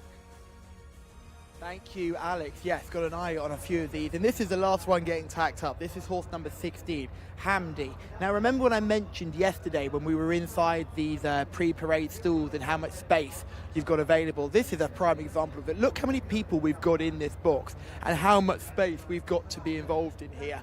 We'll just make sure we can get in a little bit closer and make sure none of us get run over here. So this is Hamdi just getting tacked up in front of us here. Connection, just making sure the girth and everything else are correct and the saddles are all going to be on properly. He's got the breastplate on as well. We'll just make sure they've got enough room as well to make sure that the horse isn't feeling too caged in here. I'm making sure I'm not going to get run over here as well because I'm in the path of a few of the horses coming by. But again, I mentioned this is the access we can get thanks to the Jcsa. They basically said, Callum, go wild, free roam, and thank you to all the connections who've been so accommodating to me just wandering into their place of work. So it's been great to see. We'll get a proper look at all of these when they get into the parade ring, but they've got about 2 minutes until they go out into the parade ring, which we've been told by the stewards. But we're getting a good look here. Look at what we're seeing here. The stretching going on. This is a move done by Aidan O'Brien quite a lot. Last minute stretches to make sure that everything goes okay. We're just getting a girth adjustment as well to make sure that that all stays on nice and tight. We can see we've got the headgear on here. We've got the blinkers on this time, not the visors. So you can see the difference between blinkers and visors. The blinkers, there's no extra slit in behind to give that horse that little bit of peripheral vision. They are purely all blacked out, so there is no way that horse can see anywhere else but forward. So these are slightly different to the visors. Now it's crucial that we get this right because we've had a few horses over the last couple of weeks come out in blinkers when they're meant to be wearing visors, or visors when they're meant to be wearing blinkers. So this is hugely important to make sure we've got the right tack on. So as you can see, we've got the girth that goes over the saddle here. You can just see this girth is going to go round eventually. We're just waiting to make sure that all goes on correctly, but you can see the detail that goes in, what everyone is trying to do. And the horse Hamdi has been so incredibly patient during this moment and making sure that everything goes okay. We're just going to step one step over. There we go. Good lad. And we're going to go under and get this girth done up. This should mean the saddle won't go anywhere. I can't believe it. I've only seen probably about 2 or 3 tack incidents all season. And that includes last season and this season. Now, you notice now, if we just pan the camera over, we'll notice that everyone is heading out into the parade ring now. This is what we mean by hitting the time. They knew they were delayed after we had that loose horse earlier on in the card. Now we have Hamdi taking too long to get ready. Watch some of the other staff members are now going to come across and wonder why Hamdi hasn't joined the rest of the group. So as you can see here, now we have this is great to see because we're seeing exactly what makes the racing here go so quickly. And now Hamdi is going to come through. Just waiting to make sure. I think they've just got the tongue strap fitted and just making sure he's got the tongue strap in the right place. And we're just biding our time here, just making sure. We've also got a couple of young lads bringing out the saddles for the next horses as well. And here goes Hamdi. Horse number 16, the last of the field, is going to go straight around the pre-parade and join them at the back of the group. Yeah, thank you very much indeed, Callum, for taking us through the prelims here. Most of the runners are indeed in the paddock. Just a heads up, Callum, when you get to see Cedric, number 8, I think he's had a very, very big lunch. Keep an eye on number 8, Cedric, who's certainly on the larger side. Let's go through the runners from top to bottom in market order, starting with number 1, Hammurabi, 7-2 at the top of the international market, Rory, and we can see in action here, finishing second to Degam Al Khaladia. Yeah, this is a slightly stronger handicap. Wasn't able to lay a glove on Degam Al Khaladia on the day. He gets out from underneath Hammurabi and wins well, but this was it doesn't sound an awful lot, but this is not a 65 handicap last time out, and Degam Al Khaladia has got a touch of class in that grade. Hammurabi has just plugged on away perfectly, genuinely, to finish second. And the key here is dropping down to 0-60. There aren't any horses of the class of the winner in this contest, and even those who are on the ceiling mark here, most of them have got a little bit to prove. So I thought Hammurabi was, to be honest, the most obvious horse in this race. Like, deserves to be favourite. Behind Degam Al Khaladia, which I think was a winning selection from Tom a couple of weeks ago. Yeah, certainly was. And as you say, I think that Hammurabi won't meet anything of the calibre of Degam Al Khaladia. Next is Tara, who's drawn on the inside, still 1. Yeah, Tara's third on his last 2 starts. Sounds like it should be a filly, but I won't get caught out by that. And would have a chance on that, but not from 8 in career to date. I think Tara might do better again this season, but is having a seasonal reappearance here, so fitness has to be a slight question mark, and no doubt Callum will point us in the right direction. Okay, that's the 7-2 joint favourites at the top. It is back to Mr. Helliwell on that green grass. Thank you, team. Yeah, I've just got a good look at horse number 2. She's got a bit of a laceration underneath his stomach there, horse number 2. Just get a close-on look at that. He's one of the horses that really caught my eye physically, but I'd be a little bit concerned about what's going on at the bottom there. So probably going to make that paddock negative now, horse number 2. If I can find connections, I will ask them what is going on. Let's go back to horse number 4, one of the more thoroughbred looking types in this field, just coming by us now with the flare strip and the purple noseband. Good looking individual, this horse number 4, Tabea Al Naif, looks very well. I'd say looks really well in the coat, walking out in good style. Certainly for me, the paddock eye catcher so far. We'll go back and look at horse number 7, another very thoroughbred looking individual. This is Jade de Carrier, a horse we know very, very well. We love Big Jade. She's been here, there and everywhere, Jade de Carrier. We've seen this horse plenty of times. Again, looks really well in the coat, marching out nicely, has danced every dance. We know the level, one that you certainly have to keep seriously. Now, the one in behind is horse number 8, Cedric, the horse that we mentioned here maybe had eaten a bit too much, and you can understand what you mean there, Mark, by Cedric really enjoying his lunch, because it's a bit of a barrel and not particularly behaving himself in the parade ring either. So I'd be a little bit concerned about the gelding Cedric in this field, who just looks a little bit rotund here in the parade ring. Hopefully we can get a good old shot of Cedric, who's just getting absolutely wound up here in the prelims. Lots of negatives here, physically, mentally, and just conditions wise. This horse is doing us no favours. So Cedric, a big old cross in the box. Let's go back one more though to horse number 10. Will be the final horse we have a look at in this field. Horse number 10 is Jcsa, who's just coming towards us now. A completely different behaved creature here, Jcsa, going around, nice gentle jog, strong, typical purebred Arabian neck on this one, and taking everything in stride. But guys, the paddock pick has to be horse number 4 for me. Which we'll come to next, Rory. Third choice in the market, Tabea Al Naif, 9-2. With Berto Ramos, looking for his second winner of the day, does have stall 15. Yeah, but Wiggy's win earlier on came from stall 19, so he's shown that he's got the knack of getting them across. It's nice to see him on the board for the first time in Riyadh this season. Tabea Al Naif, not exactly a regular winner. She has won a maiden race, and she's fairly treated on the best of her efforts. 3 places from her last 5 runs, but she finds winning tough. I think she'll be thereabouts despite the wide draw, but I'm going to find something else to beat her, I think. Jawad Al Khaladia races off the same mark as Hammurabi and Tabea Al Naif. Is he worthy of that mark of 60? Well, it's a bit of a question mark. He's drawn a stall 16.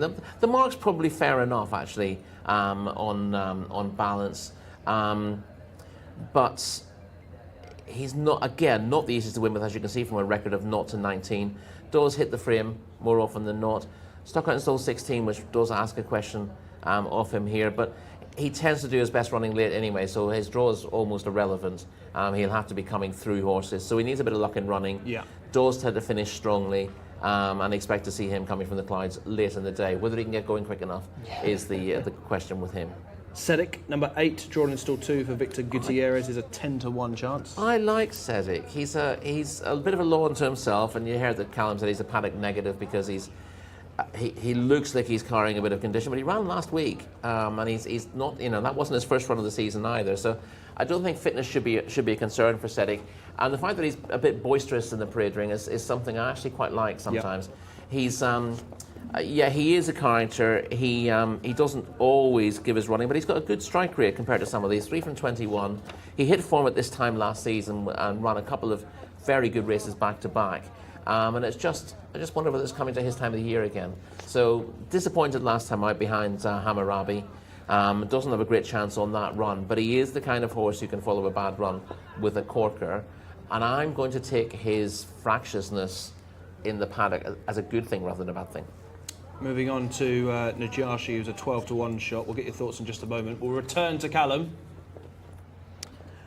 Thank you very much, team. Yeah, just a quick update on horse number 2, Azab. I just spoke to the vet Toby because I saw that just lesion underneath the stomach, and I did wonder what it was about. It was an old wound. They have checked it. It is healed, and it's granulation that I can see, just the way it's healing. So basically, look at it as almost like a scab on a human. So nothing to be concerned about with horse number 2, Azab. Okay, thank you, Callum. As the runners are making their way down to the start, we can see Jawad Al-Khaladir, the grey, leading out. Yeah, that's the horse that Callum was talking about. Obviously, I think he's looking at the wrong race when he's looking at the next race. When he mentioned the horse's name, but he did mention it before, the grey and the red and white stripes. And yes, I think the vets would always be on top of the fight. If that was a fresh injury, it'd get spotted very, very quickly indeed. But obviously, it's something that is of no concern, and we've already discussed his chances. He'll be hopefully rattling home if he doesn't get caught too wide on the track in the early stages. We were just about to touch upon Najashi, weren't we, who tries a new trip today?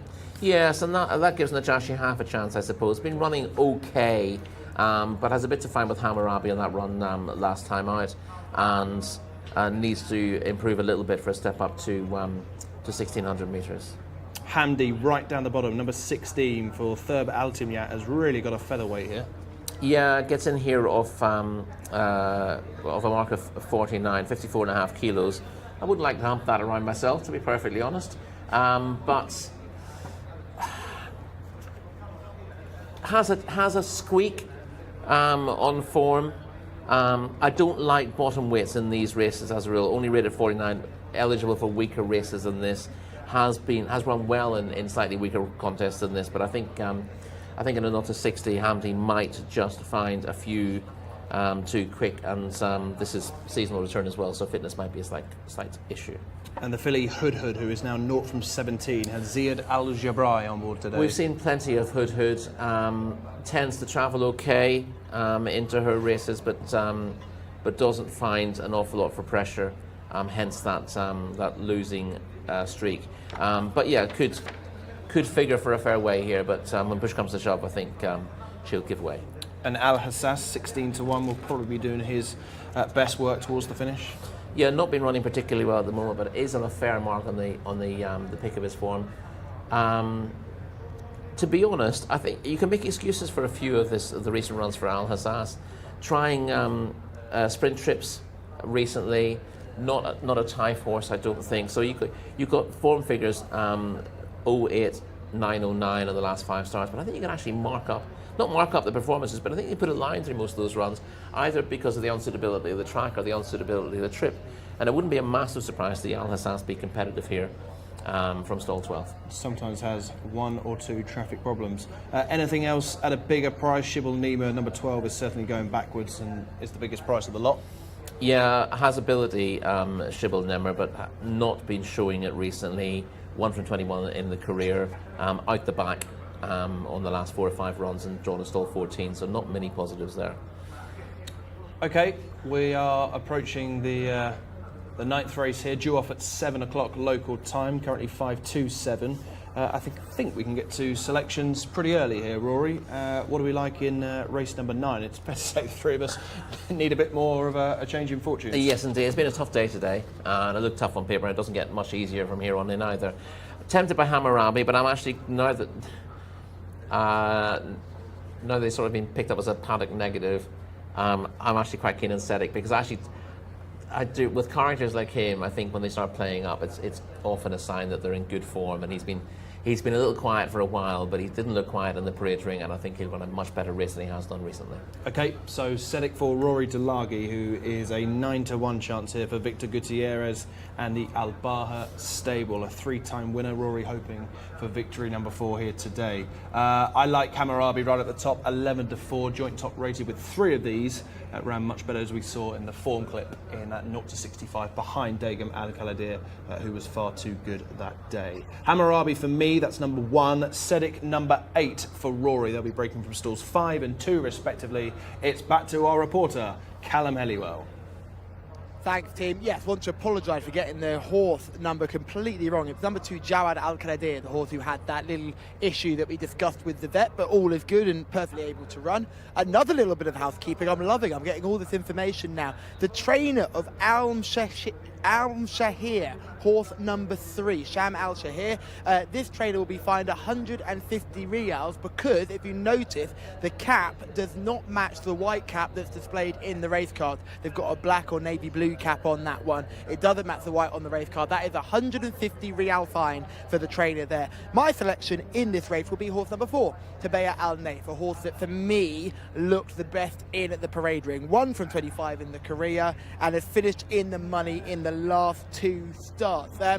I'm now fascinated by Rory's opinion on Cedric, because I can kind of understand where he's coming from, because Cedric was an absolute monkey in the parade ring, but has been much calmer now down at the start. And I know Rory's a big advocate of horses that are definitely keen to get on with the job, and as long as they stay much calmer down at the start, it's not necessarily a negative. I couldn't have him, Rory, but I understand where you're coming from, so certainly wouldn't go against you on that pick. But for me, under these stunning lights of King Abdulaziz Racecourse, which is just looking resplendent this evening, I'm going to be looking for horse number 4, Tabeya Al-Naif. Also like to see horse number 7, Jcsa Carrere, run a better race than normal. She's an interesting character. She keeps trying in much tougher races, but now in this lower grade handicap, maybe she can make her presence felt. But it's number 4 for me, team. Alex Sussy can call them home.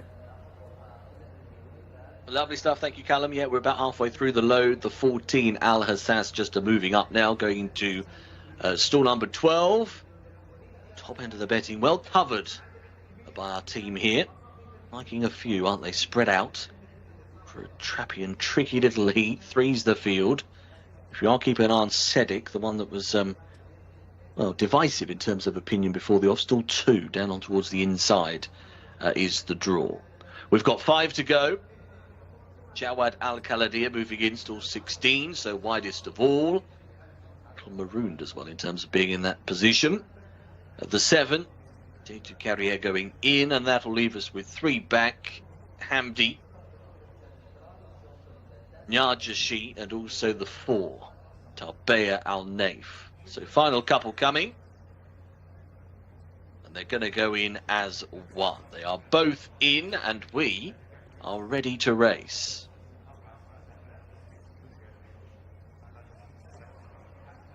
Be a little hold, not quite at post time yet. We are now.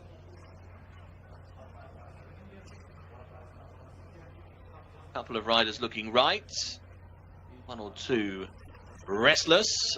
They're off. Racing away. Arabian handicap here, 0-60 over 1,600 metres. Not the best of breaks for Jawad Al-Khaladir, who is going to have to drop in now as a result.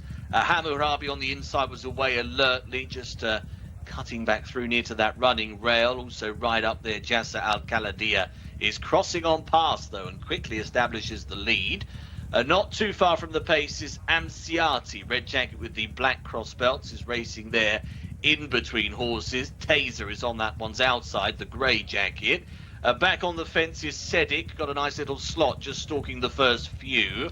A bit wider on the course is Tabea Al Naif, but starting to make up some ground. Sham Al Shahir is next as well and beginning to try and weave through.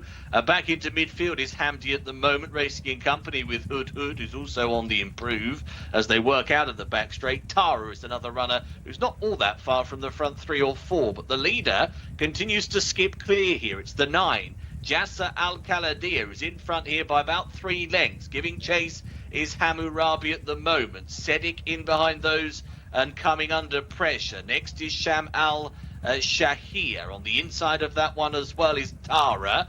1 or 2 will start to try and run on. Hood Hood is making a bit of headway, and also starting to make a bit of ground is Jcsa, but they've levelled. Just over 300 metres to go. It's Hammurabi who now has the call. Hammurabi's in front, 2 lengths the advantage. Diving down to the inside is Shibal Nimmer from the back end of the field, rushing home that runner towards the inside, and it's going to be the 12. Shibal Nimmer has come through on the inside here and has taken it up, goes past Hammurabi, and next then is Jcsa, but it's going to be Shibal Nimmer for an upset. Has gone on to win and beat Jcsa in second, and then come Hammurabi. And late gains made from Jawad Al Khaladir, who's slowing to stride significantly faster at the end of the race. Number 12 is your winner, huge upset. Shibal Nimir has gone on to win here at a whopping price. You're going to look at about 33 to 1 or that ballpark on the international markets. Probably the longest of the lot, actually. But has won for the second time in the career, and those recent form figures have been put well behind to prevail. There's one in a time of 1:54.33. Hot early pace, wasn't it, being set by Jcsa Al Khaladir, who completely faded late on. Jcsa, second money for that one. Mohamed Al Hubail on board, 2.5 lengths down. And then Hammurabi in third place from Jawad Al Khaladir, who's a bit of a note-worthy individual, but is a bit frustrating, 0 from 19 before today. Upset then, Boyle over in race 9. The order was 12, 11, 1 and 2.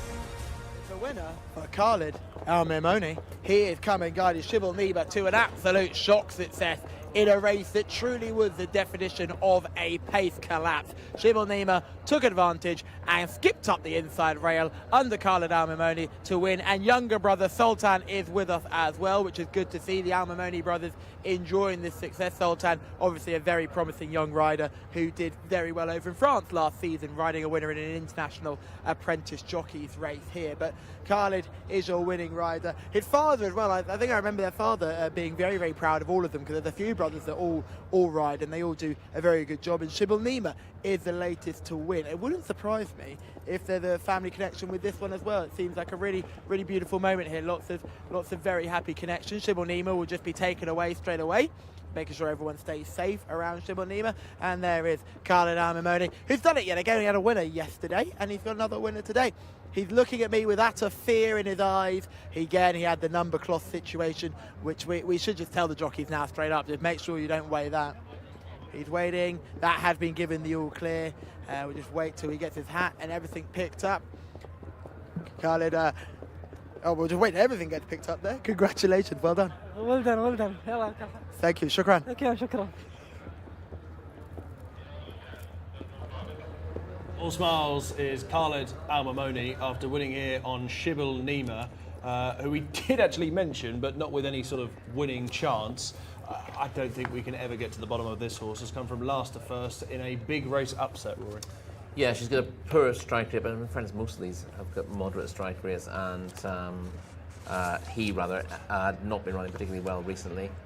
Drawn a stall 14. Well, that didn't really matter because Shibal Nimmer tends to be fairly slowly away, but as we'll see, has managed to get across to the rail in the straight. So good ride from Khalid Al-Mamoni to do that, and he's picked up a spare because there's no jockey boot for this overnight. But Khalid has picked up another crucial winner, and Shibal Nimmer has looked as straightforward as you like. Comes out of slow 14. We see here, not the slowest away.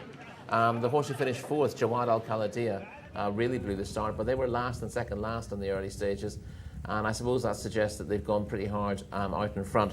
That the main reason for that was that Jcsa Al-Khaladiya, I thought the pace that Hammurabi was setting from the inside was warm enough, but Jcsa Al-Khaladiya has gone herring off from stall 9 and gone into a big lead, and that's helped set the race up for the finishers. I thought Hammurabi again was happy enough to see something set this sort of pace, but it can be difficult. No one wants to chase that kind of mad pace. No. But at the same time, if you sort of are the horse in the leading the chasing pack, that can leave you in a difficult situation, knowing when to press the button, or if to press the button at all. You'll often see horses who go off this fast just weaken out of things. But there's nothing worse than letting one go in front and then coming into the straight and it's still 20 lengths clear, and so no one's made a move because no one wants to be the one who bridges the gap and sets it up for the others. But in this case, the leader was a fairly short runner, despite building up maybe a 10-length lead at one stage, and is already beginning to weaken on the front end, just in front still. But Hammurabi is about to go up into second place, and my selection, Sedic, briefly looked like he was going to set up a grandstand finish between the pair of us. They both run okay, but you can see there are one or two in behind going particularly well. Well, Hood was one of those. Hood was one of those, but Hood always tends to travel okay and then not find off the bridle. And it is Shibal Nimmer who's managed to get across to that inside after a moderate break and comes through to win pretty well. You've also got a good lit run from the Jashi to deprive you of second place. Yes. At least you didn't have yet another second on the card. So when you get another third, it doesn't sound quite so bad. But yes, your luck will turn before long. I hope so. Shibal Nima is the winner of race number 9.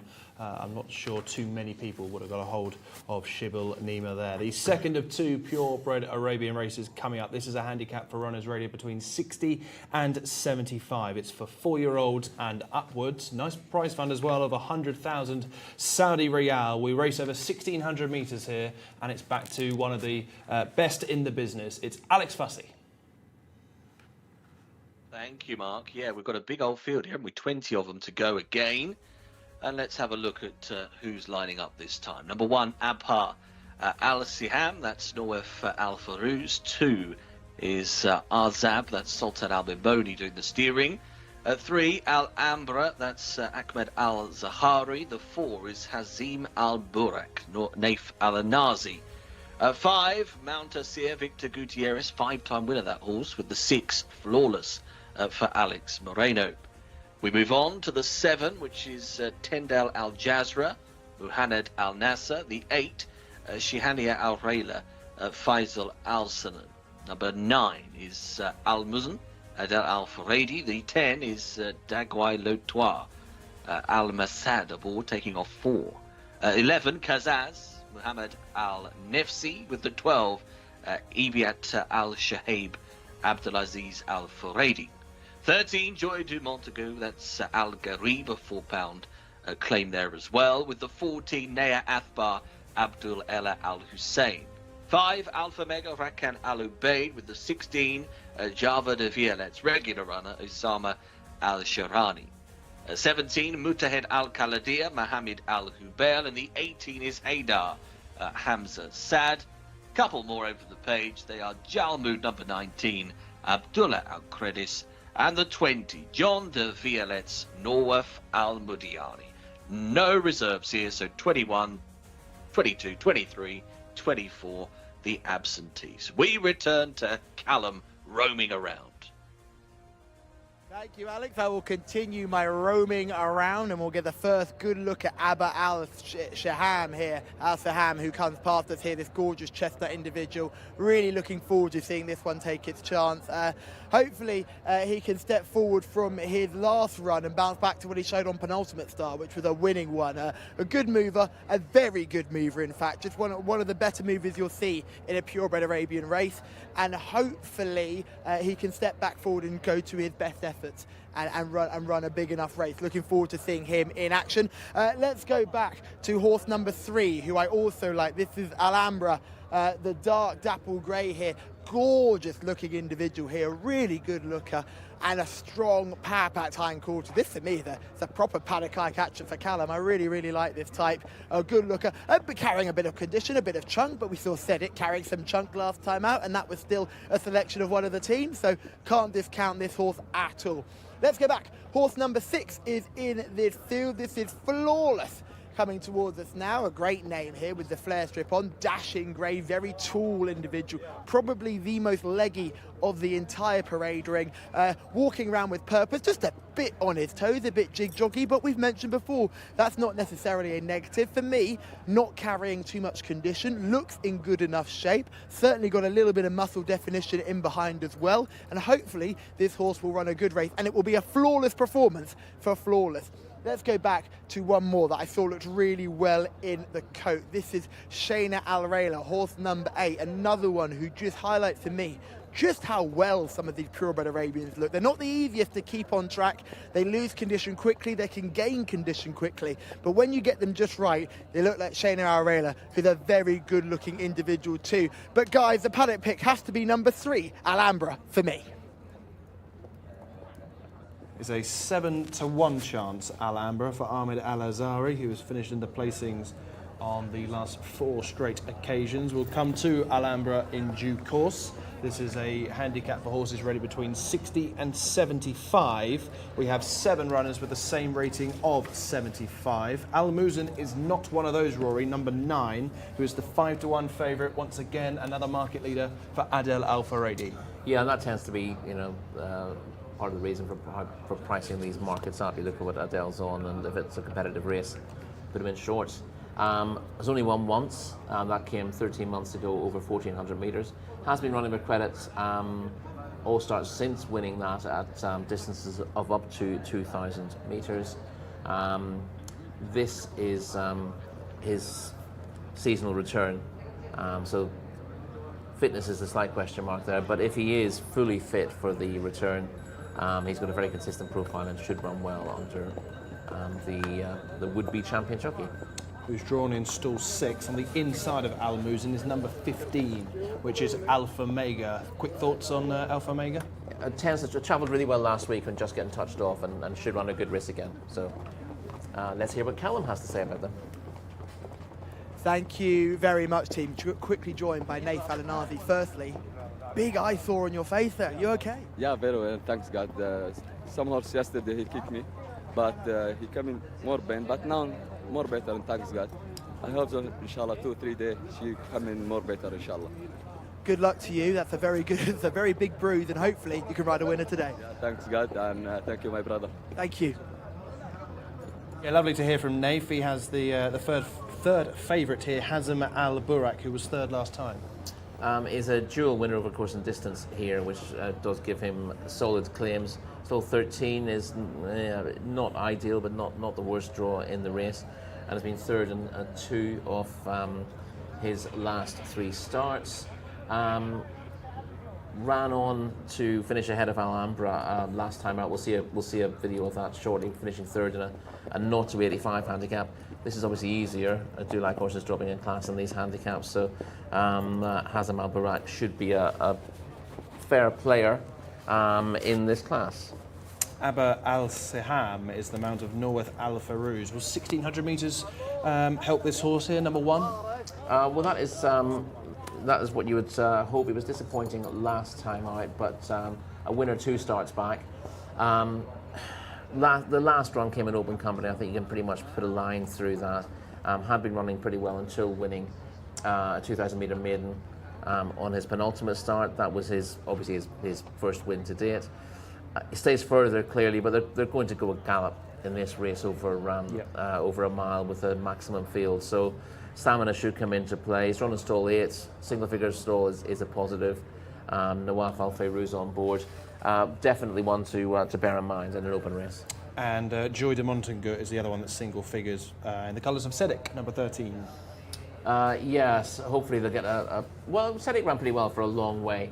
This one was a fair fifth over 1,600 metres at Taif in the summer, but definitely showed improved form when winning there over 2,400 metres and also finishing second over that trip since. So I wonder, we're talking about the top weight dropping back from 2,000 to 1,600.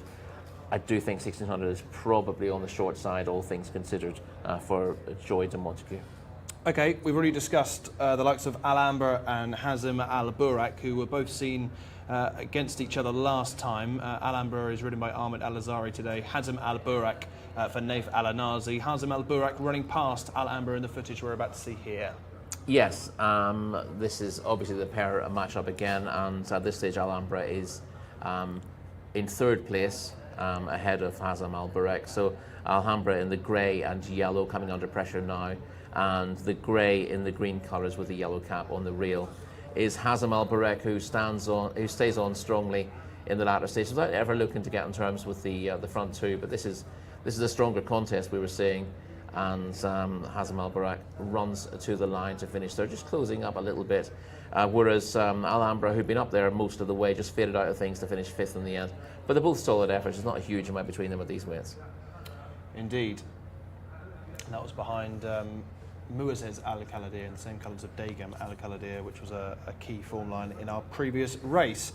Okay, so we've covered a fair few of the leading protagonists. Is there anything at a bigger price? Possibly Jalmoud, who likes to experiment with trips. That's number 19. Yeah, Jalmoud, not to be confused with Jalmod, who also runs in these races. But Jalmoud, he's pretty reliable in terms of, or adaptable rather, in terms of trip.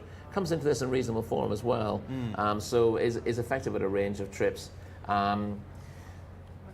He won 2 starts ago, probably ran even better when third last time out. Is suited by a strong pace that he can finish off as well. It has to do his best running late, so his draw is wide enough. But again, we saw with the winner of the last race that if you can tuck in behind here and get a bit of luck in running, you can finish strongly on the rail. So I wouldn't be surprised to see Jalmoud do that. Bigger field here as it's like concerned, though. Yeah. With a full 20 runners, space is going to be at a premium, so he needs a bit of luck to find the gaps at the right time. But if he does, he's competitive off his mark. Okay, and Tendel Al Jazra, who is a bigger price than expected, but she needs to leave, or he needs to leave behind the last 2 runs. Number 7, sorry. Yes, Tendel Al Jazra. Yeah, a couple of good wins earlier this season. 2 from 6 in the career, but the last 2 runs a little bit disappointing. But in saying that, possibilities of bouncing back today from what looks a positive draw in stall 3, and Tendel Al Jazra again, not one I'd want to be against. Was based in France before, so does have form elsewhere. I think might have even started off in the UK, but raced in France, so there's only 6 local runs. I don't know what went wrong at the end of last season, but he seemed to lose his form. If he can bounce back, then he's very fairly handicapped, and stall 3 does give him a chance. I don't like horses who were in form coming back off a break, because you can't trust them being in the same form. But when you get horses who have shown good form, then run disappointingly a few times, I tend to like them more off a break. So that's potentially a positive. for Tendril Al Jazra, but it's difficult to put your finger on why he was so disappointing in his last couple of starts last season. And I guess the final one to really mention, Nea Athbar, number 14. Can Abdel Al Hussein work any magic from stall 5? Possibly. I think this is an interesting one, actually. Yeah. Is well handicapped on last season's form. Recent form figures are not particularly impressive. 4 from 41 in the career, but has dropped to a mark of 70, so just sneaks into this grade, and was twice a winner of better class handicaps here last season. So the kind of horse that I'm happy to take a bit of a swing at. If it retains that ability from last season, this track suits Nea Athbar, and hopefully he can find last season's form and leave behind some disappointing efforts, as indeed our last winner did. We've covered most of the field, Rory. It's time to pick out a horse that you like. It's a very, very open-looking race. Are you going to go to something towards the top of the market? Well, we probably should touch on Alpha Mega just very briefly again, because we did talk about him. We had to go to Callum very quickly. Yes. He's been in the frame on 4 of his last 5, runner-up the last twice, and always thereabouts last time. The jockey thought he was going to win off the bench, he was looking around for dangers, but he couldn't quite get on terms with the all-the-way winner at that time. But he's sure to run his race with Rakan Al Ubaid riding and getting stall 2 again, so he's a massive player here. But still to win a race, and I think he likes to follow one. So I think he'll probably hit the frame again. But in terms of the winner, I'm going to take a swing on Nea Athbar. Big price. It is, you are taking a chance because this season's form isn't good enough to win. Last season's form, he was winning in higher class races, so maybe he's just lost a bit of ability, but a lot of these horses just come in and out of form, and I'm hoping that's the case with him. Another one we didn't mention was Flawless. We didn't give that much of a mention, only 0 from 2 here, but Alex Moreno is riding, and this stable is always worth watching as well. So to ignore the form you've seen before, we heard the assistant trainer saying, that they're very confident they'll have a good season, and they only run the horses when they're confident they're going to run well. So Flawless is another one to bear in mind, despite that bad draw. But you're going with Nea Athbar then at a big price, 25 to 1. Yeah, I'm happy to go with that at the price. Okay, I'm going to stick with Alpha Mega towards the top. Is the 5 to 1 joint favourite now with Al Muzin, Rakan Al Ubaid from number 2. That is number 15, Alpha Mega. Let's go back to Callum.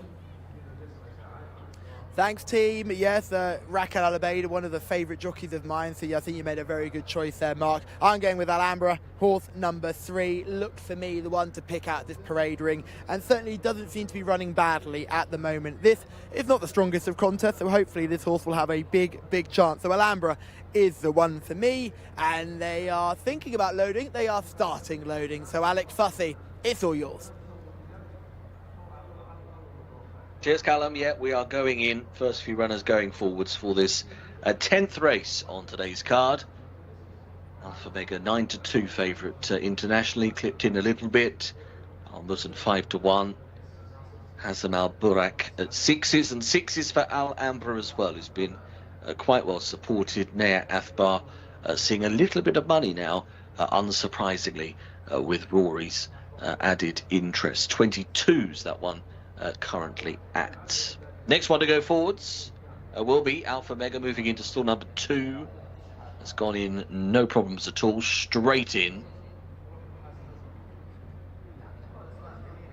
It will be next to come forwards. It'll be the 13 next. Joy de Montego is going to go forwards into gate 11. The 16 coming up as well.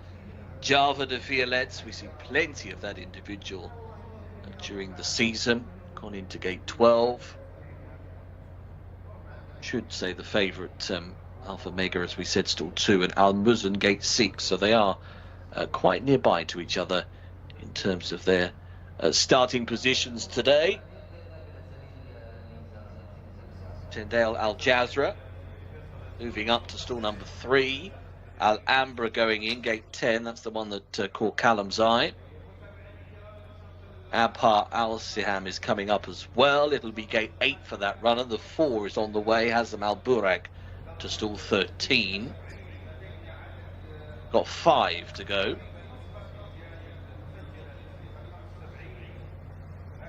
Just working on stall 8, aren't we, here at the moment?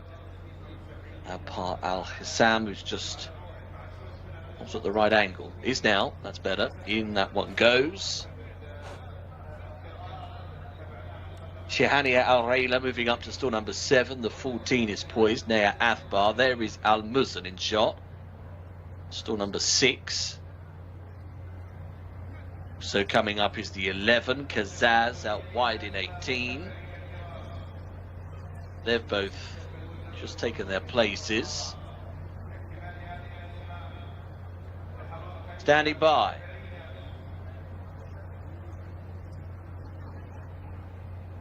Again a hold. And we've got a loose one. The 6 has broken the stalls. Flawless. How ironic. Not living up to the name. It's broken through the gates. Alex Moreno was on board. Hopefully Alex is okay. No angles on that one at the moment, but Flawless gallops away. There are the outriders straight away to grab hold. So they've got straight away. And they've also backed the 14 out of the stalls here, Naya Athbar. So we could be in for a little hold, Mark. Indeed the case, Alex. I think we've got 2 or 3 actually at the back. Al-Muzin might be another. But it's Flawless who is anything but that at the start, Rory, who's come charging through gate 15, but I think has been caught rather quickly. Yes, good to see that. We had one that got loose earlier on that stayed loose, but here you see the pictures of Flawless already caught by the outriders, so we should have this situation mended fairly quickly. And yeah, we managed delays really well here. I say we don't. But the racecourse manages this, and they've got a lot of people with specific rules that work really well, and you see everything meshes very nicely at the track. And the outriders, although they had one of their few mini failures earlier on when they took 3 or 4 goes to catch the loose one, generally speaking, we get situations like this under control very quickly. Whereas back at home, you can have a horse running loose for 20 minutes, can't you? There was one at Wolverhampton recently. I think Callum might have actually been there, where the horse went round at least 4 times. Yeah. You know, what's it away round at Wolverhampton? 1,600 metres, I think it is. So let's go back to Callum. I know that you're a big advocate for outriders in Britain, Callum. You're absolutely right, and Mark, you are bang on right. The horse was called Amchi. It went round the course 3 times, then it jumped over a barrier into the woods and took about half an hour to be caught before a 2-year-old nursery. So you can imagine the state of those 2-year-olds by the time the gates opened. It was an absolute nightmare. And it was one of those, I think, I remember saying to everybody that this is a situation where outriders are crucial, because you can get as many people as you like stood on the track, and we're all waving at this horse as it gallops on past. And then the more it gallops, the more the crowd get involved and start cheering it as it goes by, and the whole situation becomes stressful. And of course, in some tracks in the UK, it's just a simple oval. You've got starting stalls that are in the path of a loose horse, which can often be very, very dangerous. So it's one of those things that I think could be used. I imagine there are many reasons why we don't use them in the UK, but I think they're used in almost every other racing jurisdiction, and you can often find yourself going, it's probably a job which we could fill quite easily and save a lot of issues. But it just seems to be something that people within our jurisdiction, the racing jurisdiction that we spend most of our time in, seem not to want to get involved with. But it's a shame, because as you see here, that horse has been caught and Alex is back on. So all suggests that they're going to have a go with this horse in this contest, which is Flawless. Horse number 6 on your race card. The vets are down there. Obviously, we've got 2 sets of vets at this part of the track. We'll have a vet at this section, and then we'll have a vet halfway round as well, just to make sure that if there are any incidents, they will be allowed to go. But it looks like Flawless is going. So, Alex, it's all over to you. Thank you, Callum. Yeah, last couple have gone in, including Flawless, who was caught rather quickly, so didn't cover much ground, and we are set. They're off. Jumped away, Flawless, okay, probably one of the slowest actually in gathering stride. We race here over 1,600 metres once again. Very sluggish now. Shahania Al-Rayla is detached by a good 3 or 4 lengths. Early speed then, coming from the likes of Alpha Mega, who's right up there, and also crossing over Mutahed Al-Khaladir, and that one's going to edge on by. Not too far from them as well is Arzab, that one running in against the running rail, just in 3rd position. John de Violet, white on the jacket, blue hoops, is a bit wider and also now moving forwards to race prominently. Alhambra just following as they make their journey onwards towards the end of the back straight. Al Muzen's up the fence, racing in about 5th place at this point in time. Starting to make a bit of a move is Dagui Lotois. The red and white colours between horses is weaving as they take the spin out of the back straight. Looking back into midfield, you'll find Hazem Al Burak is also just starting to tick off a few rivals. But up top here, this 17 horse, Mutahad Al Kaladia, is clear by a good 6-7 lengths on the home turn. So Mutahad Kaladia has a healthy break on the field. In second is Alpha Miga. Down on the inside, Al Muzen now starts to make progress. Wider of that is Dagua Lotois. Still running on a bit is Hazem Al Burak and Alhambra just behind that one. But still, Mutahad Al Kaladia is in front and keeps on rolling. Mutahad Al Kaladia has the advantage of 5 lengths here over Al Muzen in second. 3rd place then is with Alpha Mega, but as they work inside the final 100, it's Mutahad Al Kaladia for Mohammed Al Hubail, who's clear by 5 and clear to win. Beats Al Muzen into 2nd place. 3rd was the onrushing Jalmood, who came from off the speed for a place. Number 17, Mutahad Al Kaladia, the winner. Going on to land our 2nd Arabian race of the day. That's 60 to 75 handicap. A fair price, double digits, sort of 12s mark, I would reckon, for that runner. But managed to cross on over from stall 19. And we're starting to see more of that, aren't we? Some of these wide numbers definitely getting involved in the action these days. Last couple of weeks, not always been the case. But that's Mutahad Al Kaladia winning from gate 19 in a time of 1:52.11. What's this winning margin going to be? About 4 lengths, 4.5 lengths maybe? 4.5 it is. Getting good at this. Al Muzen finished in 2nd. And then back in 3rd place was Jalmood, which was interesting, the amount of ground that one gained on them late in the piece. So that was race 10. Quite a cosy winner, wasn't it, as well? 17 beats 9 and 19.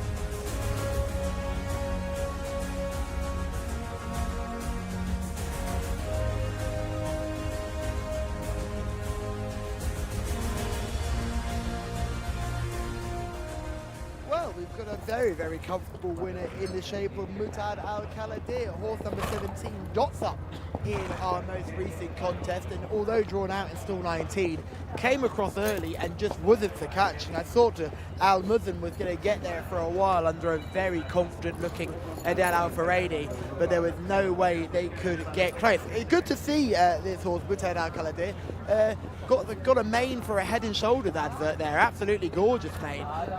Just making sure that the grooms take it back in to get photographed. And this horse is going to be tested for substance as well. You can just see the red ribbon, just making sure it gets lined up in the right place here. And brought in nicely here. Congratulations to all involved.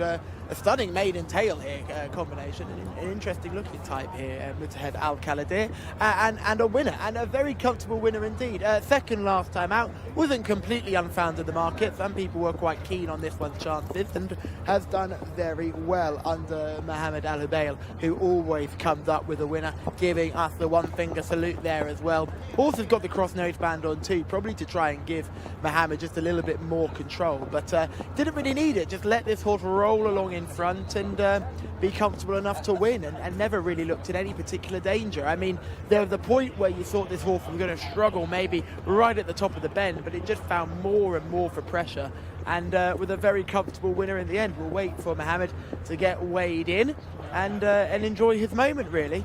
A talented young man who gets plenty of rides as well. He's almost active in every single race, so always good to see him come through with a winner as well. So we'll just try and grab a word with him after, as soon as he gets interviewed and as soon as he gets the time in front of us.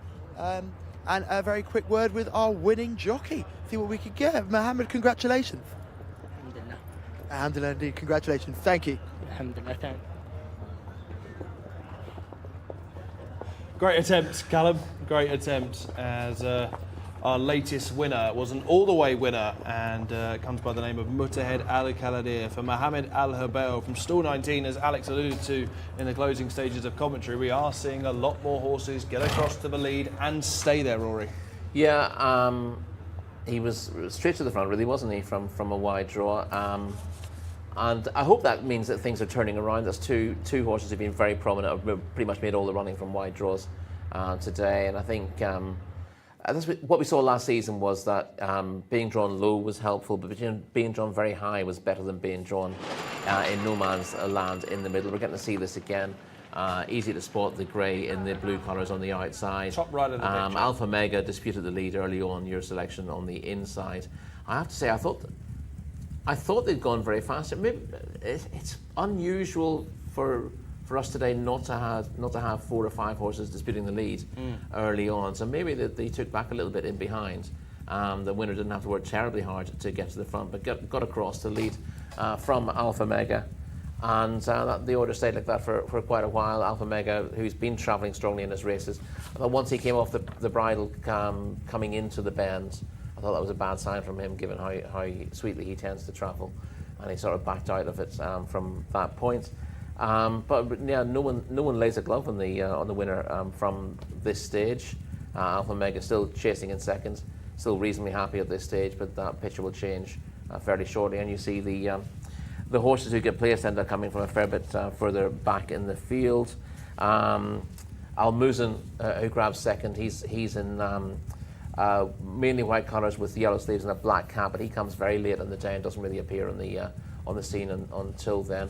Beginning to work his way into contention now. Nayar Aspa again came from way back in the field to dispute 4th place at the line. He ends up finishing 5th. Who else do we have? We had Jalmud again, not doing much in the early stages of the race, and then running through horses to pick up the pieces. But yeah, once the winner shook off Alpha Mega, best part of 3 furlongs or 4 furlongs out, it was just a case of whether he could keep galloping, but he didn't ever look likely to stop. Previously, he's looked best over shorter trips, but he's stayed this trip very well today, having made all the running. And under a well-judged ride. So yeah, not much to report really in behind. The placed horses were really doing their running late. Al Muzin wasn't miles back in the field, sort of crept into it around the inside, but never really looked like getting too close to the winner, and the others were just picking up the pieces late in the day. The result is now official, by the way. The numbers 17, 9, 19 and 14. The winner there, Mutahed Al Khaladir. We go back up in grade here and back into thoroughbred racing for this local bred open over 9 furlongs, 3-year-olds and upwards. And Alex Fussy can tell us who's running. I would indeed, Mark. Let's have a look at the field then for our penultimate race of the day. Number 1 is Ibn Hadban. That's the man to Abdullah Al Kredis. Number 2, Hamdi Osama Al Sharani. 3 is Dajar Abdullah Al-Lawfi, 4 same ownership, Mortajay Mohammed Syed. 5, Mosakar, that's Rakan Al-Ubaid, and the 6 is Aras, that's Abdulaziz Al-Faradi. 7, Al-Lajwa, Naif Al-Anazi, and the 8, Al-Najim Al-Hadra, Rayan Al-Taresh. 9 is Ashkana, currently the international favourite, Adel Al-Faradi. 10 doesn't go, that's the non in here. 11, Nahar Al-Aid, Khalid Al-Mimoni, and the 12, Jadi El-Kia, Alex Moreno. 13, bottom of the page, Mosh Abha, Abdullah Al-Saudi. 14, Rarasi, Al Masad taking on 4. 15 is Jadoud Mohammed Al Habib. 16 Floret Jimmy Carrion, and 17 Sarajevo Salman Al Rashid. That's the field of 16 for race 11 as we head back to Mark and Rory.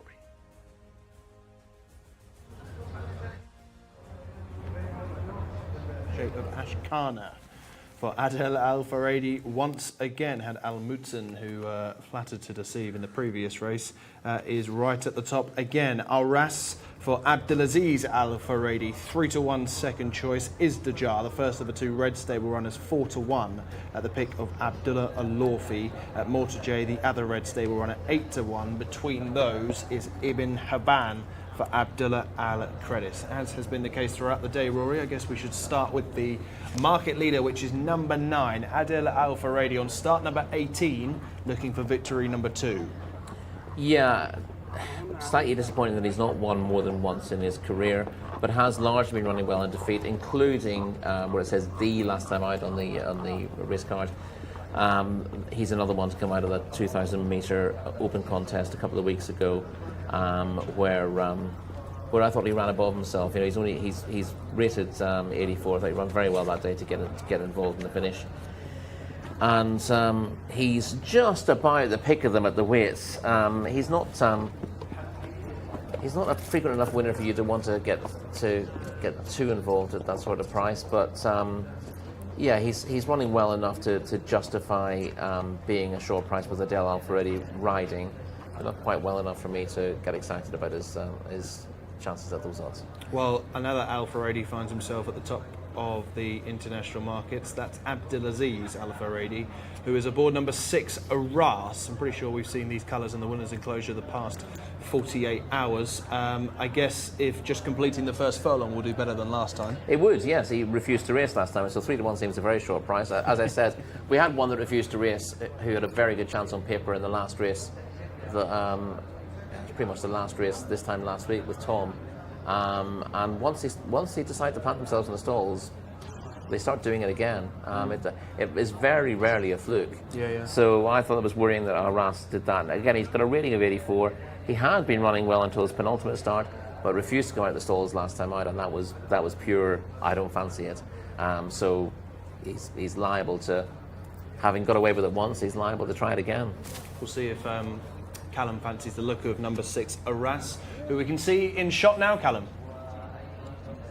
Thanks, team. We will have a look at Aras. We're going to look at horse number 3 to start with, though. This is Izdajar, walking out nicely here. I thought of the red stable runners, probably the one I like the most here, looking well in the coat light, bouncing off that coat, walking out well, a little bit lackadaisical, you can't lie, but handling all the prelims well enough, hopefully shows a bit more spark once we get to the racetrack. Let's pull back to horse number 7 here, who are the horse who's certainly a completely different model when we talk about ready to go. This is Al-Ajwa, who's just coming past us now.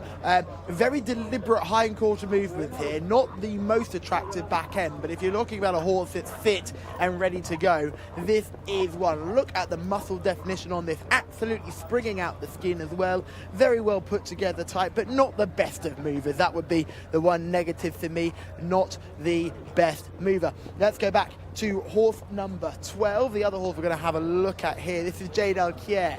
I'm a big fan of Jade Al-Kier here. I liked this horse last season, and I think in this type of company, quite a dangerous runner, this 4-year-old filly now. She's been around for a while, but she's a very, very good individual. You can just see her. She's just prowling around the parade ring. She really does catch the eye, doesn't she? She's very keen to get going. She's very intrigued. She's just right on her edge, but I'm happy to go with her here. Jade Al-Kier will be my paddock eye catcher. Now, boys, I heard you like horse number 6, so we're going to make a quick shot across the parade ring to have a look at horse number 6 as well. This is Aras team.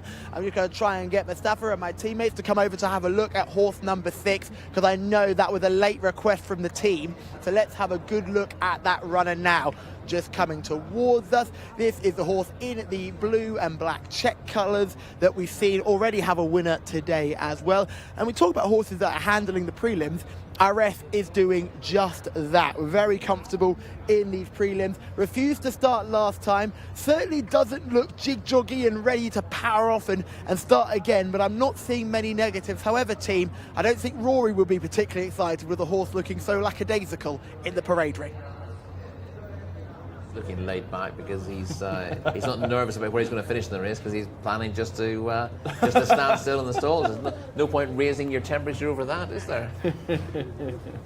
Let's look at some of the others then. Let's look at the red stable pair, who aren't too far away in the market. Is the Jar 7-2, Mortar slightly bigger 8-1. They're side by side on the race card. Rory, which one would you like to highlight first? Well, might as well do them in order. Is the Jar has been running well. He's another horse who ran in that Void race a couple of weeks ago. He ran very well. Popping up a finished lot, third, isn't it? Yeah. And that was his third placing in a row. I thought it was a solid. He sort of lacks instant acceleration, but I suppose that's part of the course over this sort of trip. But looks like he should be competitive again, coming out of stall 6. No real negatives with him. I thought everything he did last time out was pretty honest. His rating of 80 gives him a little bit to find with the best of these, but Mortar J's rated 86 is a little bit of a question mark, because he started slowly last time out and couldn't get into the race before finishing reasonably strongly into 7th place. And for a horse who's been very high class, been rated higher than 86 in the past, he's won 12 of his 39 starts, been a star over the years for the stable. The issue with him is he's effectively sort of a 7 furlong horse, a 1400 metre horse these days. He's won at up to 1600, but most of his wins have come over 1200 and 1400. These days he starts too slowly to win a race that doesn't collapse over that sort of trip. But I don't think he stays this trip. 1800 metres. Yeah, he does. Because he finishes strongly over shorter, it doesn't necessarily mean he wants this. He's only been tried once at the trip and he didn't stay. Maybe these days, because he exerts himself less early on, he might get home. But my gut feeling is that 1600 would be better for him these days, because of the way they run the races, they'll go hard and they might tend to stop at the end of it. 1800, it tends to be a slightly messier race, and that won't necessarily suit him, but it will test his stamina to the limit. Runners are just taking their final lap around the parade ring. They'll be exiting, or even one or two are starting to exit, including this horse, number 13, which is Moshabha. Right at the top, Rory, we have Ibn Haban for Abdullah Al-Kredis. Is an 8-1 chance here and a 5-time winner. Yeah, he's a solid performer, 5 from 40 in his career, usually thereabouts. He's adaptable in terms of trip. He's won handicaps at 1200 metre and 2000 metres in the last year. Ran another solid race from 5th to Atomic Impact and a 0 to 90 handicap last time out. He's not bad. He's given weight away to everything with 62 kilos, but he is a fairly classy performer in relation to some of these, and he should be thereabouts from a good draw stall 3. Yeah, I agree. Al-Najim Al-Hader for the White Stable, who have had 2 winners today. One for Rayan Al-Taesh, is drawn in the same number as the Saddlecloth, number 8. Yeah, I thought he didn't stay the trip 2 starts ago, and has been running pretty well all season. Won a 1400 metre 61 to 76 handicap at Taif in August, and has been running to at least that level since. He was behind Mashmook last time in 5th. He was behind Is the Jar that day, but I think he's got a chance of turning the tables. As I said, he was weak at the finish that day over a trip he's not proven over, and I think he'll appreciate the slight drop back in trip to 1800 metres. We'll come to 12 and 13, Jose El Kayir and Moshabha later if you want to say a word on those. But I've got to get your thoughts on number 15, which is the biggest gamble in the race. 40-1 into 16-1 Jadoon for Mohammed Al Habib for Thama Al Dahani. Pretty sure in his colours as well. I feel the fingers of Tom all over this. Yeah, has it to do on the ratings? Has a rating of 68, Jadoon, but as a horse who's physically thriving at the moment and running well as a result. Won a 1600 metre maiden at Taif in August. Definitely progressed again in my eyes to finish a second to Mohammadi in a winners event last time out, going on well at the finish. The handicapper hasn't raised them much for that, but I thought it was an improved effort. And although the figures tell you that he's got about a stone to find with the best of these, I think he'll run well. I'm a little bit disappointed that the price has disappeared about him, but I think he's an interesting one.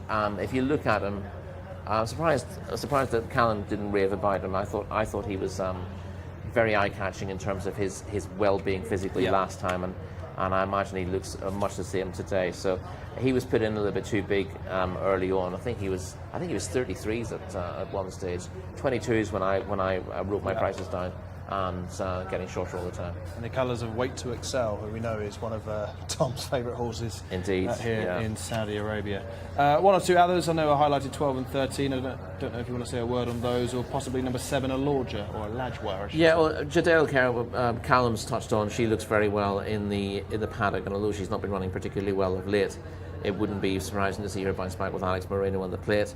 Moshabar is a horse that we talked about last week. He was third in an open race last week, having also run really well to be second in that void race the week before. So he's running above himself. The handicapper's raised him for running in a void race, which I think is a little bit cheeky. I mean, he's not in a handicap now, so maybe he'd be allowed to run off his old mark, and these marks are just for information. But obviously, if it was a void race back home, the handicapper wouldn't be able to raise the horses for it.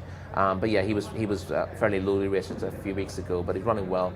Stall 15, I would have said was a bit of massive negative earlier, but we've now seen a couple of horses come from stall 19 to win today. So perhaps things are belatedly changing on this track. Right, it was light the last time any of us had a winner. I think someone's going to have a winner here. Is it going to be you, and what with? Wow. This is an easier race to solve than some of the other maidens and the Arabian races we've had recently. I think one of us is going to be home in front here. It's not easy. I think there's a couple who are biggish prices are overpriced. I think Alaj will outrun his odds, and I think Jadun will outrun his odds as well. But we're just about getting winners, not about getting value. So I am going to go. It's still a fair price anyway. I'm going to go for Al Najm Al Hadr, who I think is very similar to Is the Jar in form, but is ignored in the market, still unexposed, and should run well here for the White Stable, who are resurgent today. Certainly. I'm going to go with Ibn Haban right at the top for Abdullah Al Credis. Nice post position in 3, very versatile with trip, and was a solid 5th to Atomic Impact in a 0-90 last week. So it's Ibn Haban, number 1 for me. It's number 8 for Rory. Al Najm Al Hadir looking to land a hat-trick for the White Stable in the colours of King Abdullah bin Abdulaziz and Sons. The runners are making their way down to the 9 furlong start, as we can see some fantastic drone shots of this spectacular circuit. Let's return to our reporter Callum Helliwell. Callum, I think someone's going to have a winner here. Is it going to be you? I hope it will be me, team. I'm going with horse number 12, JDL Care. I love the way she's sort of proud around the parade ring. She gave Alex an absolute nightmare going down to the start as well. She was really revved up and ready to go. Hopefully she's calmed down just a little bit here as they circle down at the start, but Jade Al-Khair will be the play for me. Just a couple of lines from people in the parade ring. Obviously there is a hugely viral video of me trying to get interviews and being quite frankly turned down on a repeated schedule, but what's been great is that people have been coming up and talking to me. They don't want to get interviewed, and that is okay, but they'll give us a few lines. So I spoke to Abdullah Al-Khatani, who trains horse number 3 and 4 for the Red Stable. He couldn't pick between them, and he said this race is so close. That was the word he used. He said like tight handicap was the way that he actually worded it. So I imagine they hope that the horses will be there, but they don't think they've got a massive chance. You tend to know, especially when Jimmy Jerkins had a Red Stable runner and it's got a good chance. You often get a sense that this horse is going to run well from the interviews that you get and sort of the vibes you feel in the parade ring. I wasn't getting those major vibes today. I could be totally wrong and they could bolt up and finish first and second. But for me, I'd be a little bit reserved with these 2 Red Stable runners. I think certainly the trainer doesn't think they're streets ahead of the rest of the field. I thought Aras looked very well in the parade ring. I'm sure Your Connection will be hoping this thing jumps off, so keep an eye out on stall 2. Right down by the rail, and hopefully that horse goes. But the selection for me will be Jade Al-Khair, horse number 12, jumping from the dreaded gate 14. Alex, can you please call me home a winner? It's been a while. Well, I'll try my best, Callum, and the last time you said that, I think it was fruitful. So we will try again here with the first few in the stalls. We need to keep an eye out on gate 2 here, don't we, when these gates crash open with Arras, and see whether that runner comes out on terms. 9-4 Ashkana, but there's money now coming for these aforementioned Rory interests. Al Najim Al Hadar 12-1 from 16s. Jadoon down to 14s from 40s. So a couple of these at long prices are strong in the betting on the back of the suggestions from the team. So we're about halfway through this loading process at the moment. Florette has just gone in despite kicking out a couple of times. Jimmy Carrion with the ride. First ride he's had on today's card. Next couple go in. The 14's just gone in. That's Rarasi, number 14, into gate 13. More to J's gone in, still 12. Here comes Jade Alcaire. Alex Moreno had that incident in the gates in the last race with the horse breaking out. All was okay in the end though. About 3 to go here, still waiting for Moshabar. Ashkana remains out the back, and also Arras as well. 3-time winner. It's Arras. There's the 9 then, check jacket on the way forwards. In fact, both in checks, aren't they? Blindfolds on Arras here going in. Eyes on gate 2. Standing by. They're off, jumped away and planted again. Not come out, stall 2, Arras not jump with them. Has been left behind, did not race, did not go away. And the flag's being waved. So the red flag's been waved for a false start here.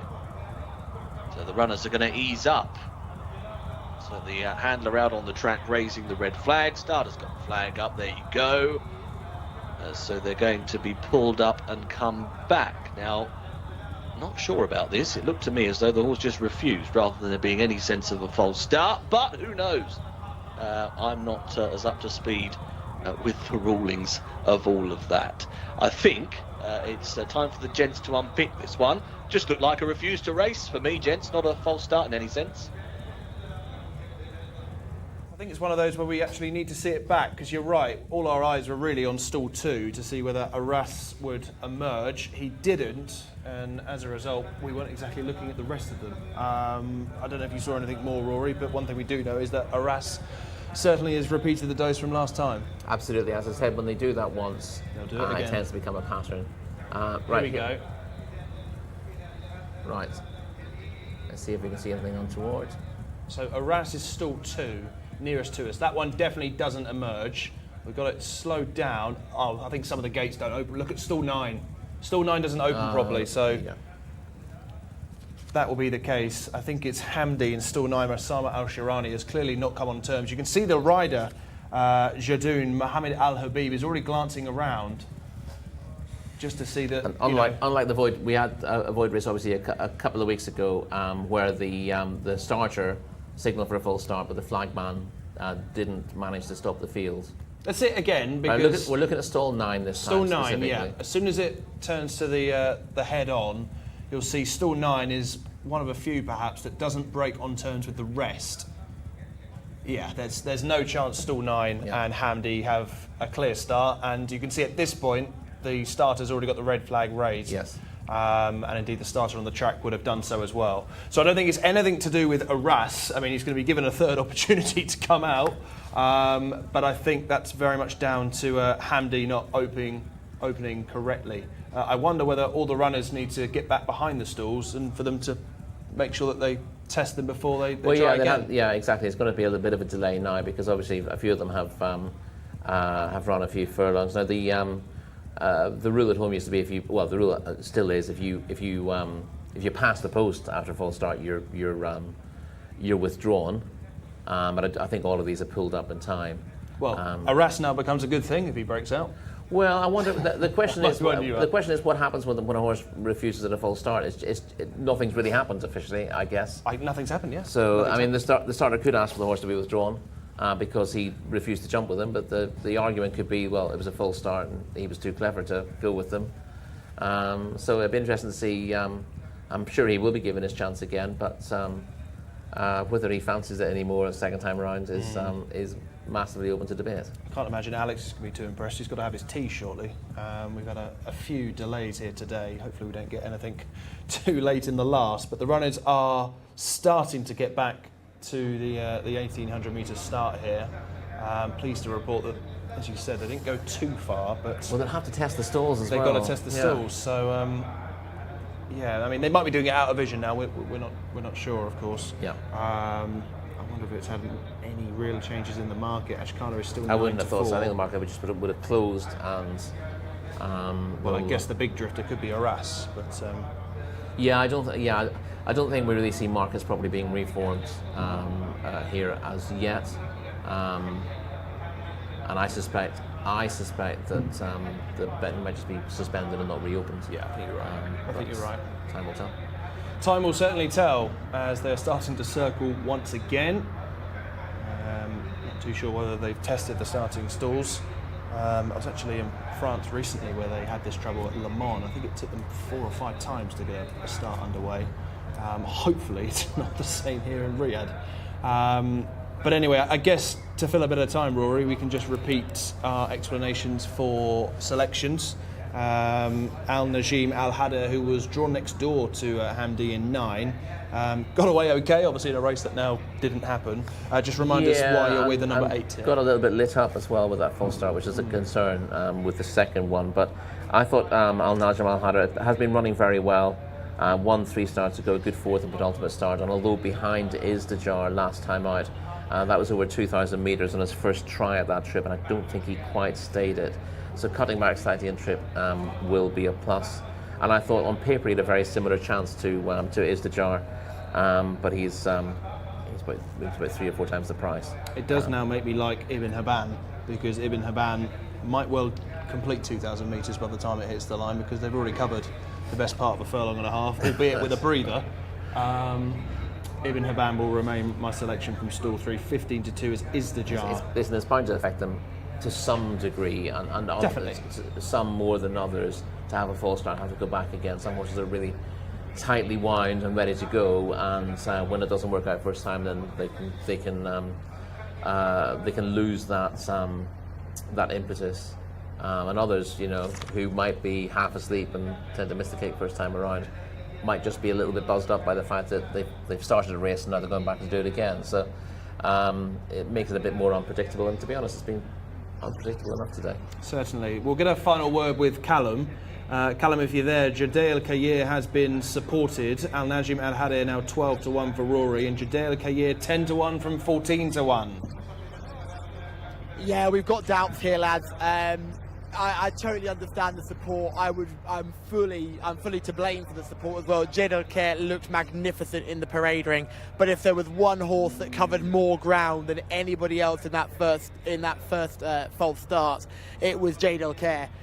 Got an absolute flyer. I think her stall opened up about 3 days before everything else. Alex Moreno was about 5 lengths clear as they left, and he took his time to come back, but she looks a totally different animal now behind the parade ring. I think Connections will be absolutely fuming with this, because she was, I cannot stress it enough, she was the definition of ready to go. She was prowling around the parade ring. She was on the edge of bolting down to the start. Alex had her already, and she's jumped like a good thing, but she's had to be pulled back. I think Jadeh Al-Khayyar may be in trouble. She's still my paddock pick, and I totally understand the support, but if you've got the opportunity to bail out your selection, I wouldn't be against you if you said, nah, we're just going to cut our losses here, because she did cover a lot of ground, and she's the horse that you the one horse that didn't need a false start was Jadeh Al-Khayyar. So hopefully she can run a big race, but I've got my concerns now, team.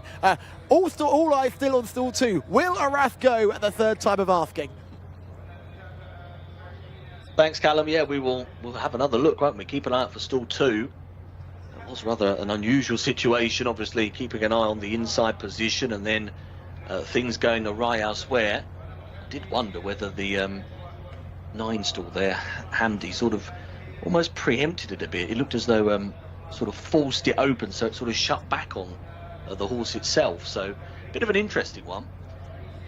But anyway, hopefully take 2 is a bit more successful. Heavily delayed here though now, aren't we? We're about 15 minutes behind the scheduled off time. Next couple of runners moving in. Jcsa has just gone in, still 12. Hamdi coming up, still 9. Definitely extra eyes on that stall now as well, of course. 7 horse goes in. Al-Ajwa, stall number 10. Al-Najim Al-Hadar is in, gate 8. Not all that many left now. Ashkana coming forwards, just going in as well is Moshabah. And it looks as though Aras is going to be the last one again. Now what's going to happen this time? We are set. They're off. No go for Aras. New start, same story, didn't go, so refused to race. Aras the 6. Rest of them away in a fashion. There'd be about 5 lengths already top to tail as they work their way through the first furlong, first couple of 100 metres of this 1,800 metre trip. So let's see where the early pace will come from. Couple up there forcing it early. Jcsa got a good beginning again for Alex Moreno, is well to the 4, not far from the speed. Al-Najim Al-Hadar is there as well. Down on the inside at the moment, covered up, is Ashkana. Got a decent slot there on the inside, running rail, and just in behind the base is Jaddoon as they work their way towards the end of the back straight. It's probably just Mosika who has the lead there, and Moshabah also prominent. So working their way out of the back straight, down on the inside, Jcsa just got a little bit of a squeeze, but is trying to take that inner line and come through. Jaddoon is still there on the outside of horses, the yellow and black colours. The eyes particularly drawn to Al-Najim Al-Hadar, who appears to be travelling up very nicely indeed.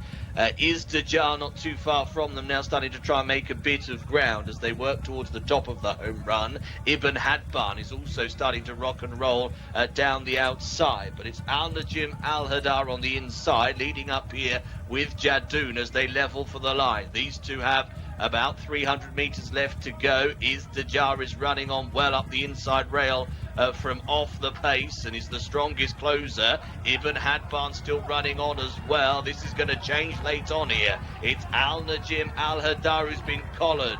Swooping on out the outside, Ibn Hadban finishing probably best of all with Izdajar up the inside. Ibn Hadban, I reckon, on the ball.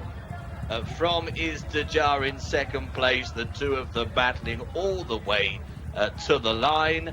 Al-Najim Al-Hadar was run out of it late on. Number 1, Ibn Hadban, has gone on to land the prize. And Mark finally has that winner. He's been hitting the crossbar several times today and finally gets the head in front. Not sure whether I'll get a full result here. The graphics are all over the place for me at the moment, but Ibn Hadban has won. Ah, there we go. 155.88. The winner has just got there to deny Izdajar. Behind them, Al-Najim Al-Hadar, who was committed and then reeled back in quite easily by these strong finishing pair. Just ahead again, the margin of victory. Of course, that head covers quite a scope in terms of its official distance, but not for the first time today we've seen that as an official winning margin. Al-Najim Al-Hadar, as we said, 3rd, and Ashkana just back in 4th place. Another good couple of lengths behind them though. 1, 3, 8 and 9, the order for that delayed race 11.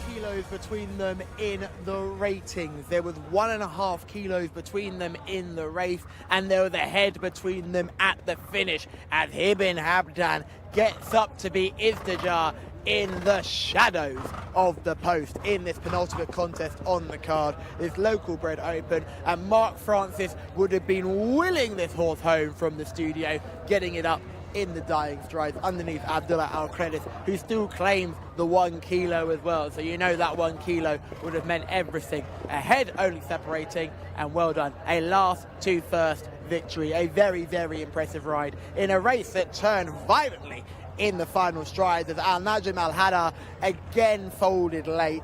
Izdajar looked like the likely winner, and then from the clouds, Ibn Hadban absolutely got up and won in really good style. The horse still with plenty of gusto and energy still left in. We'll go and grab a quick word with Abdullah Al Kredis. It will be a very quick word because I think I've interviewed Abdullah before and got about 6 lines out of him, so we'll see what we can get again. Will it be a full snub? Will it be a half snub? I'm the only one that can find out, and I'll let you know. He's already looking at me with utter fear in his eyes, so it's probably not going to be the best of them. I'm getting guided up by everybody in the training group here to find out it's all gone through as well. Abdullah, congratulations, shukran. Good, good. Horse very good. Very good English, well done. Very good, the English, mia mia.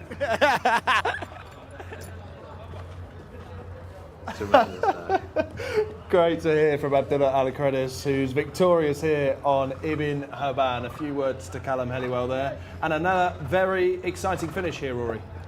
It was, yes. It looked, just coming into the bend, that it might be a match behind Jadun, who was heavily supported from a massive price, and Al Najm Al Hadar, but Jadun weakened off the bend and sort of threw his head around a little bit, and ended up finishing about 6th or 7th in the end. And Al Najm Al Hadar battled back to get to the lead, but ended up doing a little bit too much. And again, this is probably the very limit of his stamina. He ran out of stamina late on over 2,000 last time out, and even this trip has just found him caught out. Although we did look the winner for a long way. Ibn Habban is a really likeable horse. We've seen plenty of him here. He pretty much always runs his race, and he had a decent chance at these weights, despite giving weight to all of his rivals in this race. Winner over a range of different trips. A horse who does, again, tends to rattle home in his races, and you see him about 9th or 10th right on the inside at this stage in the red and black colours, with plenty of speed on up front. Our eventual third, I suppose, is probably sitting in 4th place at the moment, waiting to go forward, and tracking that was the strong travelling Jadun, who looks to be travelling best of all, coming into the bend, but has emptied out late in the day. You have to look back in the field to see Mortier, the grey, right at the bottom of our picture now. He's hampering himself with very slow starts. Not so much very slow starts, but just unable to raise the gallop early in his races before making late progress. I wondered about him being able to see this out. He's made late headway to finish about 5th, I think, on this occasion, but just not firing in all cylinders, not running quite to his mark. Izdajar in the red stable colours, the first colours there, has run a big race. You see him moving into 3rd place on the outside of 3 runners, just hampering the one on his inner, but Ibn Habban's coming on his outside now at this stage. And although they've got 5 or 6 to make up on the front 2, both of those beginning to paddle a little bit a bit at this stage. And you can tell that the closers are going to get them. Here's where Jadun weakens, and sadly for my selection, Al Najm Al Hadar gave up shortly after that as well, but wasn't beaten very far in the end, and one of the more exciting finishes of the day. I think it's fair to say that Arras needs to pass multiple stall tests in future. He's had 2 today. He's had 2 today. That's very true. We are delayed going into the final race of the day, which is due to be off now, but we're going to try catch up time as quick as possible. And Alex Fussy can take us through the runners and riders ahead of the final race in the programme. 3-year-olds only. It is a local bred maiden, Alex. Cheers, Mark. Yes, I will indeed. Final field for us today. Then number 1, Al-Bagash Naif Al-Anazi. Number 2 is Arkan Hamza Sad. 3, Flash 11, Abdullah Al Kredis. 4, Helm Abdullah, Mohammed Al Hubail. 5, Latin Norwef Al Mudiani. 6, Lagaba, that's Osama Al Shirani. 7, Lugano, Sultan Al Mimoni, and 8 is Mutafel Al Dareya, Abdullah Al Farouz. Number 9 is Najm Abdallah, Ahmed Al Tayyar. The 10 is Shera Allah, Ayad Al Turisi. The 11, Tawhi Al Sahil, Eddie Castro. The 12 is Thadir, that's Al Masad again with the £4 off. 13, Warid Al Jud, Abdullah Al Saudi. 14 is Yahom Fawaz Wanas. 15, Gala Bailasan, that's Al Tawala, £4 as well. 16, Green of Truth, Thab Al Timyat. 17, Kathira, Abdulaziz Al Faradi. 18, Ukt Al Wash, that's Mohammed Al Daham. 19 over the page, Al Sayyuf, Rakan Al Ubaid, and 20, Tazim Ali Al Mutib. No reserves, 20 of them going. Back to the gents in the studio. Yes, thanks very much indeed, Alex. You can see the horses are about to exit the prelims and come into the main parade ring itself, headed by number 1 Al Bagash at the top of the race card, 0 from 6. So we are in maiden company here. None of these have won a race before. We've got joint favourites here, numbers 11 and 16, both drawn poorly. Tawi Al Sahil for Eddie Castro at 9-4, with Green of Truth drawn in 20 for Thurb Al Timyat, looking for a double. Both of those 9-4, 6-1 for Helma Abdullah, who is third choice, ahead of the aforementioned Al Bagash. Let's tackle the joint favourites to start with, Rory, starting with number 11, Tawi Al Sahil. Yes, showed ability when finishing 7th on debut. That was behind the very useful Marquez, but it also was a year ago, hasn't been seen since. Badly drawn in return, but has a good jockey in Eddie Castro. I say badly drawn, maybe not. There've been mixed messages today.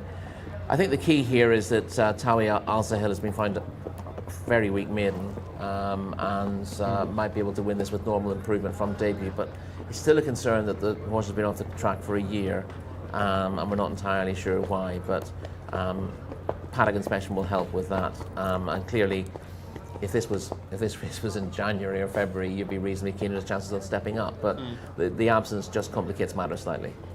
Not as poorly drawn as 16, Green of Truth, who's way out in 20 for Thurb Al Timyat, who runs in the colours of a winner you had here yesterday.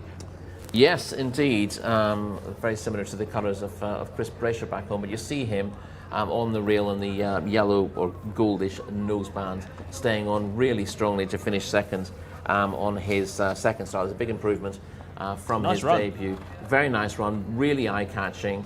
This is not a strong contest.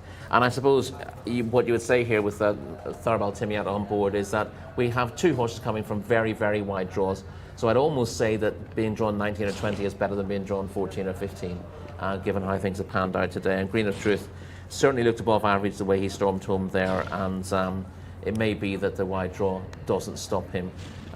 He's certainly one of the more interesting ones on paper, and there are plenty who are difficult to warm to.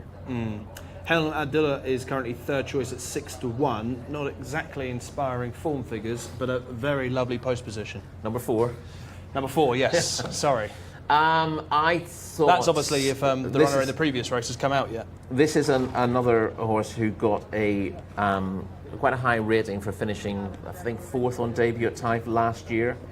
Is now rated 60, but I don't think he's run anywhere near that on any of his starts. Callum, back to you. Thank you.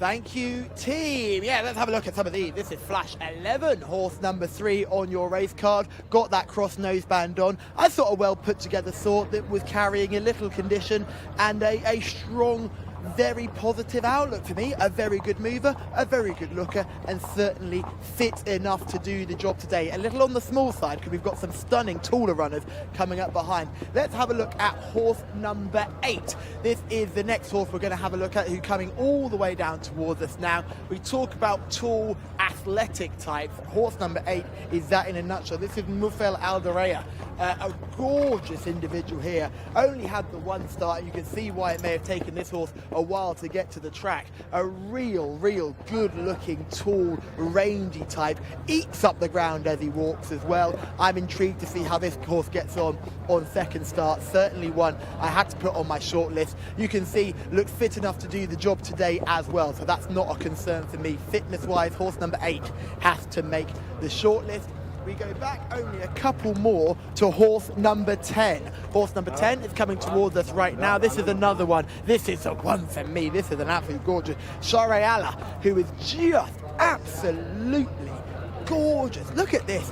When we talk about horses that are athletic and leggy, sometimes it looks like they need a bit more time. This horse looks fit enough to do the job today as well.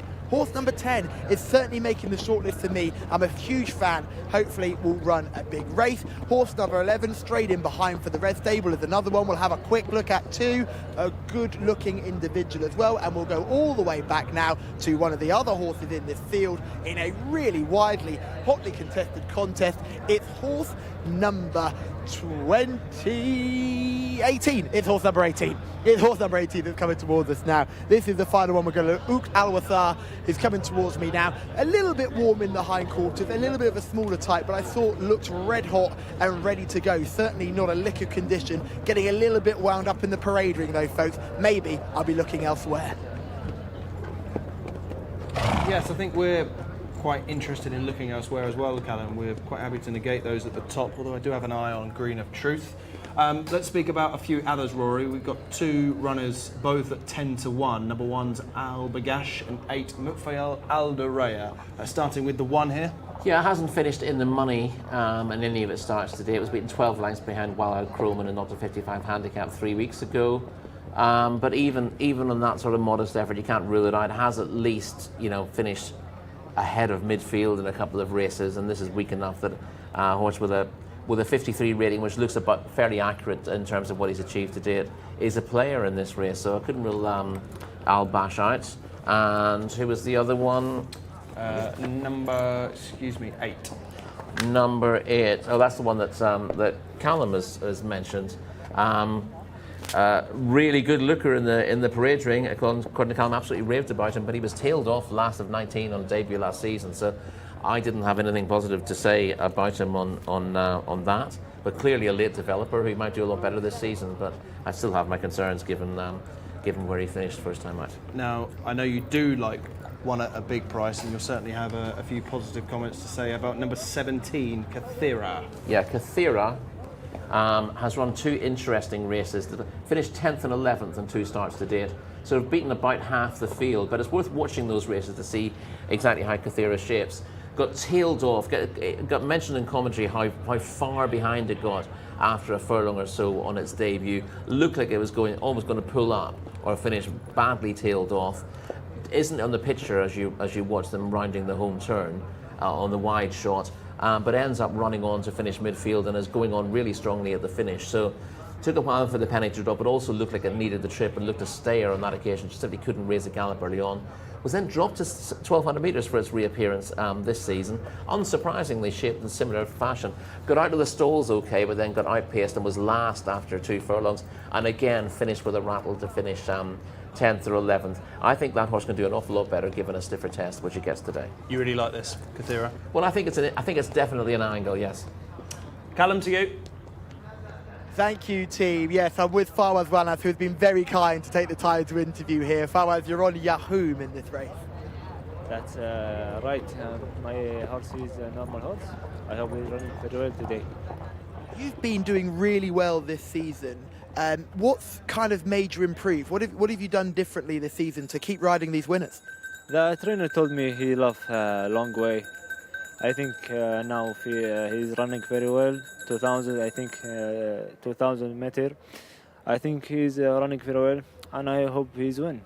Well, good luck. And now the bell's gone, go and jump on. Thank you. I appreciate it. Thank you. I appreciate you too. Thank you. You too. Thank you.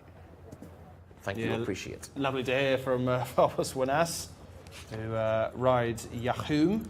Here, number 14 on the programme is a regular in these colours, is Fawaz. Gets stall 19 today, certainly could have been much better. Not completely without a chance. I mean, 0.00007 is form figures read this season, but he's actually been running in better company than this. Only read at 43, but it does represent a bit of a class drop. And stall 19 has actually been a lucky stall today. So Yahum isn't completely dismissed in this. I think he'd do better than half the field at least. I'll see how he gets on. Saudi James Bond with those figures. Yes. Anything else at a bigger price? I guess number 20 Tazim is worth a shout, coming from stall 1. Yeah, you got to look at those who are drawn very low. None of them, obviously, in this race have positive profiles, but this one has finished in the frame once in a 7-race career to date. But was beaten 13 lengths in a weak maiden, what I consider to be a weak maiden on that occasion. Most of the horses there or thereabouts were rated high 40s or low 50s, so to be beaten 13 lengths in a race like that suggests that even from a really good draw, this one's got very little chance. And also number 18, Ut Al Wash at 16-1. Mohammed Al Daham, who rode a winner right at the start of the programme, seems a long time ago. Yeah, second last time out, which jumped off the page, but was beaten 10.5 lengths behind Muslim Sek in what was a pretty weakly contested maiden and Taif. That does at least represent a career best, so this is a horse who appears to be going in the right direction and has place claims to be able to back that up, but it's not strong. It's not strong form even in the context of this race, so you wouldn't hang your hat on that and say that's a rock solid piece of form and this horse should be placed. Of course, we are running a little bit behind time here. This race was due off at 8:15. We're now over 10 minutes behind. I would probably suggest that we are 5 minutes away from a start, as they are starting to get their way down to the 2,000 metre beginning, or is the end of the back straight, isn't it? So hopefully that they're more galloping down as opposed to Here's my selection coming into the picture. Unlikely to run away with his jockey on the way to the start, given how slow he tends to be in the early part of his races, but hopefully he can warm up a little earlier today and show improved form over this 2,000 metre trip. I think that could be the key. One more I want to touch upon, and that is Flash 11. That is number 3, Abdullah Al-Kredis, looking for a quick fire double.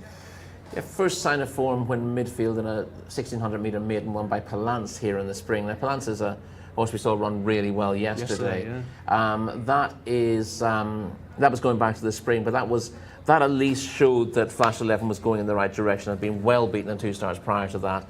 Now, even bad horses can finish midfield and maidens if they're given the right kind of ride and sort of running through beaten horses. So I wouldn't be certain that that's proof that Flash 11 is improving, but at least it was a more positive sign, and it is in the most recent run. So coming back off a layoff,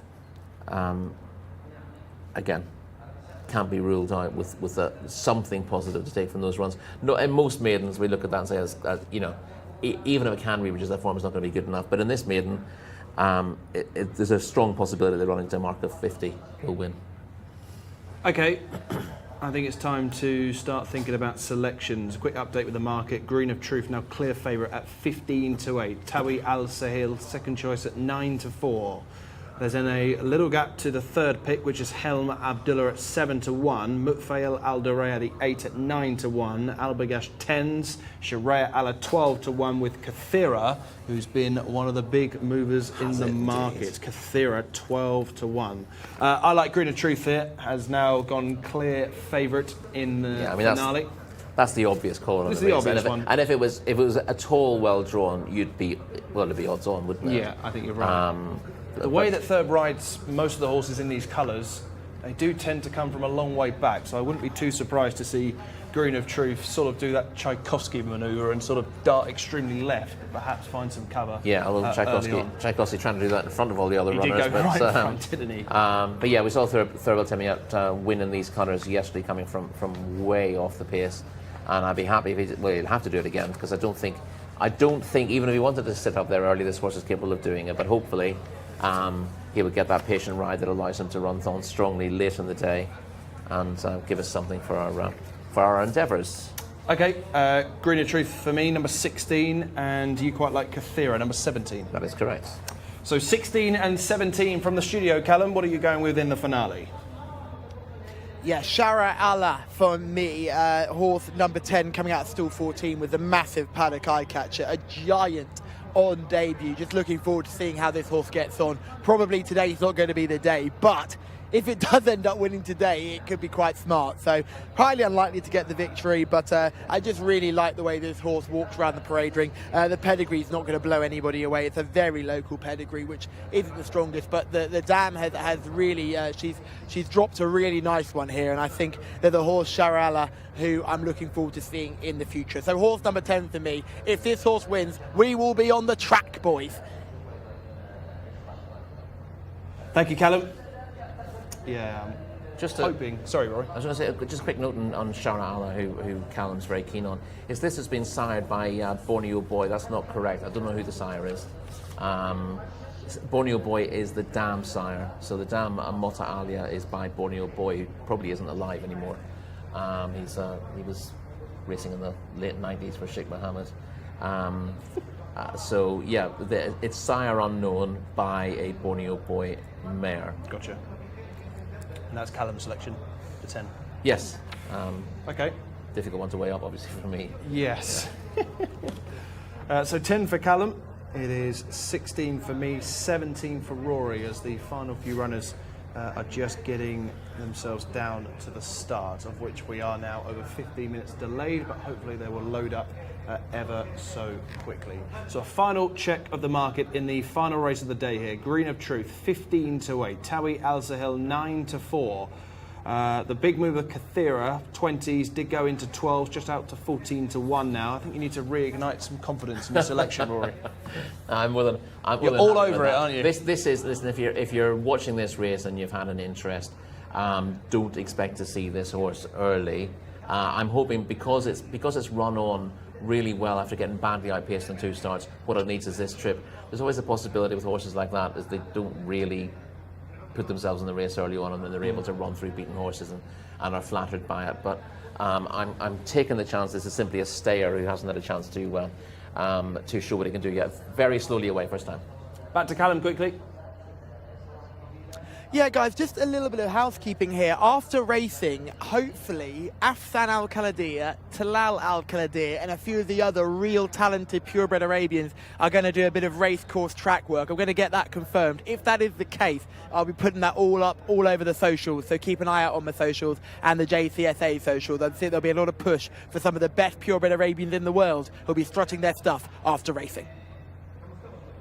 Certainly keep an eye on that, because Asfan Al-Kaladir has been off the track a long time. Tilal Al-Kaladir, simply perfect at Taif in the summer. We'll keep an eye on the socials as we come to the final race of the day, race 12 of 12, as we head back up to the commentary box one more time with thanks to our commentator for the day, Alex Fassi. Alex, I hope the dinner is still warm. Burnt, I'm afraid, Mark, but never mind. Runners are going forwards here for this final race of the day. Good to be alongside you all again. Last few, about half of the field are in at this point in time. Keep an eye out for Kathira, of course, gate 10 if you're with Rory's long shot. And if you're liking the pick of Mark, top of the betting, Green of Truth, still 20, so you're going wide there. Just moving up is the 10. That's Sharia Allah. That's the one that Callum was drawn to in the parade ring. Next to go in is Al-Bagsh. Still going forwards flash 11. One of them just having a spin around. That is Tawi Al Sahil. Alm Abdullah. Gone up and in, so we are getting there actually. Couple to go out the back now. We've got Najm Abdallah and also Green of Truth is going to be the final one forwards. Last pair coming in for the final race of the day, standing by.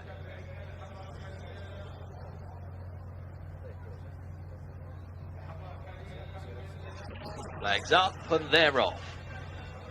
Racing away. Jumped out in this local bred maiden. They go 2,000 metres this time. Not a good start for Lugano right towards the tail end of the field, and also Sheree Allah's quickly dropping out, can't keep up with the early tempo, and throw Thadir into that mix as well, being down the order. Good though to get going was Arkan right up there. Also Al Bagash is another one who races prominently. Not too far from them is Lagaraba. They are well fanned out here. There's plenty of them contesting the front running role. Ukat Al-Wash is on the left as we're looking on at the moment, the black and white colours. Also Tawi Al-Sahil's not too far from this leading line as they slowly figure out some sort of order, but they're still en masse at the moment. Down on the inside, Al-Bagash just has the overall advantage. Picking up out wide is Green of Truth to move up into second place. In between horses is Flash 11. That runner race is just sandwiched in third. Next in the order at the moment, we've got Lagaraba, who's just moving up in between horses as well, as Flash 11 has given way.